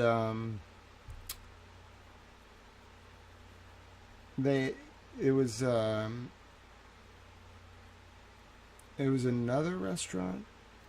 Or maybe that was the Avon one. No, the Israeli chef opened up another food truck or something, or another restaurant too. But the original owner of the Canton Sports Pub apparently has died, Joseph Moresco. All right, let me look him up. Thank you, Charlie Rachel. That is very helpful. Who is this dude?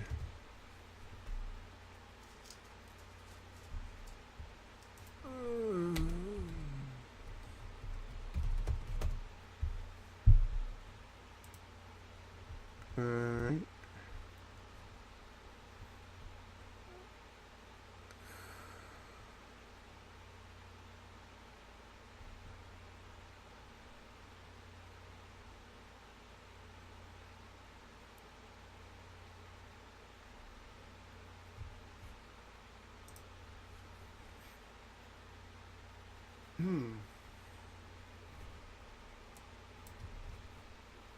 Alright, let me look this up then.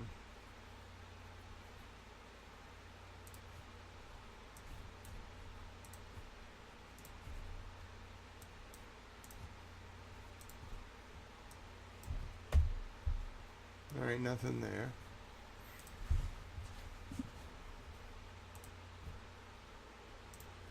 Alright, so let's go back to this. So the only hint we get about what they were talking about is like the bartenders have been overcharging people, and then John's like, at Junction, no, Sue don't work here, which is weird to say. Like, it's just weird. Oh, and it looks like he's with Karen. Because Higgins says, are you guys with Sean and Kerry? Who is Sean and Kerry? Is Kerry Roberts' husband named Sean? Or is this a different Kerry? Who is Sean and Kerry?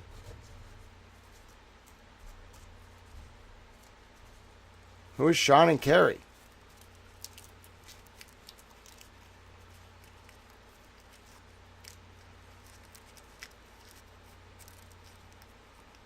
Not Sean Good, I hope.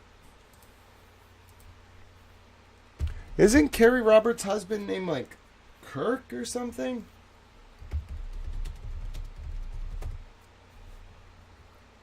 Kurt Roberts, yeah.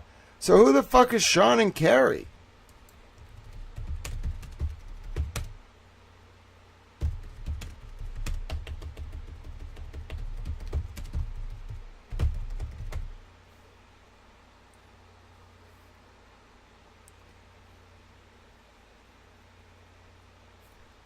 Chris Curran, or is it Sean? Chris Curran? Who the fuck is Chris Curran? Is he on the police? Oh, so this is Kerry Curran. Who is this person again?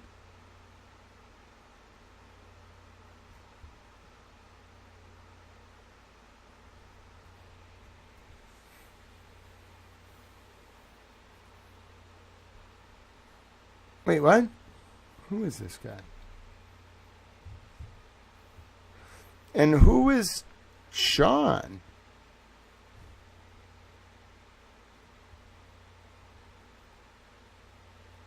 Didn't hear about that one, Chris, you mean? Oh, he just got Chris Curran's name wrong. Okay, okay.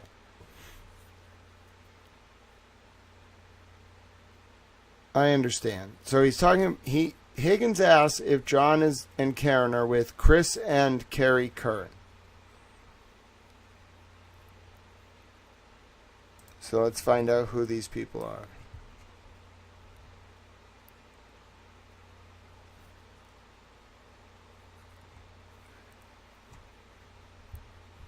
Karen texted John on January 28th, right before John died. Carrie texted that they're headed out in a bit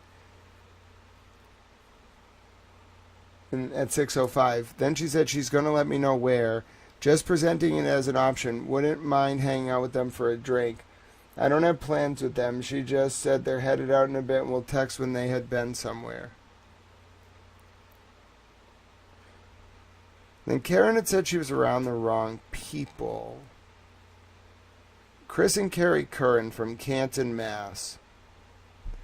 Chris and Carrie Curran gave evidence to the grand jury. Commonwealth's notice of discovery includes the interview with state police by Christopher Curran and then the interview with Carrie Curran.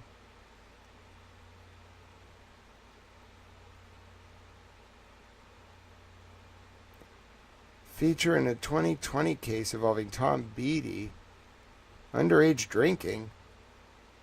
On 2015, Mother's Council sent Mr. Christopher Curran and Ms. Carrie Curran a certified letter informing them in the video that Ms. Curran that the mother does not give to any children, that it was not appropriate for Mr. Curran, 35 years old, her senior, to be sending videos and text. What?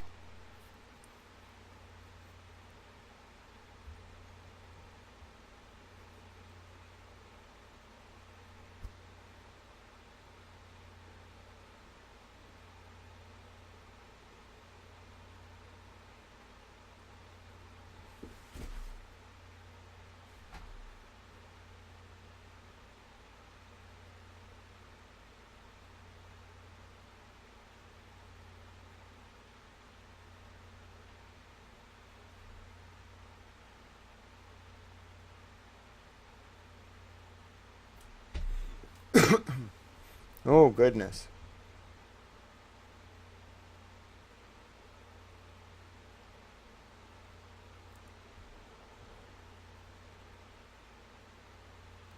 Why is there an allegation that when Christopher Curran was 49, he was sending texts to Tom Beattie's minor daughter?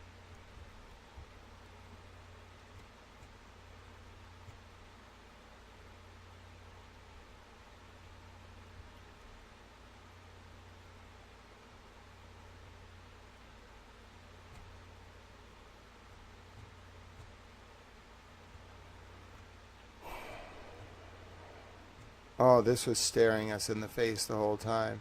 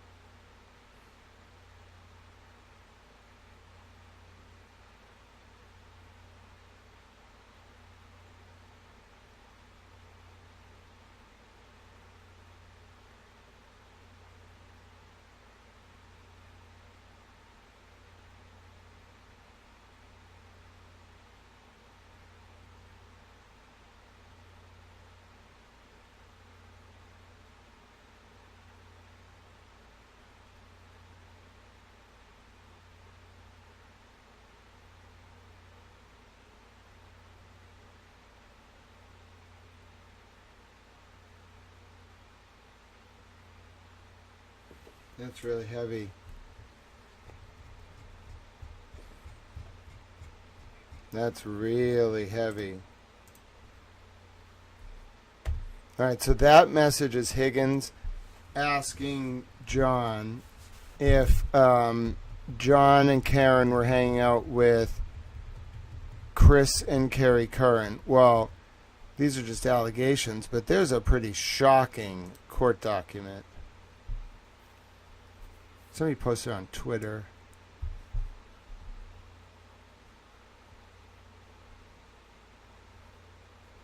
I mean,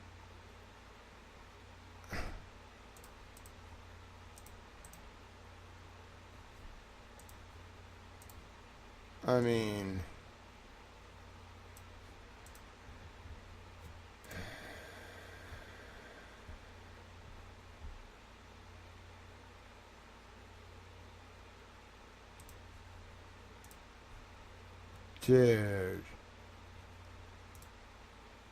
I'm getting really uncomfortable now.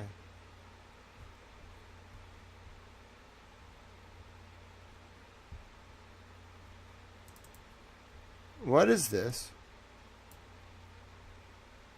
What is this?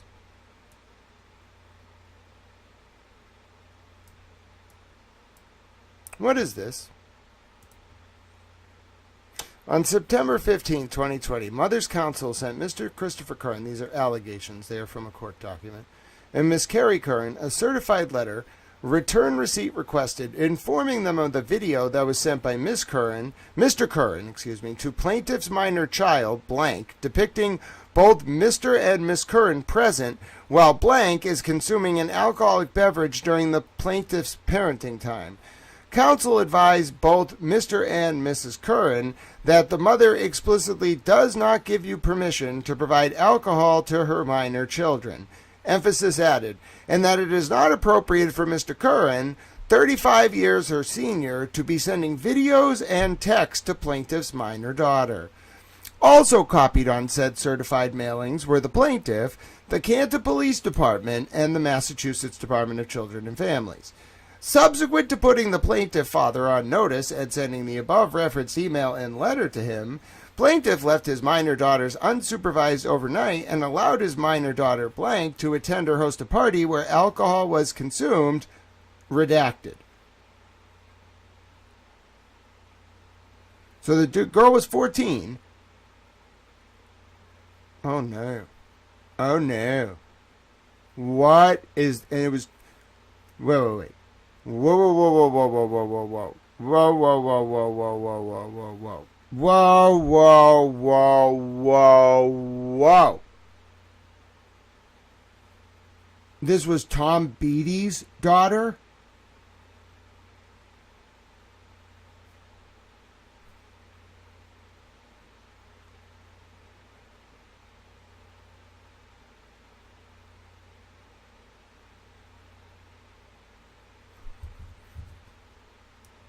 Oh, God bless you, Loudmouse. A very big hug to you.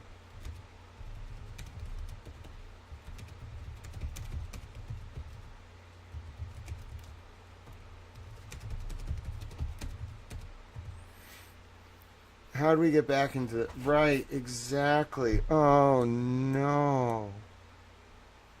Oh, no.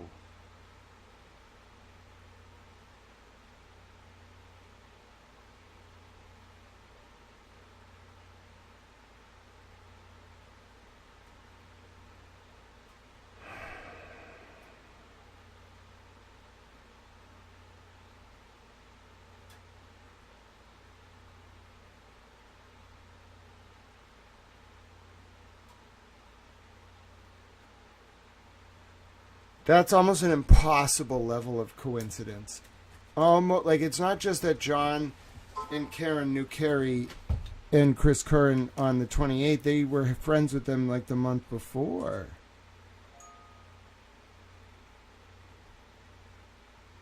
I gotta go eat. Oh my God. Oh my God.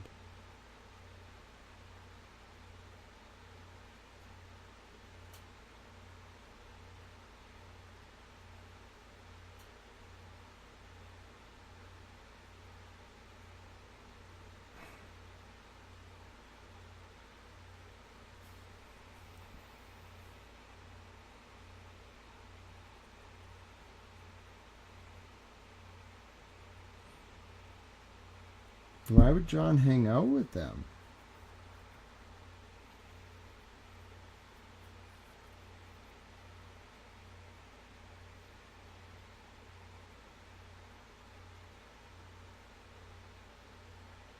Like, what the fuck is going on here?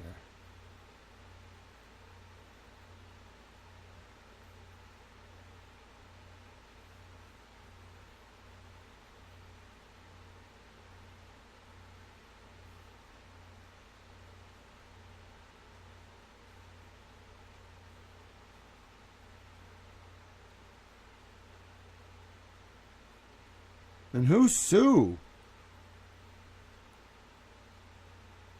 Anyone know a bartender from the Canton area named Sue?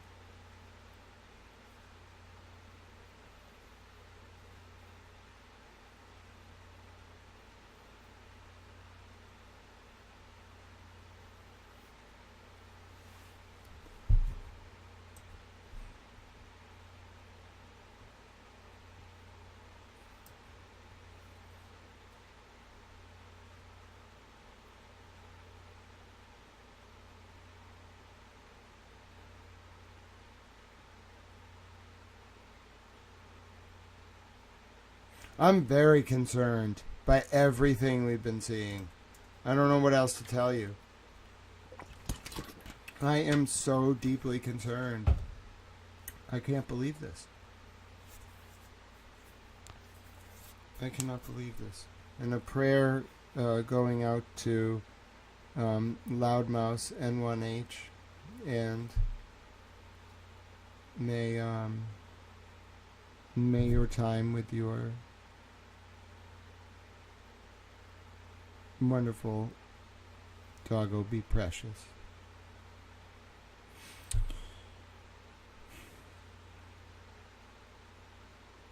There's something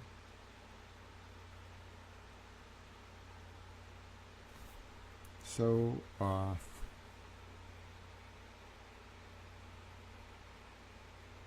Did Karen mean John was the wrong people? And then why would he die?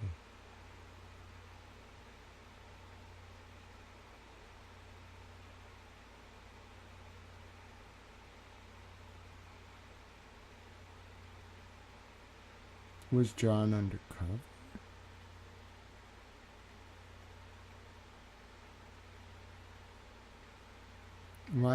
Was John undercover? But then why wouldn't they just say that at the trial? Ooh, that could have been bad. If John was an undercover... So there's one hint that I read one time. I think it was an article out of Fall River. And it said the Boston Police Sex Offender Registry Unit sends people undercover around the state. Like, not the state police, but the Boston Police Sex Offender Registry Unit specifically has a lot of guys that go undercover. That's what I was told. Now you're telling me in 2020, Tom Beattie, or his wife, makes a complaint to the DCF about the Currans, like doing weird stuff around Tom Beattie's 14-year-old daughter, and then all of a sudden Johnny's in these people's lives?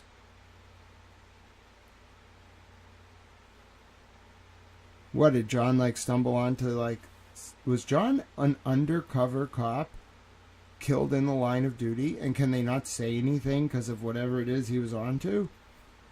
That seems to be the most reasonable explanation. We're getting very, very close to that point, okay?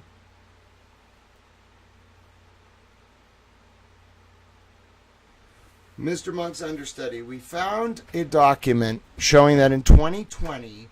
Tom Beattie's 14-year-old daughter got weird messages from, videos of herself drinking sent to her from Chris Curran. John O'Keefe, by, 2021, a year later, is hanging out with the Currans. And the Currans had a complaint filed against them with the police in 2020 or whatever, not like a complaint, but like a formal notice sent to the DCF and the police and whatever about the fact that Chris Curran was sending videos to Tom Beatty's underage daughter. The dude was like 35 years her senior. And it was like videos of her drinking with the Currans, the 14-year-old. Okay, then a year later, John is friends with them. Doesn't that strike you as like odd?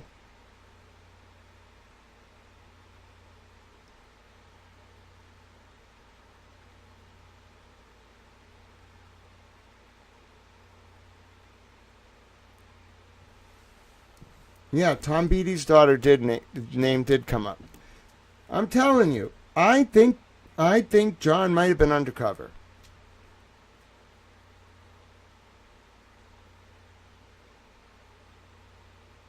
I'm serious. I think John was undercover.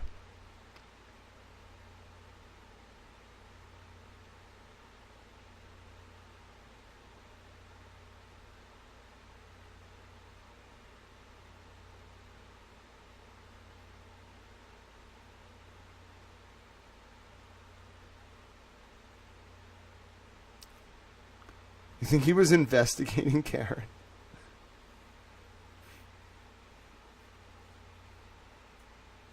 No. I think, like, John tried to... I think to be undercover in that world, you need a partner, like a woman, like as a groomer. And I think John was like, Karen, will you help me get information? And Karen's like, no, I'm not doing that. You're allowed to do that. You can bring your wife in if you're undercover. You absolutely can. You can bring a fucking secretary along to play your wife. You can just make shit up. It doesn't matter. It's all fake. I don't know what happened. Like, I think if he told Karen, well, I don't know what exactly happened. I can't put it all together. I can't tell if, like, John was undercover and got, like, taken out, or if, like, John was involved with bad people and told Karen about it and she gossiped. That doesn't seem likely. It really seems like it all fits. I can't prove this, but, like, the more I read, especially that document on your screen right now, the more I'm starting to become convinced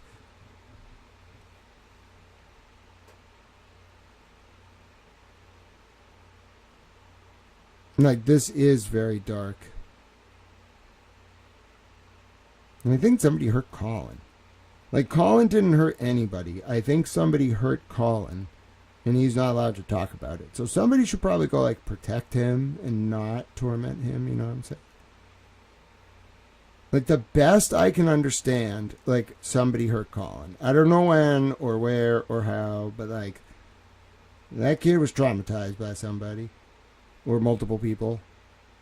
And I think that makes sense of, like, what happened with Colin and Lindsay and, like, why people freaked out when, like, they even were going to talk, because I think Colin knows some shit he's not supposed to talk about, which would mean this could extend into the fucking McCabe's and Albert's family, which would mean maybe all of this was tied in. Okay, now we're getting somewhere.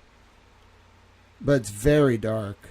Like, very, very... And I wouldn't believe this if I didn't see the document. I'm reading the fucking document. I know what that document is about. I know the context of all this. I'm very confused. Johnny would have known about the DCF report, about the Currans. No way he wouldn't have.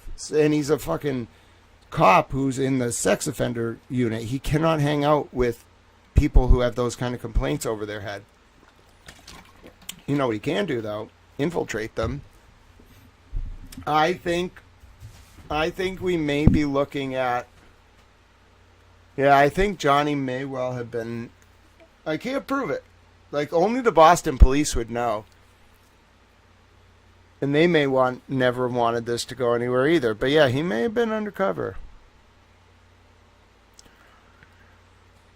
Now, I'm not sure, like, it's starting to seem more and more like, yeah, like, there was some trafficking potentially going on, and Johnny was not cool with it.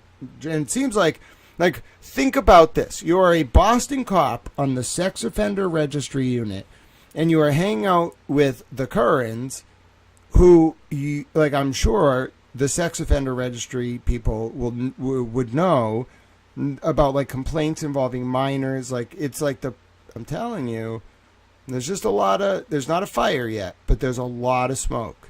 A lot.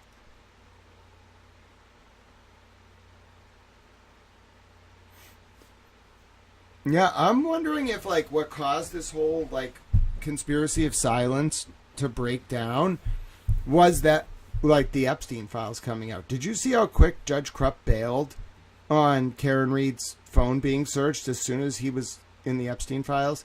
He waited months. It was due in December. He waited months and just denied it. I really think this might have been Epstein's network. I can't prove it. I've proven it with Divine, okay? But I can't prove that John was onto it and got silenced. That's what I was not going to say earlier. I cannot prove that. Like, it seems to be he was onto something. Like, maybe he didn't understand. Like, maybe we'll find out the Kerns got their money, or, like, there's some connection. Like, if we find a smoking gun that anything John was investigating touched on Epstein, then yeah, this is like, I mean, that's just, wow.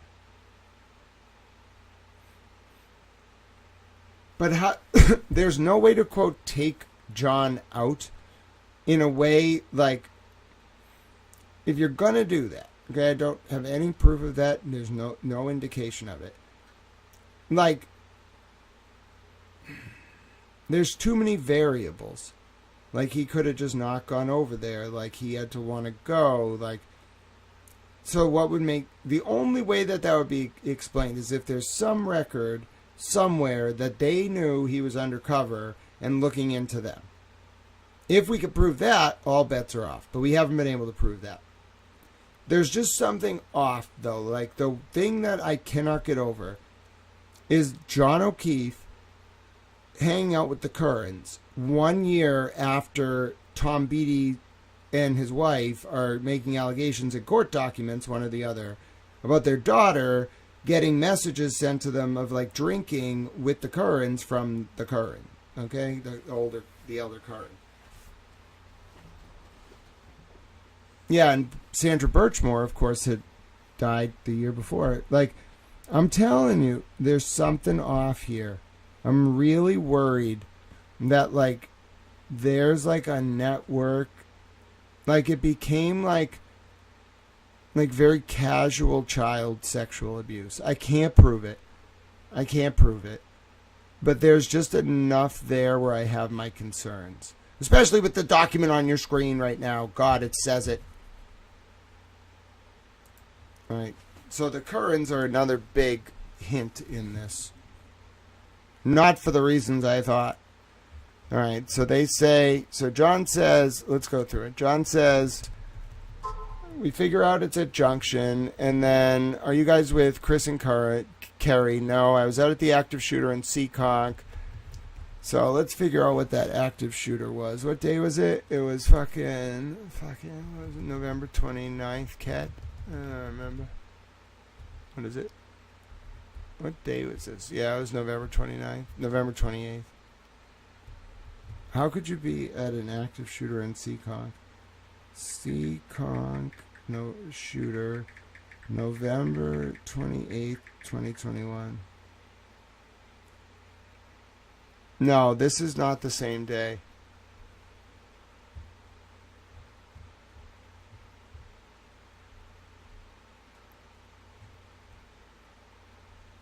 There's stuff missing here. There's text deleted. Because this is Sunday, November 28th, right? And then it looks like it flows like Sue whatever. But if you look, well, hold on.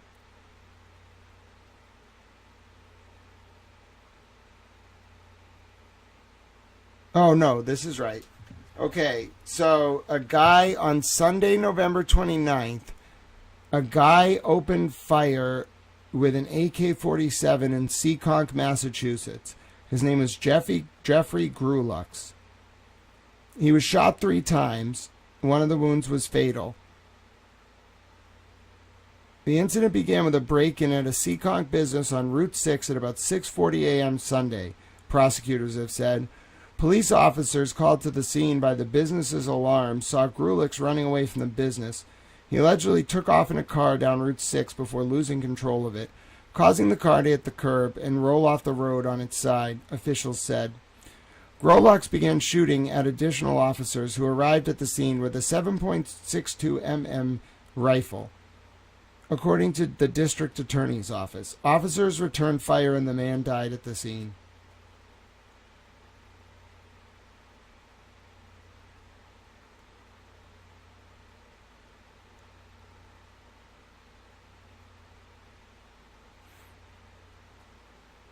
And then Higgins said he saw Chris on the way back. And then John's like, I didn't hear about the active shooter. Yeah, John, because it wasn't in the news.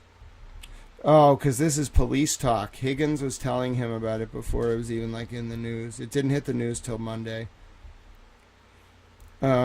Chris Curran, I thought it was Sean. My fault. Where are you? Where at you? McCarthy's? Keep your eye on the tab. Wait, what? Dude, why do they keep talking about like being concerned about bars overcharging them?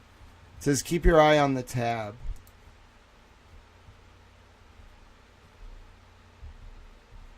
Oh, Hillside. Keep your eye on the tab. Why was Higgins so pushy about like people overcharging? All right, now we're on to what day is this? Dude, this can't... Is this all on Sunday the 29th? Yeah, so now they're talking throughout the day. You around... hold on, what's this say? They know better with me. Oh, so these guys were like really concerned the bars were charging them too much for drinks.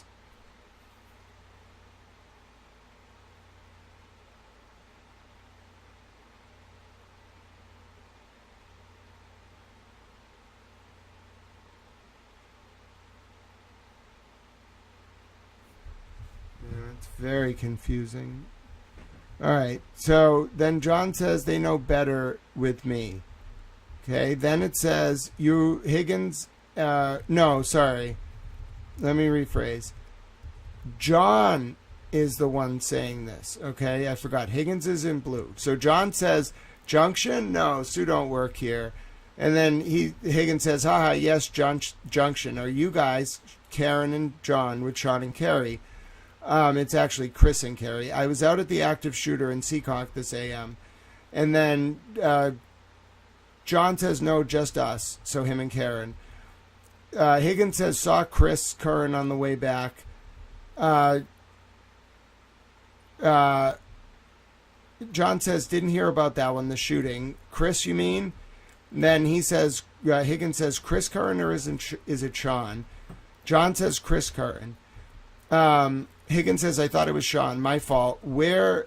And then John says, where are you? McCarthy's? Higgins says, Hillside.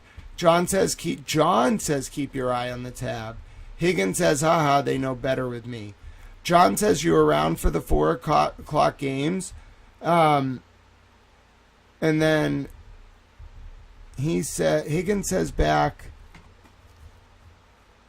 no, something one. Yo, one today. It's unclear. Todo. And then John says Burnett going to... They try to translate it over here, but it doesn't really make sense. Burnell going to Braintree, Jake and Joe's. So that a no. I am doing a few. Higgins says, I'm doing a few things around the house. I will try to make it. John says, sounds good. Oh, and then Higgins says, I am traveling to New York for work tomorrow.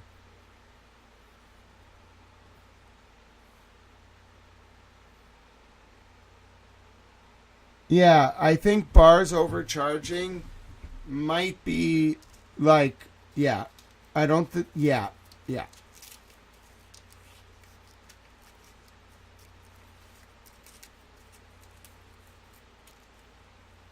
I don't think it's the drinks, bruh.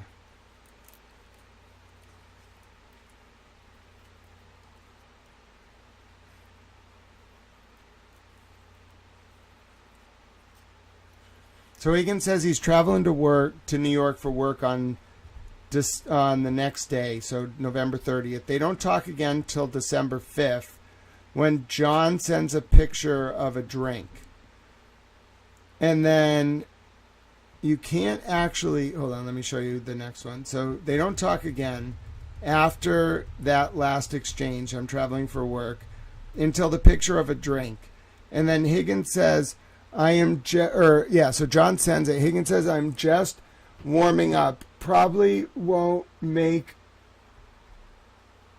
and cheers, but Matt, more likely the hillside. And then it has like no text here. It doesn't transcribe this one at all. So does anyone know what this says? I am just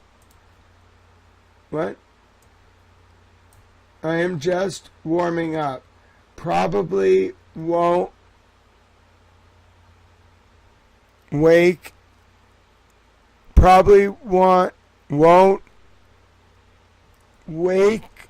Probably won't wait and something, but likely the hillside. Yeah, there's no way that they're worried about the cost of money for drinks. No way.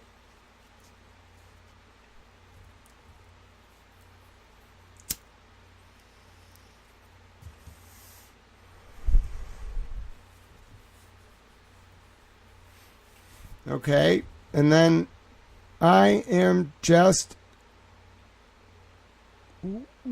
whipping. I'm just warming up, I think. I can't. Can anyone tell what that says? Probably won't wake and. I'm just going to post this. I'm getting so frustrated. I'm just going to start posting on Twitter. Like, this is illegible.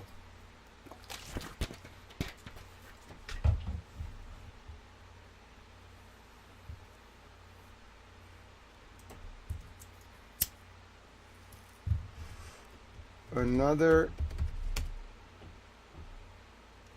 section of the John O'Keefe and Brian Higgins text that is not transcribed and is also very difficult, if not impossible, to read.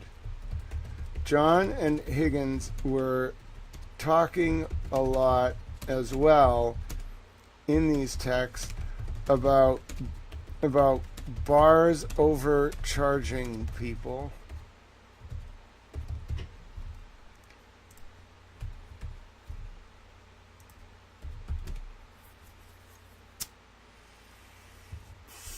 What, could you just meet girls anywhere? Is that the deal? Like, just meet, like, everyone commoditize sex? Is that really what's going on?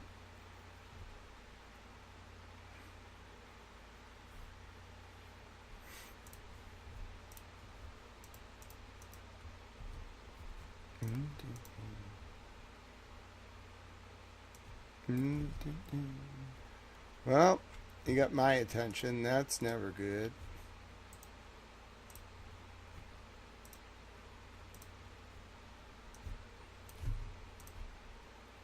Alright. So this is page 6 of 12. And it's text message set 17. Page 6 of 12. And then I'll take a screenshot of the other ones too. It's just so odd.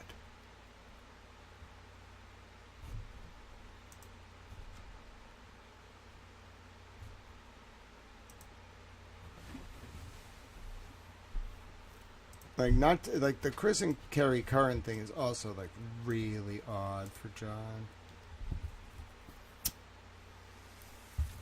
Like, there's just so much shit here that makes no sense. It's making less and less sense by the day.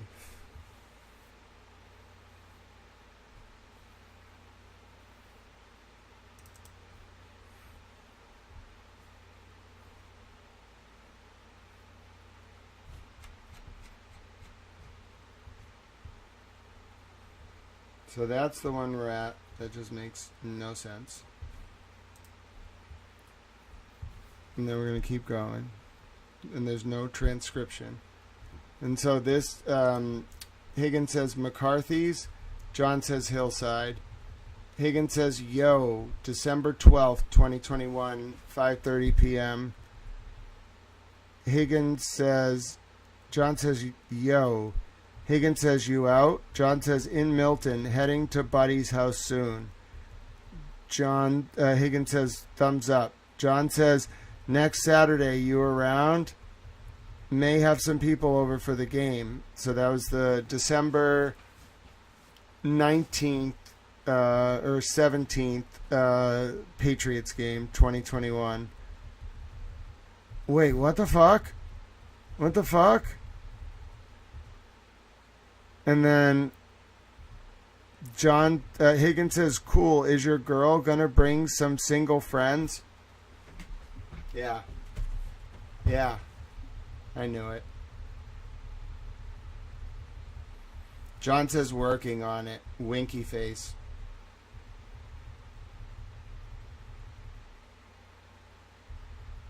And John says to Higgins, couldn't find a single friend for you tonight. Plans for the game?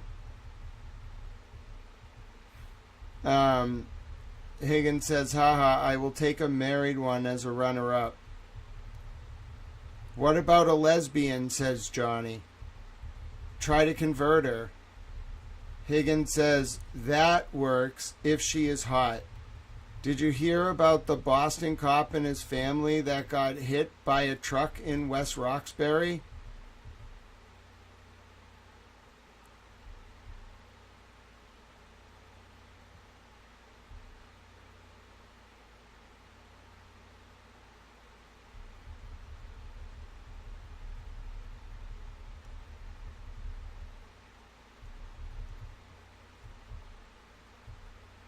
I didn't. You have a name?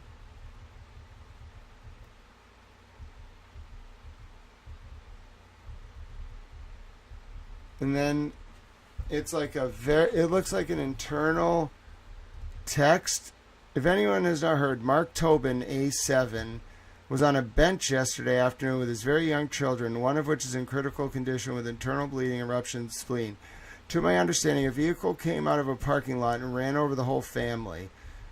Accidentally, as of now. Tobo was injured along with his 3 very young children. This happened off duty, and he will not be covered by the department.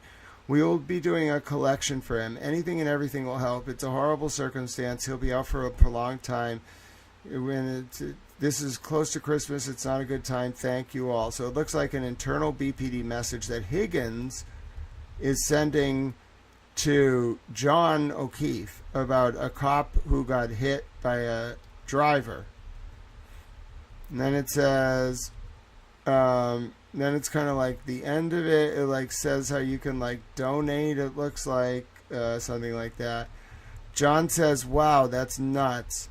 And then Higgins says, I am leaving. I would like a smell whack. I am learning. I was like a small barge truck. I am learning I was like a small something truck. What? Aaron, we're reading messages between Higgins and John where, like, Higgins is talking to John. Dude, that's kind of like a threat.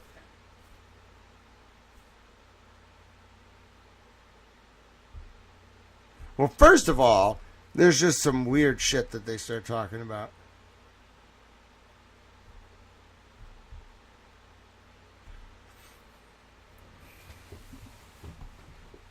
I just wanted to get lunch. Like, we're going to be doing this for hours. This is the strangest overview of text messages I have ever done in my life.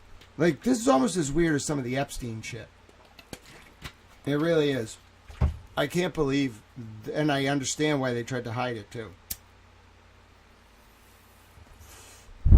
I think I'm going to go to lunch after this. I literally have to eat, and then I'll come back. We'll do another session. You all were so kind to donate money for lunch, so I'll go out, get my lunch, come back, we'll do more. But, I mean, honestly, at this point, I don't even know if I should stop, because every single time we continue, it gets worse and worse, and they're trying to hide it, too. So I feel like I should just power through this, and then I'll go eat after. I am dedicated to doing this. I know. A lot of you want me to go eat, but, like, I can't break the flow. If I'm in a flow, I got to do the flow. I haven't eaten all day, though, which is not good. All right, here we go.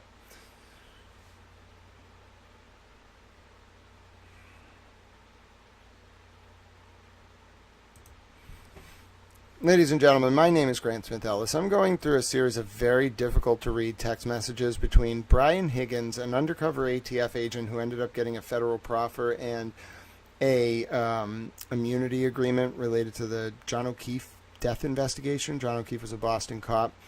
We're taking a look at some text messages between John and Brian Higgins between November of 2021, and we're not sure when they end, probably around John's death in January 29th of 2022.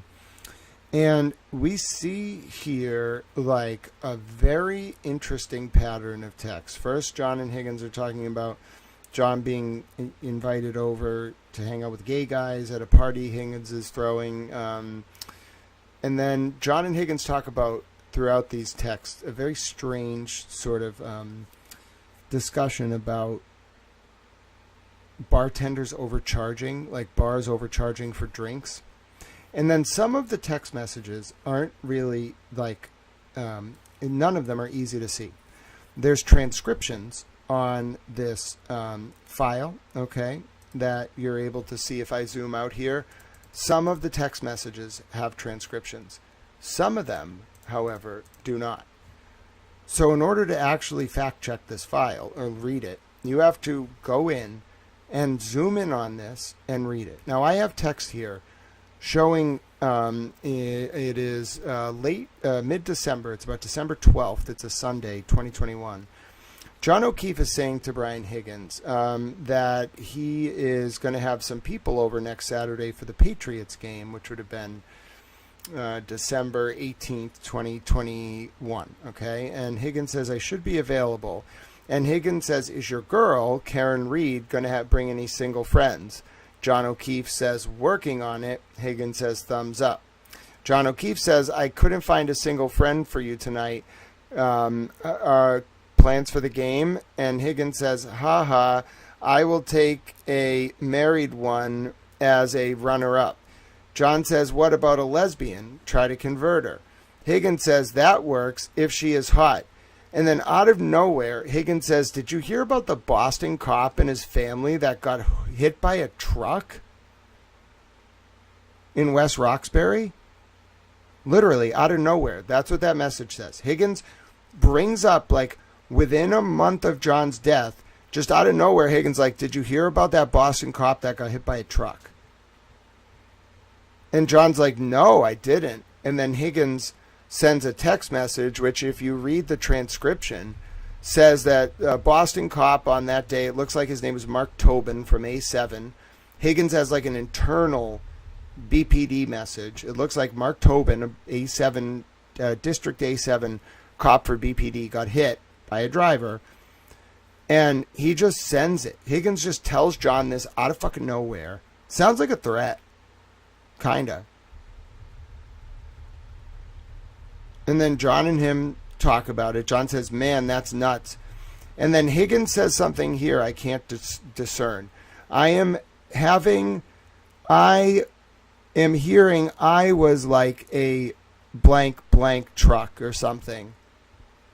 Okay? I was here, like Higgins says back, I was hearing I was like a small Mack truck.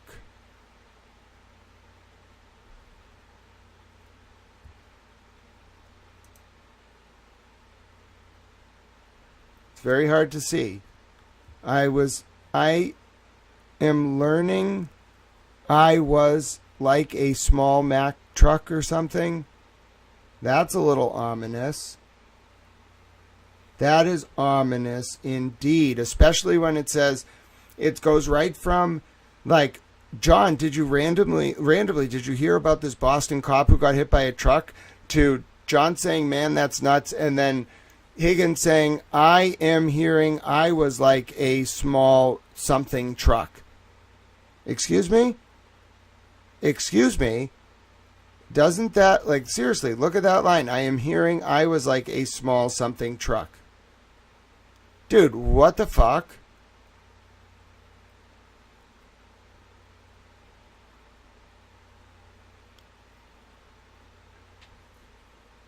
I'm learning it was like a small dump truck.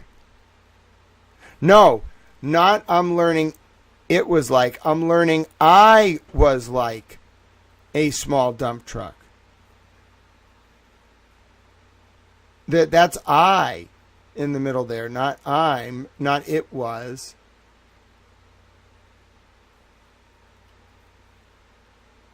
John doesn't say anything back. He just like plays it off and is like, so, going anywhere for the game? And Higgins says,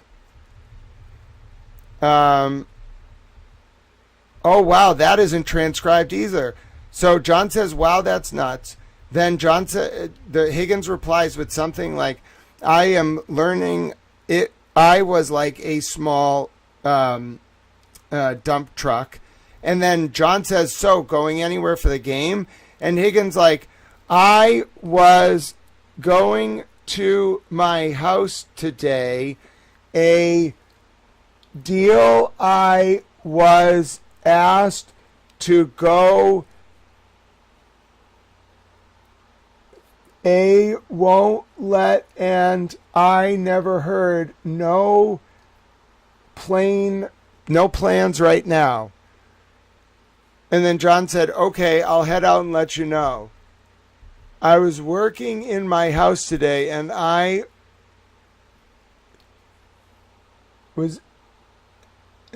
asked to go a work suit in, and I blank. So that's an... oh, I'm hearing it was like a small dump truck. Okay, thank you, Trial Channel. Thank you. And then we move on. John says, man, that's nuts. So Higgins says, I'm hearing it was like a small dump truck. And then John says, so, going anywhere for the game? And then Higgins, this part is not transcribed at all. It's completely not there. Higgins says something in blue back. I was working on my house today. I was working in or on my house today. A deal I was about to go there like Ivan or thriving and work out it, and some rev I Heat, no plans right now. So try to distinguish that one, because then that sounds like not code, but like work related for Higgins, and it's not transcribed. So what does that mean?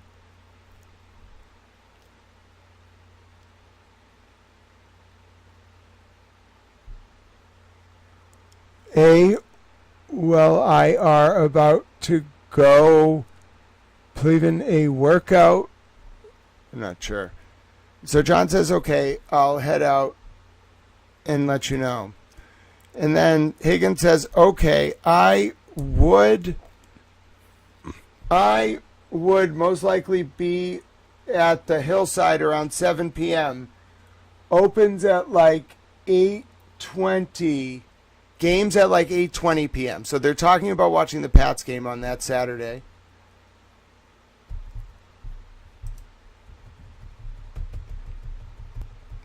Yeah, that's true, Mr. Monks. That is a very true thing. Then John says it is. So it is at 7:20. And Higgins says, okay, I will hit you up about 6. John says, okay. Higgins says, hillside. This is on December 18th. John says, we just grabbed a bite and came back. We just grabbed a bite and came home. Kids are here. How's the crowd? Higgins says, good. Lito and his girl just came in. Oh, John says, okay. We may head down for a bit. And then Higgins says God or good. And John says she has a sweet mullet. And then Higgins says, ha ha, easy fix. Who has a sweet mullet? And then John says something that's like cut off. It's unclear. It says like proposed.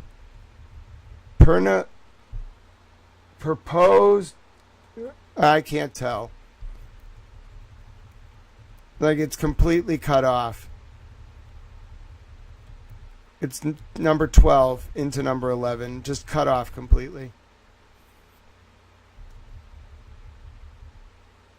Yeah, a bartender named Sue from Canton. A bartender named Sue from Canton who might have been known for overcharging. Does this ring a bell to anyone? Oh, Nicola, it's been quite a morning. All right. The sound divide difference is driving me nuts. The sound video difference is driving me nuts.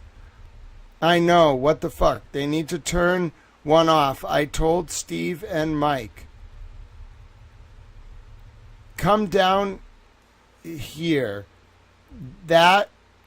Hold on. I told Steve and Mike. That guy your girl is talking to used to be Boston H. Eller. And then John says, yes, I worked with him at 18. And then Higgins says, okay. And then John says, gonna head out. You coming over? I can't deal with this audio. Higgins says, yeah, once I down this food, I will head out. John says, okay. Higgins says, her mullet is tight. Her mullet is tight. And then John says, yes, it is. And then Higgins says, for real. John says, you coming by? I'm sending these 3 whores home. Oh my God!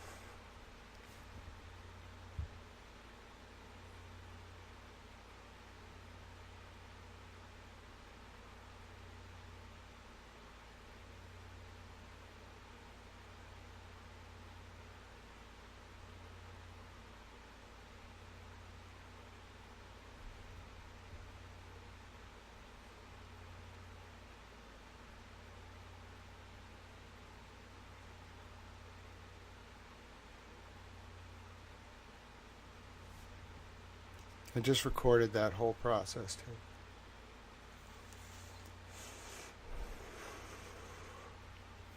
Oh, this is so sad.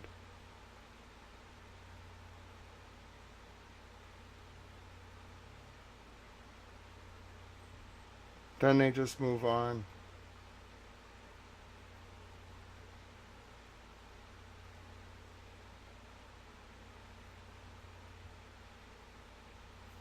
My name is Grant Smith Ellis.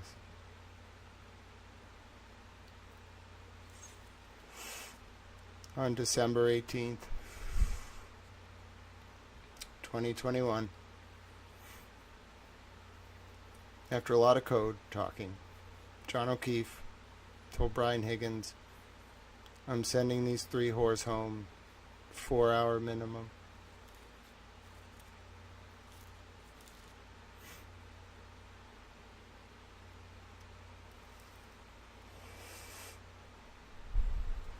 Oh, Johnny. And right before that, Higgins had basically sent John an implied threat.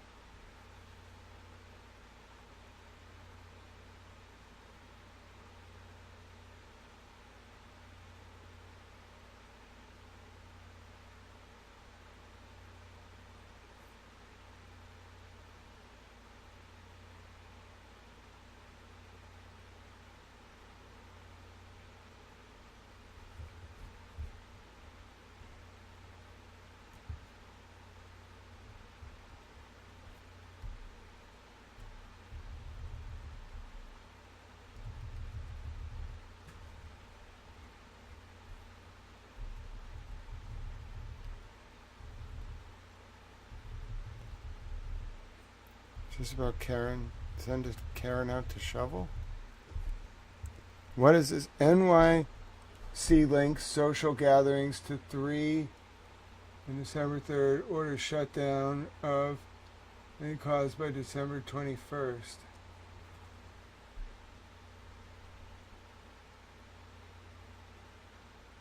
NYC limits social gatherings.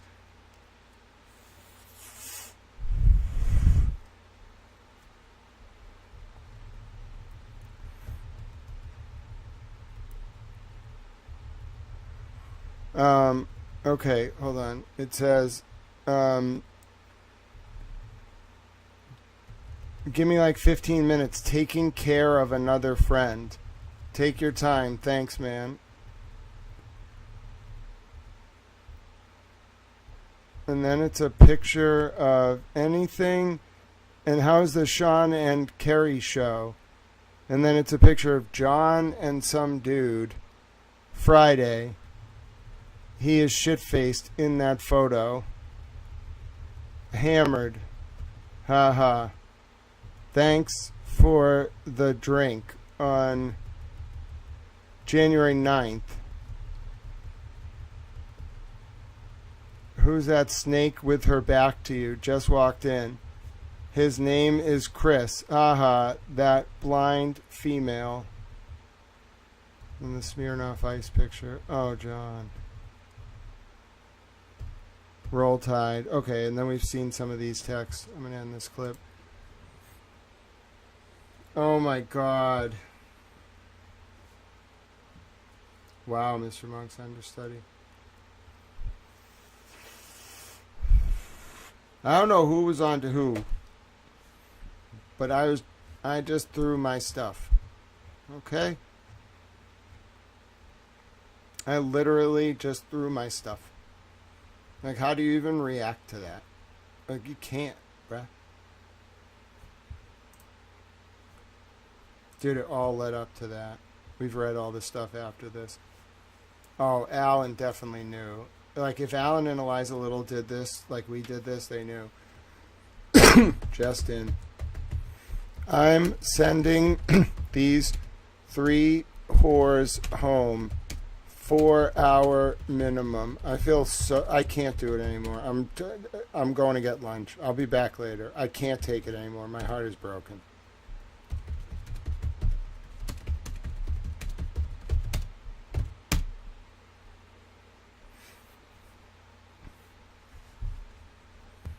It says right before, can you please reread the stuff right before you threw stuff, said Mr. Monk's understudy. John and Higgins are at a bar, and they're texting each other, okay? And, earlier, John, like a week earlier, John invited Higgins over to watch the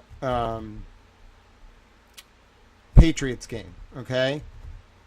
And then that was on like December 12th, okay? And the Patriots game was the next Saturday, so the 18th, 6 days away.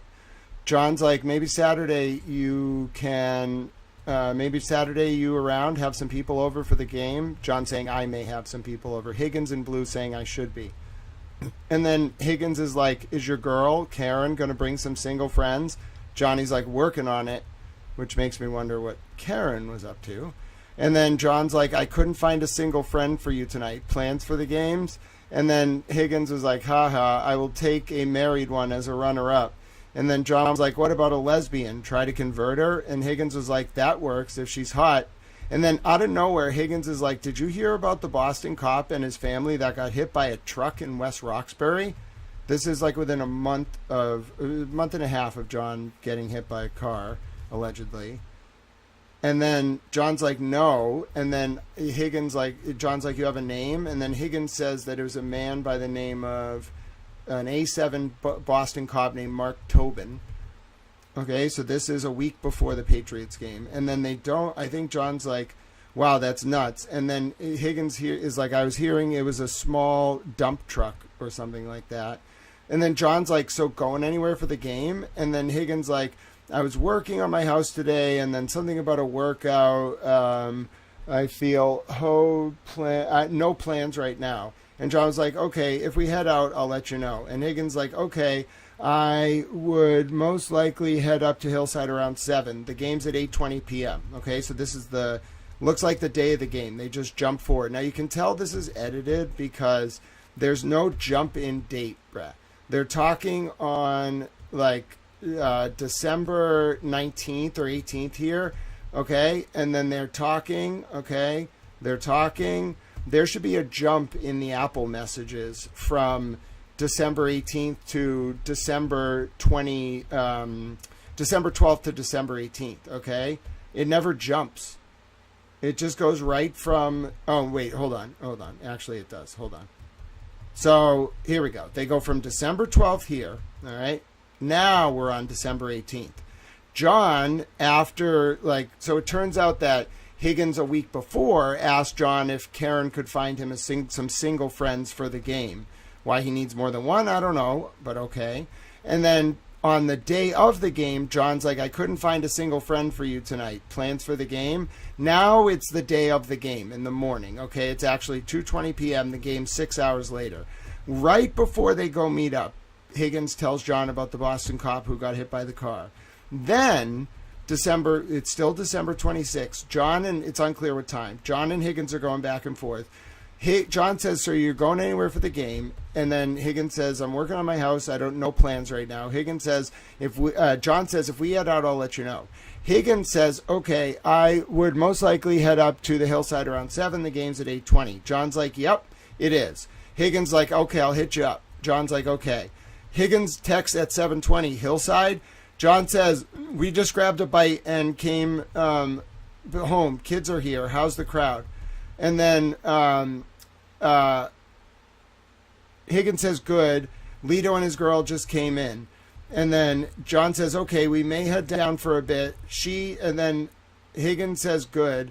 And then John says, she has a sweet mullet. Higgins says, haha, easy fix.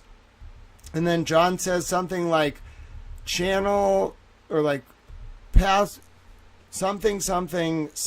It's blanked out, okay? Like you never see it there and then you never see it here because it's cut off. It looks like we could like take a screenshot and put them both together, okay? But like as far as I'm concerned now, you can't really see it. Like you get the top of it right here, okay? That's the top. And then the next thing you see is down here, okay?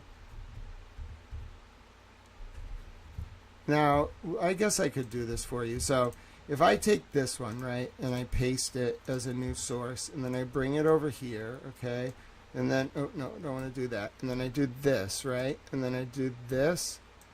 Oh, hold on. Okay, see how I can kind of like expand this? Now watch what I'm able to do here.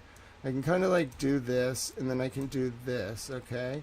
Then I can copy this again, right, and I can paste it as a new source. Then I can do this, right, then I can like shrink this, right? Okay, now we get the like cutoff part, right?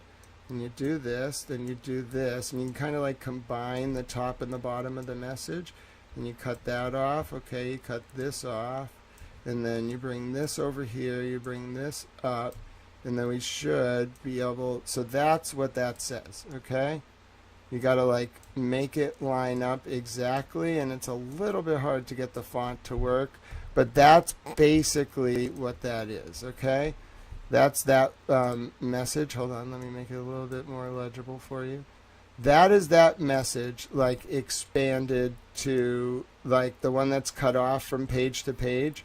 If you look on the right, like in the middle of your screen, I have taken the text and I've reconstituted it, and I'm going to try to overlay it on top of itself.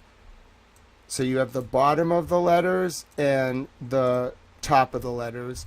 Now, it's a little bit difficult because like it really is cut off, and this is not the best way to be doing this, but that's kind of what it is. So there's like some U's, there's like a weird F, there's like, and you can see the breaks in the words like pretty much line up.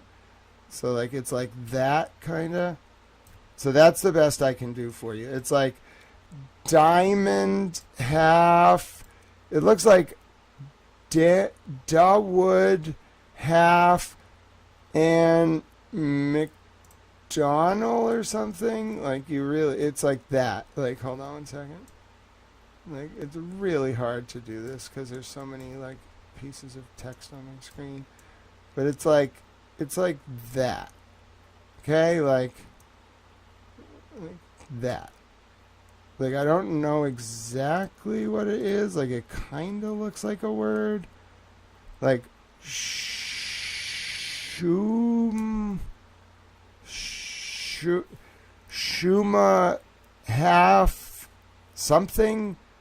Like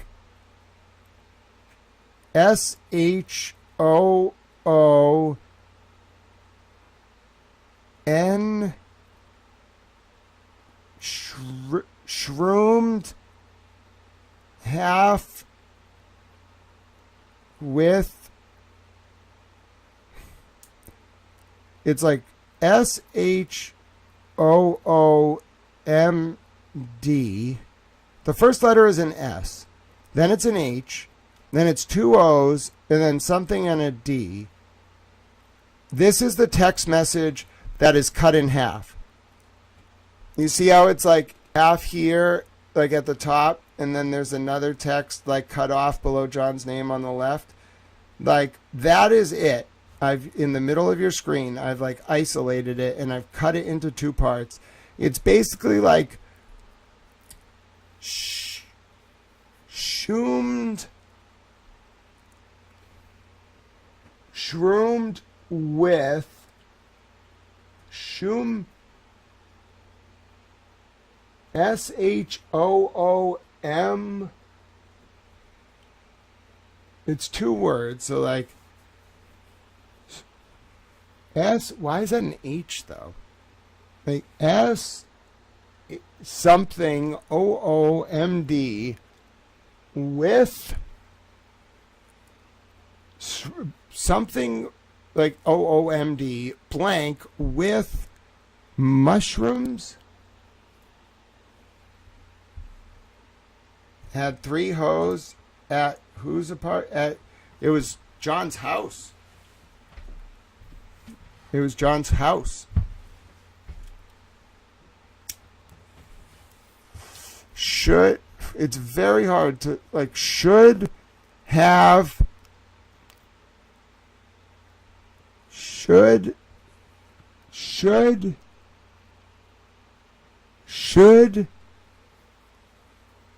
had with think that's a D.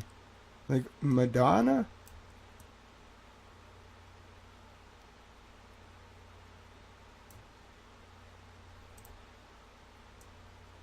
Can't say Madonna.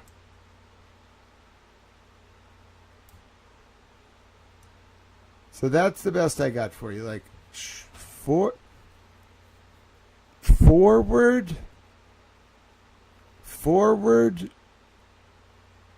ball with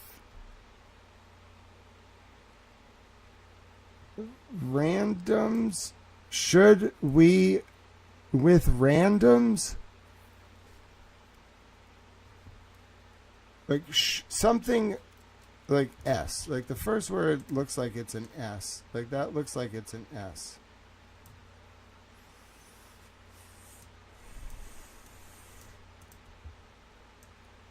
Randoms? I can't. It's really hard to tell.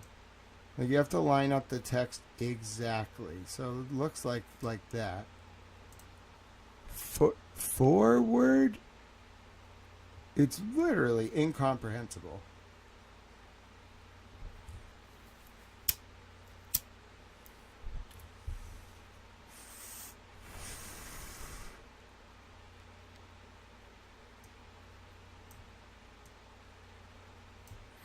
Like if you you kind of have to like make them different sizes almost.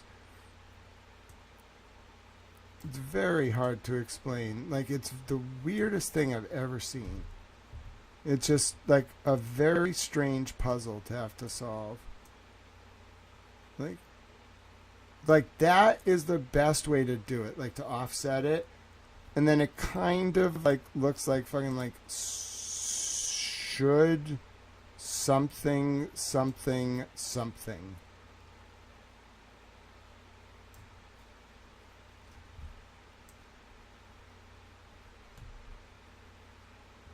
Yeah, this is we got it.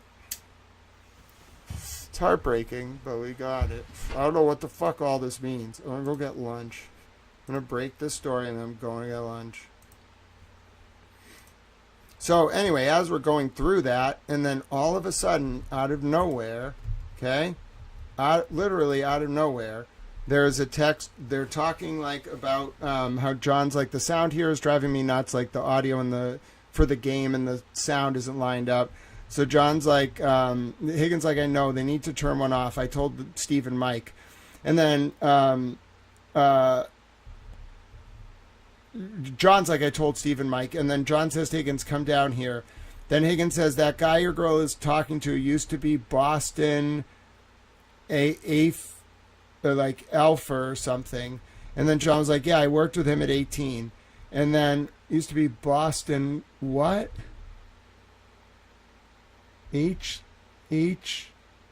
Boston something. HLA. It looks like it's like an Irish word, kinda. It used to be Boston High HB something. Used to be Boston HLA apostrophe like O. Like it really looks like it's an Irish word. Like I can't tell what that is, but it's like it's not ha ha ha ha ha ha. Like that's a missing transcription. It's not ha to be Boston ha ha ha ha. No. It used to be Boston HLA hyphen O. Is that like a slang term in Irish? Boston HLA O.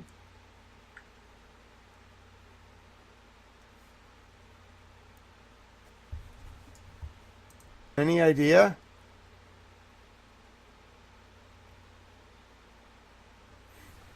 I just can't tell. And so anyway, to catch you up before I go to lunch, it says, I worked with him at 18.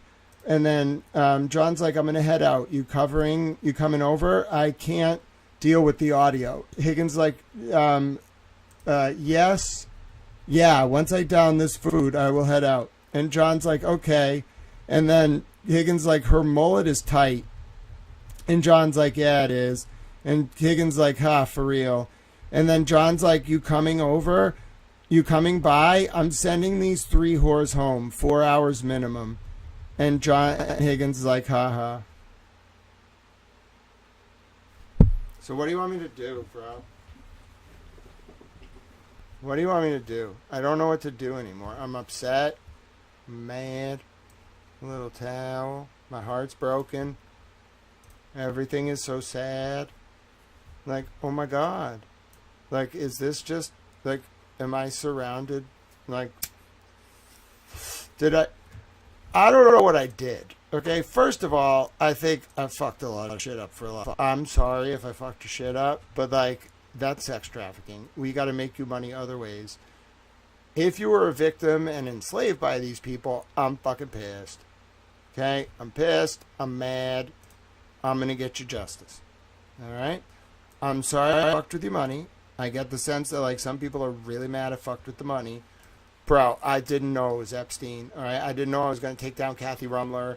And like Congress was going to start reposting me. Bro, Rep Luna reposted me from her official government account. What more do you want? I didn't know this was going to happen. Didn't know I was going to join a political campaign. I just wanted to like help people. And now we're here. I was meant to do this. I was meant to show you this. God bless all the people involved in this. I told you, stop paying for sex. I begged you. I've gotten down and pleaded with you. Please stop doing it. Please, please, please, please stop. No one is saying you can't have sex. Just please stop paying for sex. I'm begging you. I'm begging all of you. It is the core of so much that goes wrong in our society. Like, I realize we got a lot of work to do, but I'm just begging you, please stop paying for sex. Please. Please, I don't know what else I can say. If you care about me, about this work, about like bringing goodness to people, like the darkness only exists because of the absence of the light. If we just don't pay for sex, human trafficking is not going to happen. Cops, firemen, stop paying for sex. Listen to me. Stop doing it. Just don't do it. You are the market that is feeding the flow of pedophiles into the United States because you are patroning prostitutes. Stop doing it. Stop. I'm sorry to the girls for taking all their money. I didn't mean to do that. We'll get you money from the Epstein art. I'm working on it. All right? Give me a little bit of time. Stop selling sex. Stop buying sex. Stop doing it. Stop doing it. It is the cause of almost everything that has gone wrong over the past like 50 years. Stop doing it. Stop. Literally, it's okay to have sex. It's fine. It's not really a good idea to get drunk and have sex for a number of reasons. Just, we don't want to go down the consent road. I don't want to explain to you why you should not get drunk and have sex. Okay, it's a consent thing. Don't do it. You like become inebriated. Stop paying for sex. I don't care if you're drunk, sober, otherwise. Stop doing it. Stop commodifying sex. It is causing all of these problems. It's leading to human trafficking, arms trafficking, drugs trafficking. It's leading to the corruption of the political system. It's leading to everything that is wrong with the world. Stop paying for sex. Stop. There's nothing wrong with having sex. There's nothing wrong with talking about sex. You don't need to talk about it all the time. You don't need to do it all the time. It's not that fucking important. Has someone having sex, other than like their children making an impact on the world, ever changed anything? Is it really that special? No, bro. It's like any other drug. Stop fucking paying for it. Stop commoditizing it. Stop doing this. It's causing so many fucking problems. I need to be alone with my thoughts for a decent amount of time after this. I'm very mad. I am so mad. I have just uncovered text messages making it quite clear that John O'Keefe and Brian Higgins were involved with hiring prostitutes in the months before John's death. Also, what happened? Oh, sorry. Sorry. Buffer. You're going to buffer. Be okay. I'm going to fix it. We're back. Sorry for the buffer. I am here. We're still fine. Everything's still fine. Just give it a second. Little buffer. I hit the cord. I have a special cord that keeps my internet like streaming, and I use it to insulate the system. I can't talk too much about it. The point is I hit the special cord. You're not supposed to touch the special cord. It's what enables my entire environment in the my digital system to be insulated. It's like a parallel sandbox. You couldn't get into my computer if you wanted to. Even if you found the physical device, I don't think you could get into this thing. Because you can't just log into it. It wouldn't even let you have access to anything. You have to run a parallel operating system. And then you have to load it. And then you have to tell it where to look specifically. Really should just put Tails on this thing. Tails is a great operating system, but it's very non-user friendly, and I don't have time for that shit. I'm also not hiding anything. It's less about what I have on this computer and more about your ability to get into this system from outside, without physical presence. If you're here physically, you're going to be dealing with me, but I don't want you getting into this system without my permission from the outside. And I am very good at making sure you can't. Alright. It's not a challenge. I'm a reporter. You shouldn't want to be on the computer of a reporter who is involved with politics anyway. I think that's a pretty obvious thing to say.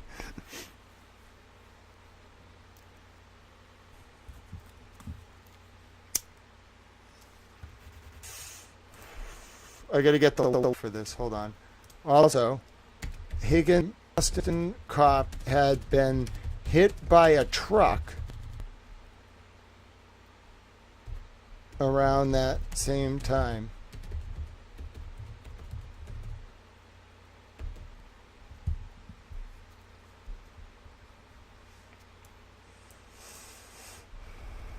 Believe it, Johnny.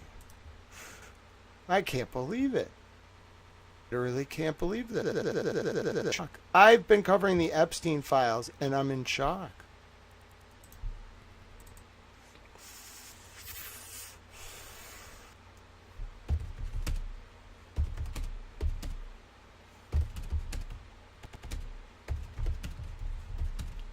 I'm heartbroken. I'm very sad.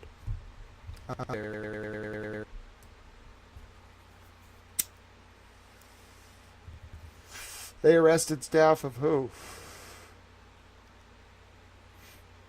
I just can't believe this. I can't believe this.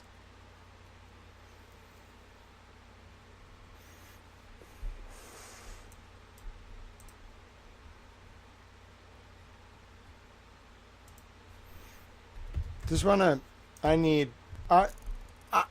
listen, I don't know what to do. I really don't know what to do anymore. What am I supposed to do? What do you want me to do? Am I supposed to stay with you all? Do I go get food and come back and we talk about this? I can't just let people, go out there and deal with this. Bro, it's going to break people. It literally is going to break people. They're not going to know what to do. Everybody loved John. Everybody.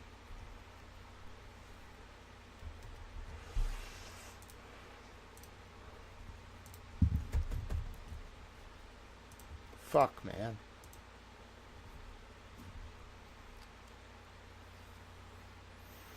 I told you, though, I have no tolerance for buying humans. It's not sex you're buying, it's people. I have to do this. I'm not covering it up.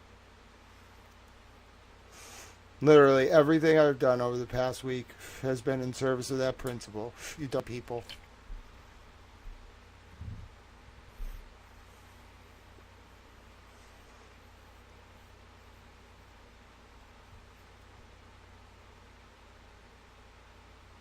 You don't buy people.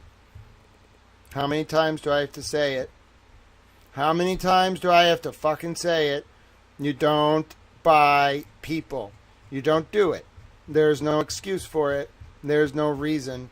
There's no justification. You don't fucking buy people. Don't buy them. You're not buying sex, you're buying people. Nope, I'm not negotiating on this.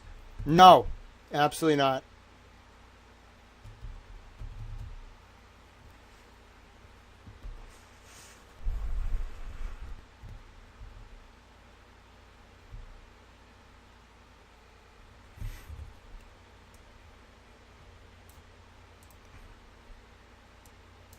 I can't believe this. I am so upset.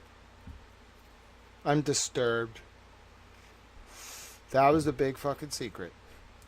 They were... So how many of these girls who have been covering this case either...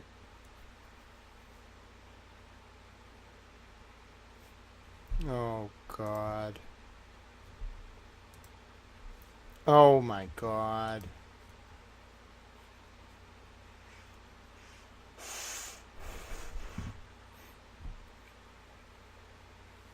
I have some serious decisions to make about who did what and when. Oh no, your comments froze. Let me reload them. I have too many tabs open. I have some serious things to think about. I have a lot to think about as a Tao. I am a Tao. I knew it. Who the fuck talks about, like, drinks? Like, being overcharged for drinks. Bro, drinks cost like $6. Well, maybe a little more, but my point is, who the fuck talks about, who the fuck cares about that? I knew listen, it was either 3 Clerk Monty or Mr. Monk's understudy. One of us fucking knew that was code. Both of us knew. One of us said it. I wasn't willing to say it.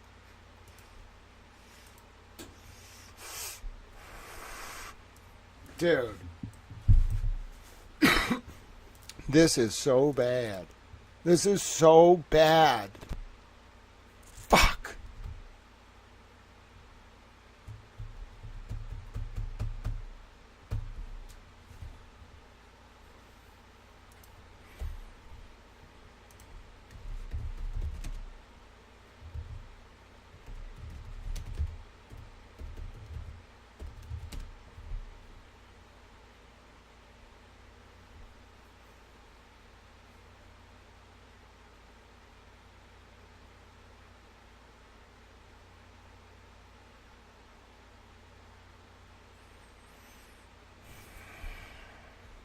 I'm so upset.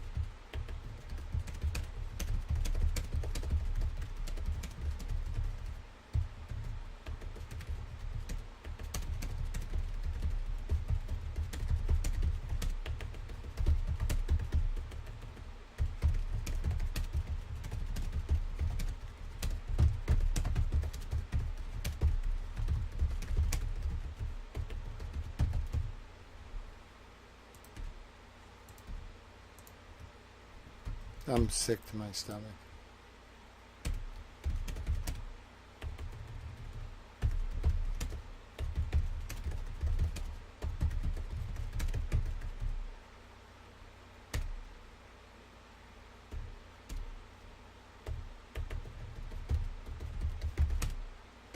How do I refer to prostitutes?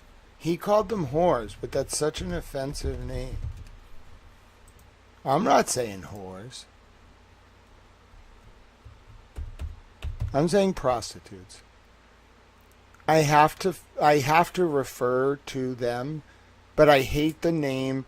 Like, I'm not calling them sex trafficking victims. That's absurd. It's offensive to them, even though that's what they are. I'm calling them prostitutes, but I want to let you know it does not make me feel comfortable to do it.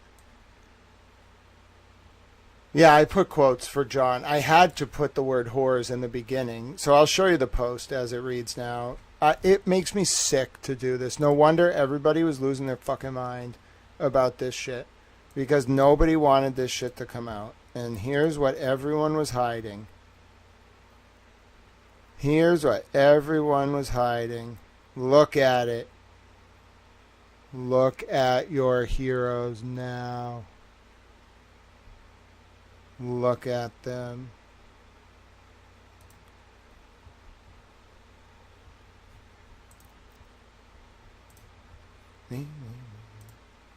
Look at your heroes now. I'm so sad. I feel betrayed and hurt and sad.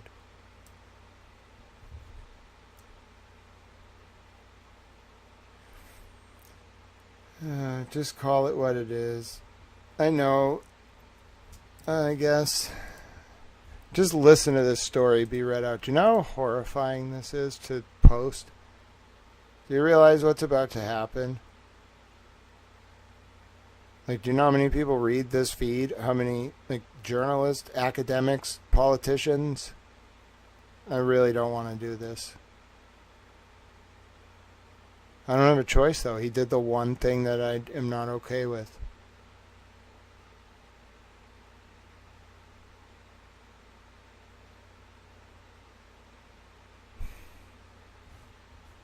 This is really hard for me. Yeah, call girls or...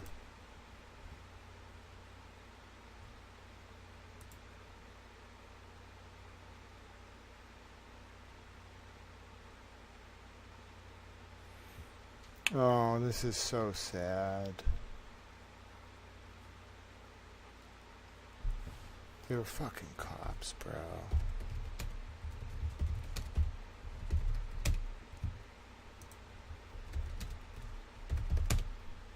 You bought people and you were cops.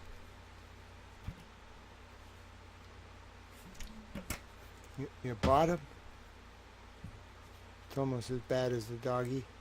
Don't make me think about the doggy video. I'm very mad.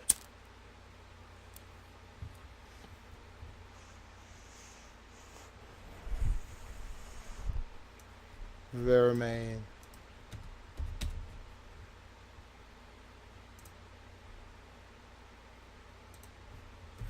Upon doing so, I threw a water bottle at the wall and lost my last semblance of faith in the now collapsing edifice America once called a justice system. We will rebuild, but first we must reflect.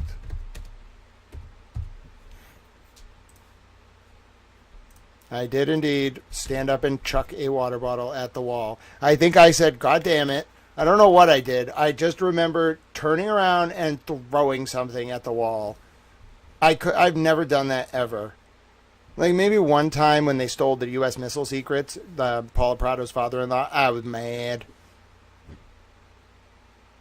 In Limonene, you want to go back to 2:03 p.m. and watch until about 2:25 Eastern on the clock on the screen, and you're going to see some shit. And it crescendos too. Like you're watching, you're thinking, no, it can't be going this way. And then out of nowhere, John O'Keefe says to Brian Higgins, I'm sending these 3 whores home 4 hours minimum.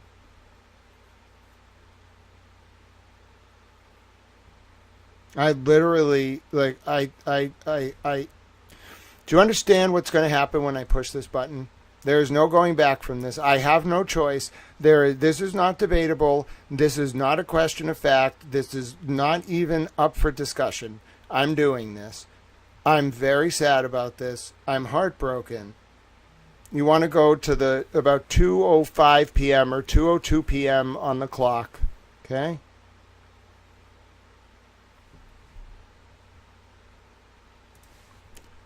As I was reviewing the text messages on live stream and found that specific line, I threw a water bottle at the wall and lost my last semblance of faith in the now collapsing edifice America once called the justice system.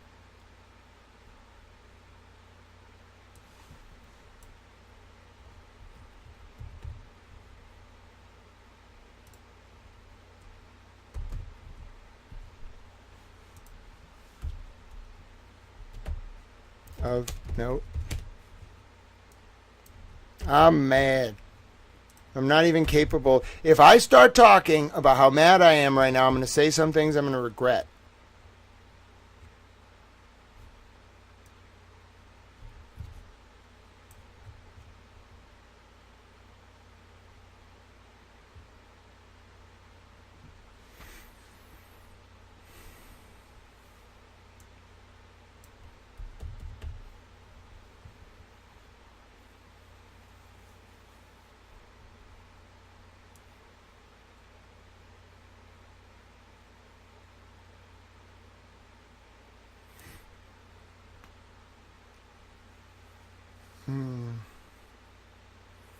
Yeah, I'm trying to think. Like, you need the whole video for context, though. Like, you need my 18-minute video because it shows me, like, giving the context of, like, John and Higgins are talking about the Patriots game. And then Higgins makes the, like, weird remark about, they're talking about the Patriots game on December 12th. Then Higgins makes the weird remark on December 18th when, like, John can't find him, like, a single friend. And then, like, that night, John, like, talks about hiring the whores. It all crescendos up. Thanks, In Limonene. Sharon, I totally understand that, losing faith in the justice system. This is so sad. Like, there is no turning back when I click this button. For anyone.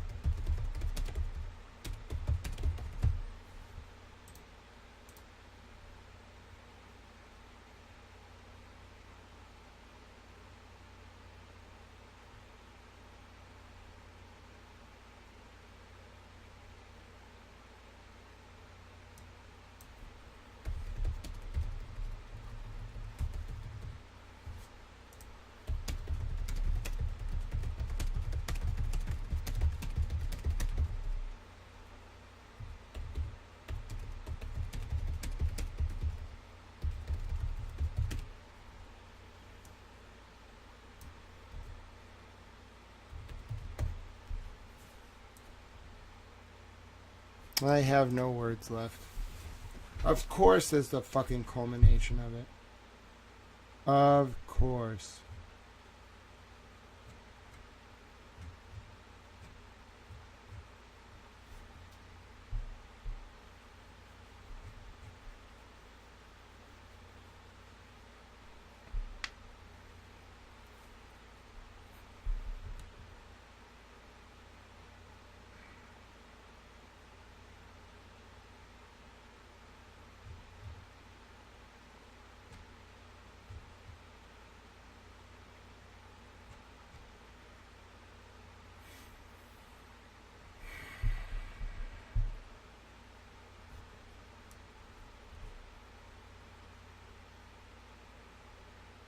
Alright, I'm clicking the button.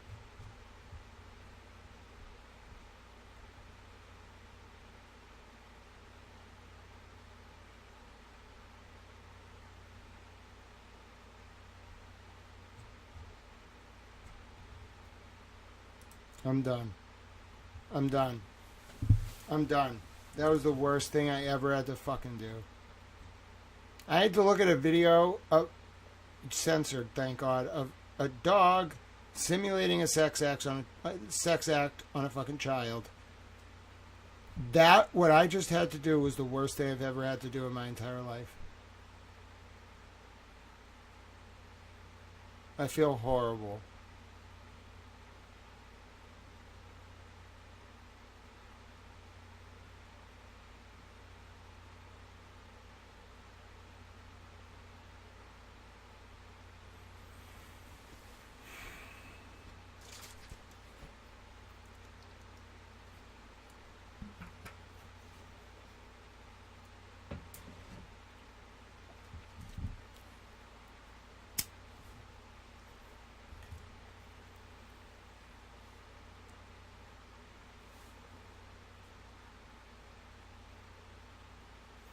I feel disgusting.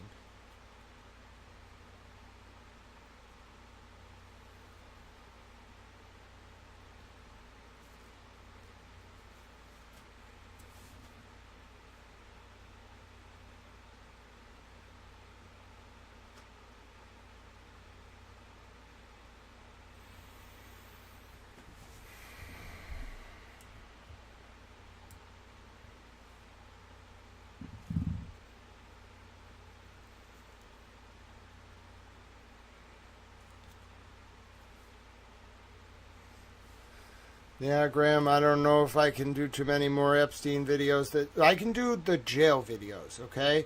I can categorize those, but I can't do too many more of those MOVs. I can't. Like, the doggy video really, like, traumatized me. I can't look at that shit, even censored. It really fucks with my mind. Makes me, like, realize how evil people are. And then I get really mad about the doggy and the kid. And then I just get mad. And when I get mad, like, Congress gets called, and like, you don't want me mad. Like, if I'm interested in something, that's fine. Like, that's where you want me.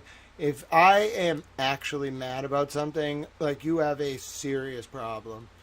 And so the doggy thing and the kid thing made me very fucking mad. And the police explorers thing made me very fucking mad. Alright? And I cost people a lot of money. Alright? A lot of fucking money. Went to my government. I petitioned my government for redress of my grievances. And then I fucking ruined lives. Because you don't hurt the doggies. You don't hurt the little kids. You don't hurt the vulnerable women. You don't show up at my fucking door and threaten me. And I'm going to cost people even more money. Because I'm going to go find all those fucking paintings. And I'm going to force the companies, the shell companies controlled by the law firms that run Epstein's estate, which I also found last night, to sell all 3-point-something billion of them. And I'm going to set up a fund and start distributing it to all the victims of sexual assault and trafficking and whatever the fuck this was. We're going to give them all money, and then they can't buy people with it because I'm going to audit their finances. People are like, oh no, Grant's got out of me. I won't buy any people. Damn fucking right, you won't buy any people. Buy anything you want but people. You gotta be nice to the animals.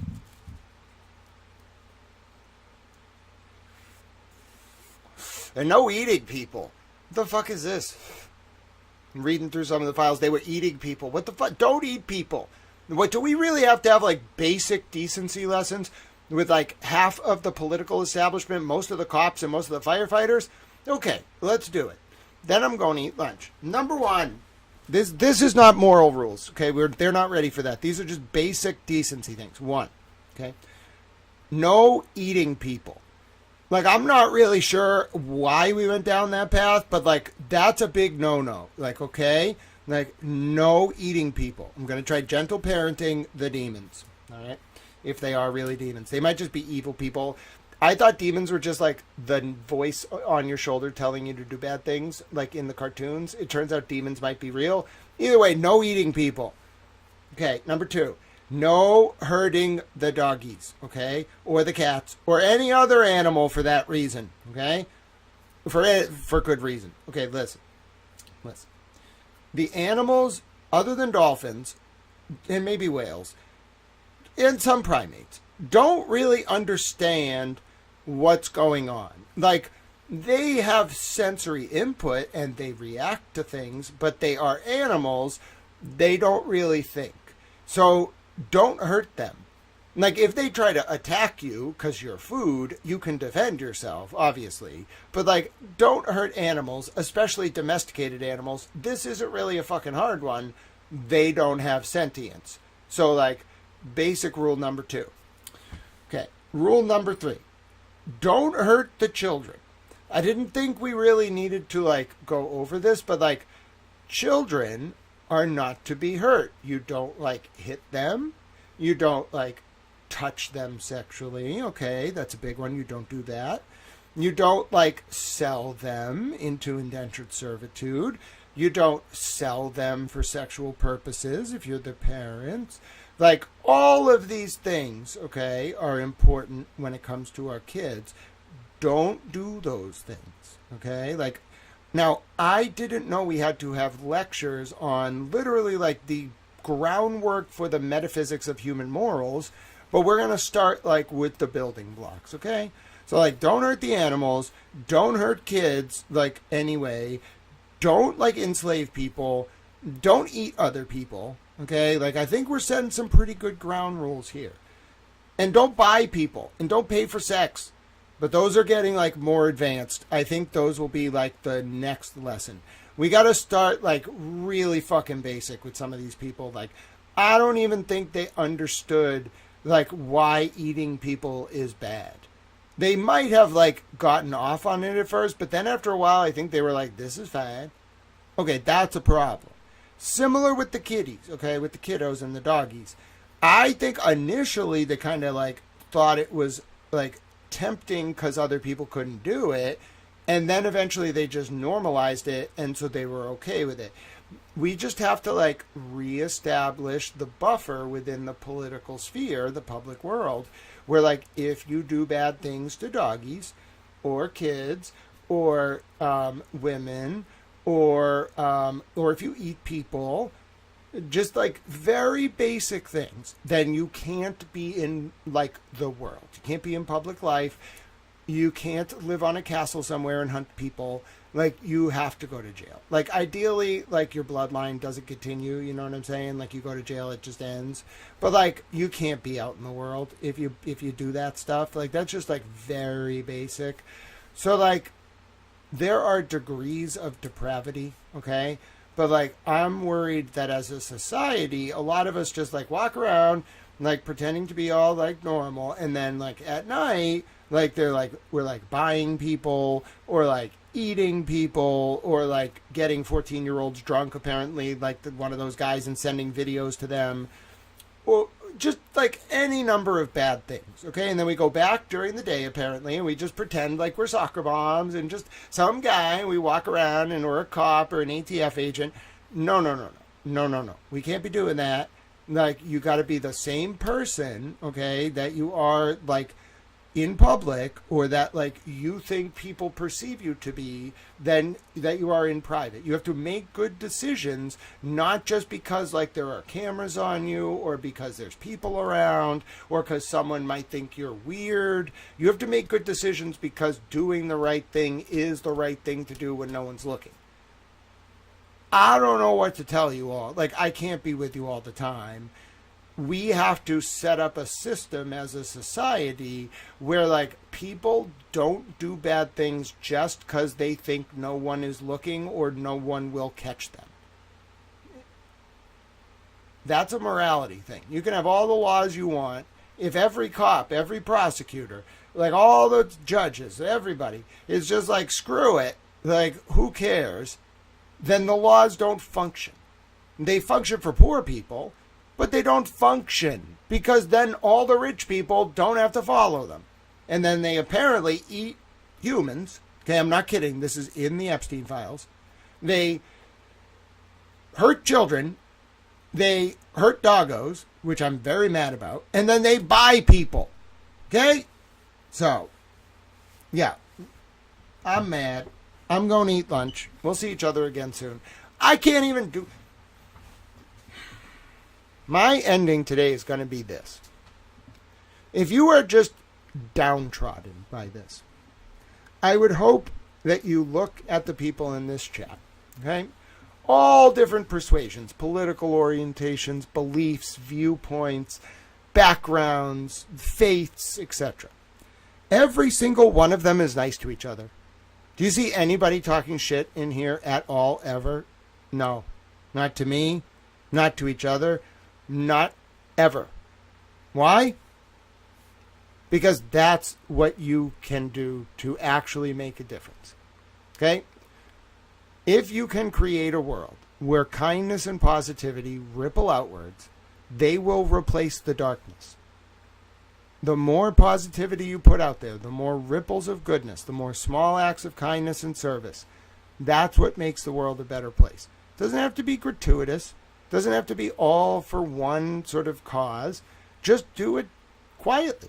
Do it loudly some days. Just look for reasons to fill that void with acts of service and kindness.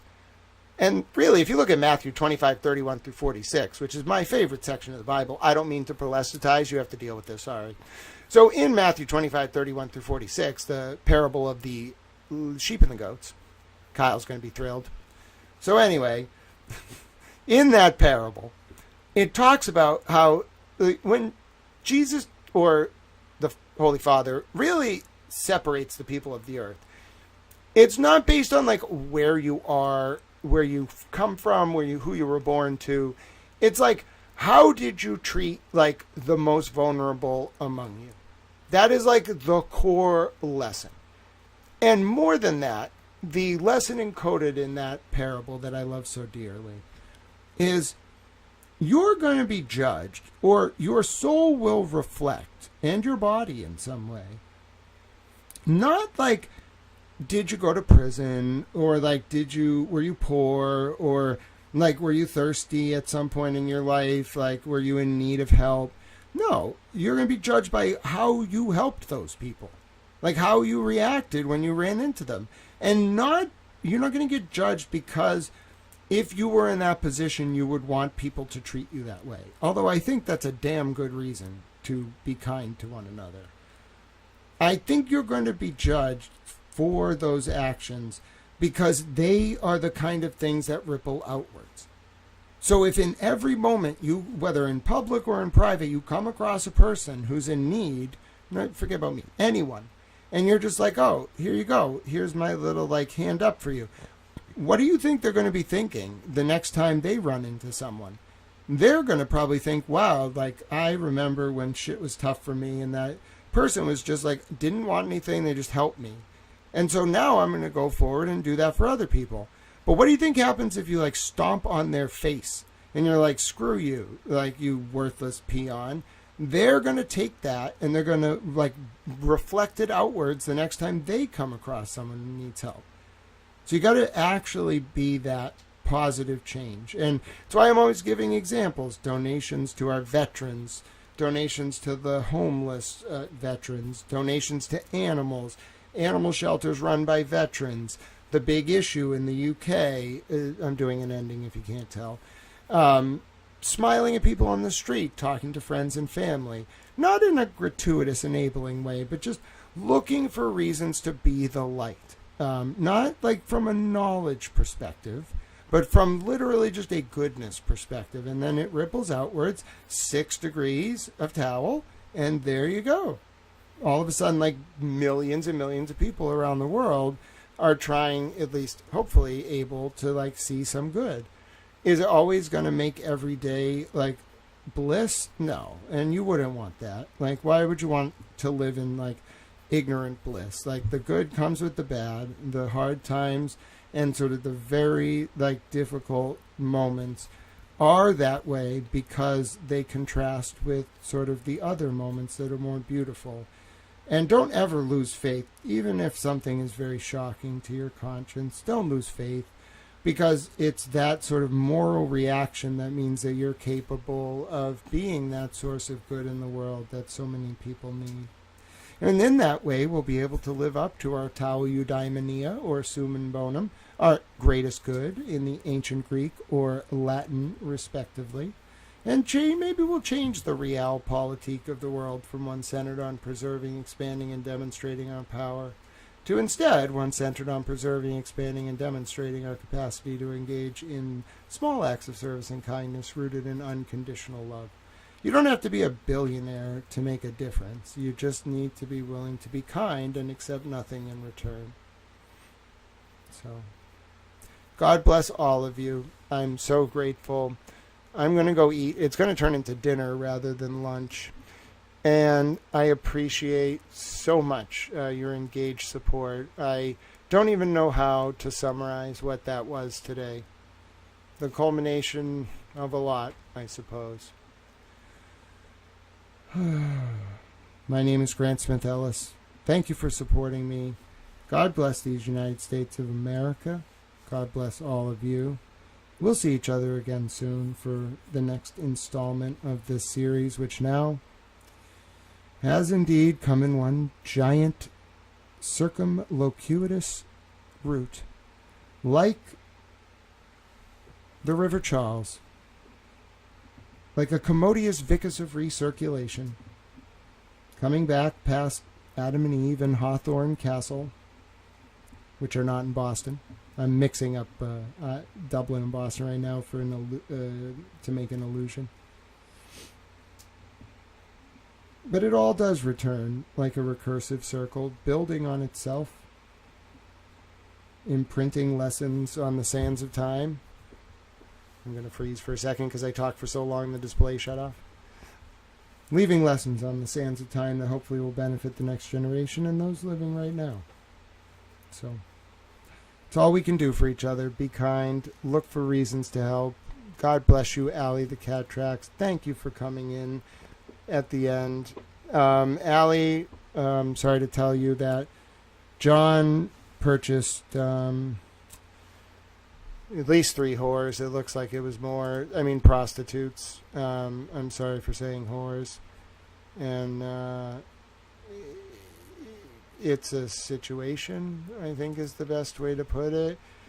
Like, there's been, I don't know, some discussion about how we should all process this. You can find the text message on page 9 of 12, text message 10, in the production sent to Marbury v. Madison on Friday. You can find the document here. You can find the video on my Twitter. But it's sad. It's very sad. Why John and Higgins were doing this, we don't know. I don't think I'm ready to talk about it yet. I'm really not. Like, I was able to compose myself enough to do the report. But, yeah, we all have to be there for each other. And, I don't know, like, I'm sure some other channels will cover this. I'll be back at a certain point. I don't know how people are going to, like, feel about this. I don't know how I feel yet. But I do want to go eat. So thank you for your indulgence. I know it's going to be frustrating that I have to end the stream, so you're not going to have a place to kind of decompress about this. I'll try to open a stream after I eat. Let me have an energy drink, like late. I never have a late energy drink, but what we'll do is I'll go run my errands. I'll clear my head. I'll eat some food. I'll get like my favorite food. That's what you all should do. Whatever makes you happy, go do this now. Like, be with your loved ones, hug an animal, make your favorite dish, and then I will join you again tonight, and we will decompress about this. I'll catch people. A lot of people are going to literally, like, some people cried. A lot of people are going to go numb. A lot of people are going to be very mad. Okay, very mad. And it's going to be a lot. So I think for everyone's sake, I'm going to go eat. That's the first thing. And I want you to know I will be back. Other days I've said I'm going to come back. I didn't come back. I'm coming back tonight. I'm not going to leave you. I don't even think it would be healthy to just send you all off for like 24 hours and just like, yeah, deal with this. No, that would be wrong. I'm not going to do that. So I'll come back. We can do, I don't know what we're going to do. Maybe I'll just play my friend in chess and we will talk about this. Okay? I know a lot of people, yeah, I'm doing it, Standing Stones. I know. I'm I think I'm sad to like leave people alone without a space to chat. But right now, I need to like just do it. All right? So we'll be back later. God bless you all. Thank you for watching. There is a lot to digest, that's for sure. Yeah, I'm going to go eat. I know. All right. God bless, Towel Friends on the X. Thanks for watching. That was a hell of a day. I'll see you later tonight. Towel Friends on the YouTube, thank you for all your support. Thank you for being so nice to each other. Thank you for being so nice to me. I will be back later tonight. This chat will end now. You'll be able to pick up when we're back later. God bless you. I am the tip of a spear and a towel. I'm going to go eat, Aaron. God bless you, Aaron, and Standing Stone and Allie. And Kyle, Sharky, Kyle Fed the Goats, Nicola, Petty LaBelle, all of you. Graham, I saw in there. You've been a wonderful, wonderful towel. The Time Traveling Hipster, I love your username. In Limonene, I love your username. Shireen, thank you for stopping by. Mr. Monk's understudy, you were there through thick and thin, ride or die. 3 Clerk Monty, God bless you, my dear friend. Appreciate you so much. Someone I am honored to call a friend. Bunny B was here. I'm so sorry I missed you in the chat earlier, my friend. It's so good to see you. Peep, your friend Bunny is here. Peep says hello, Bunny, if you're still there. He's very glad to see you. He's sorry we never got to go eat. He hates the commies, and he loves Peep, but he loves Bunny. Nicola, it's great to see you. Nikki Undercover, it was a pleasure. Same with you, Standing Stones. Oh, look at all our friends, Peep Bunny Towel. It's been a day. I know. I'm sorry. I didn't mean to throw that water bottle. Trial Channel was here. It was great to see you. And Bizarre Biatch. And Life is Real. Oh, ladies and gentlemen, Peep Bunny Towel is thrilled to say hello to you and goodbye. All right, see you later tonight. Everyone loves Peep Bunny Towel. They all love you dearly. Oh, he's hipping and hopping around. Oh, Bunny's here. She says hello. She gave you some pink hearts. Oh, he's thrilled. All right. I'm going to eat. I'll get you some lettuce. All right. See you all.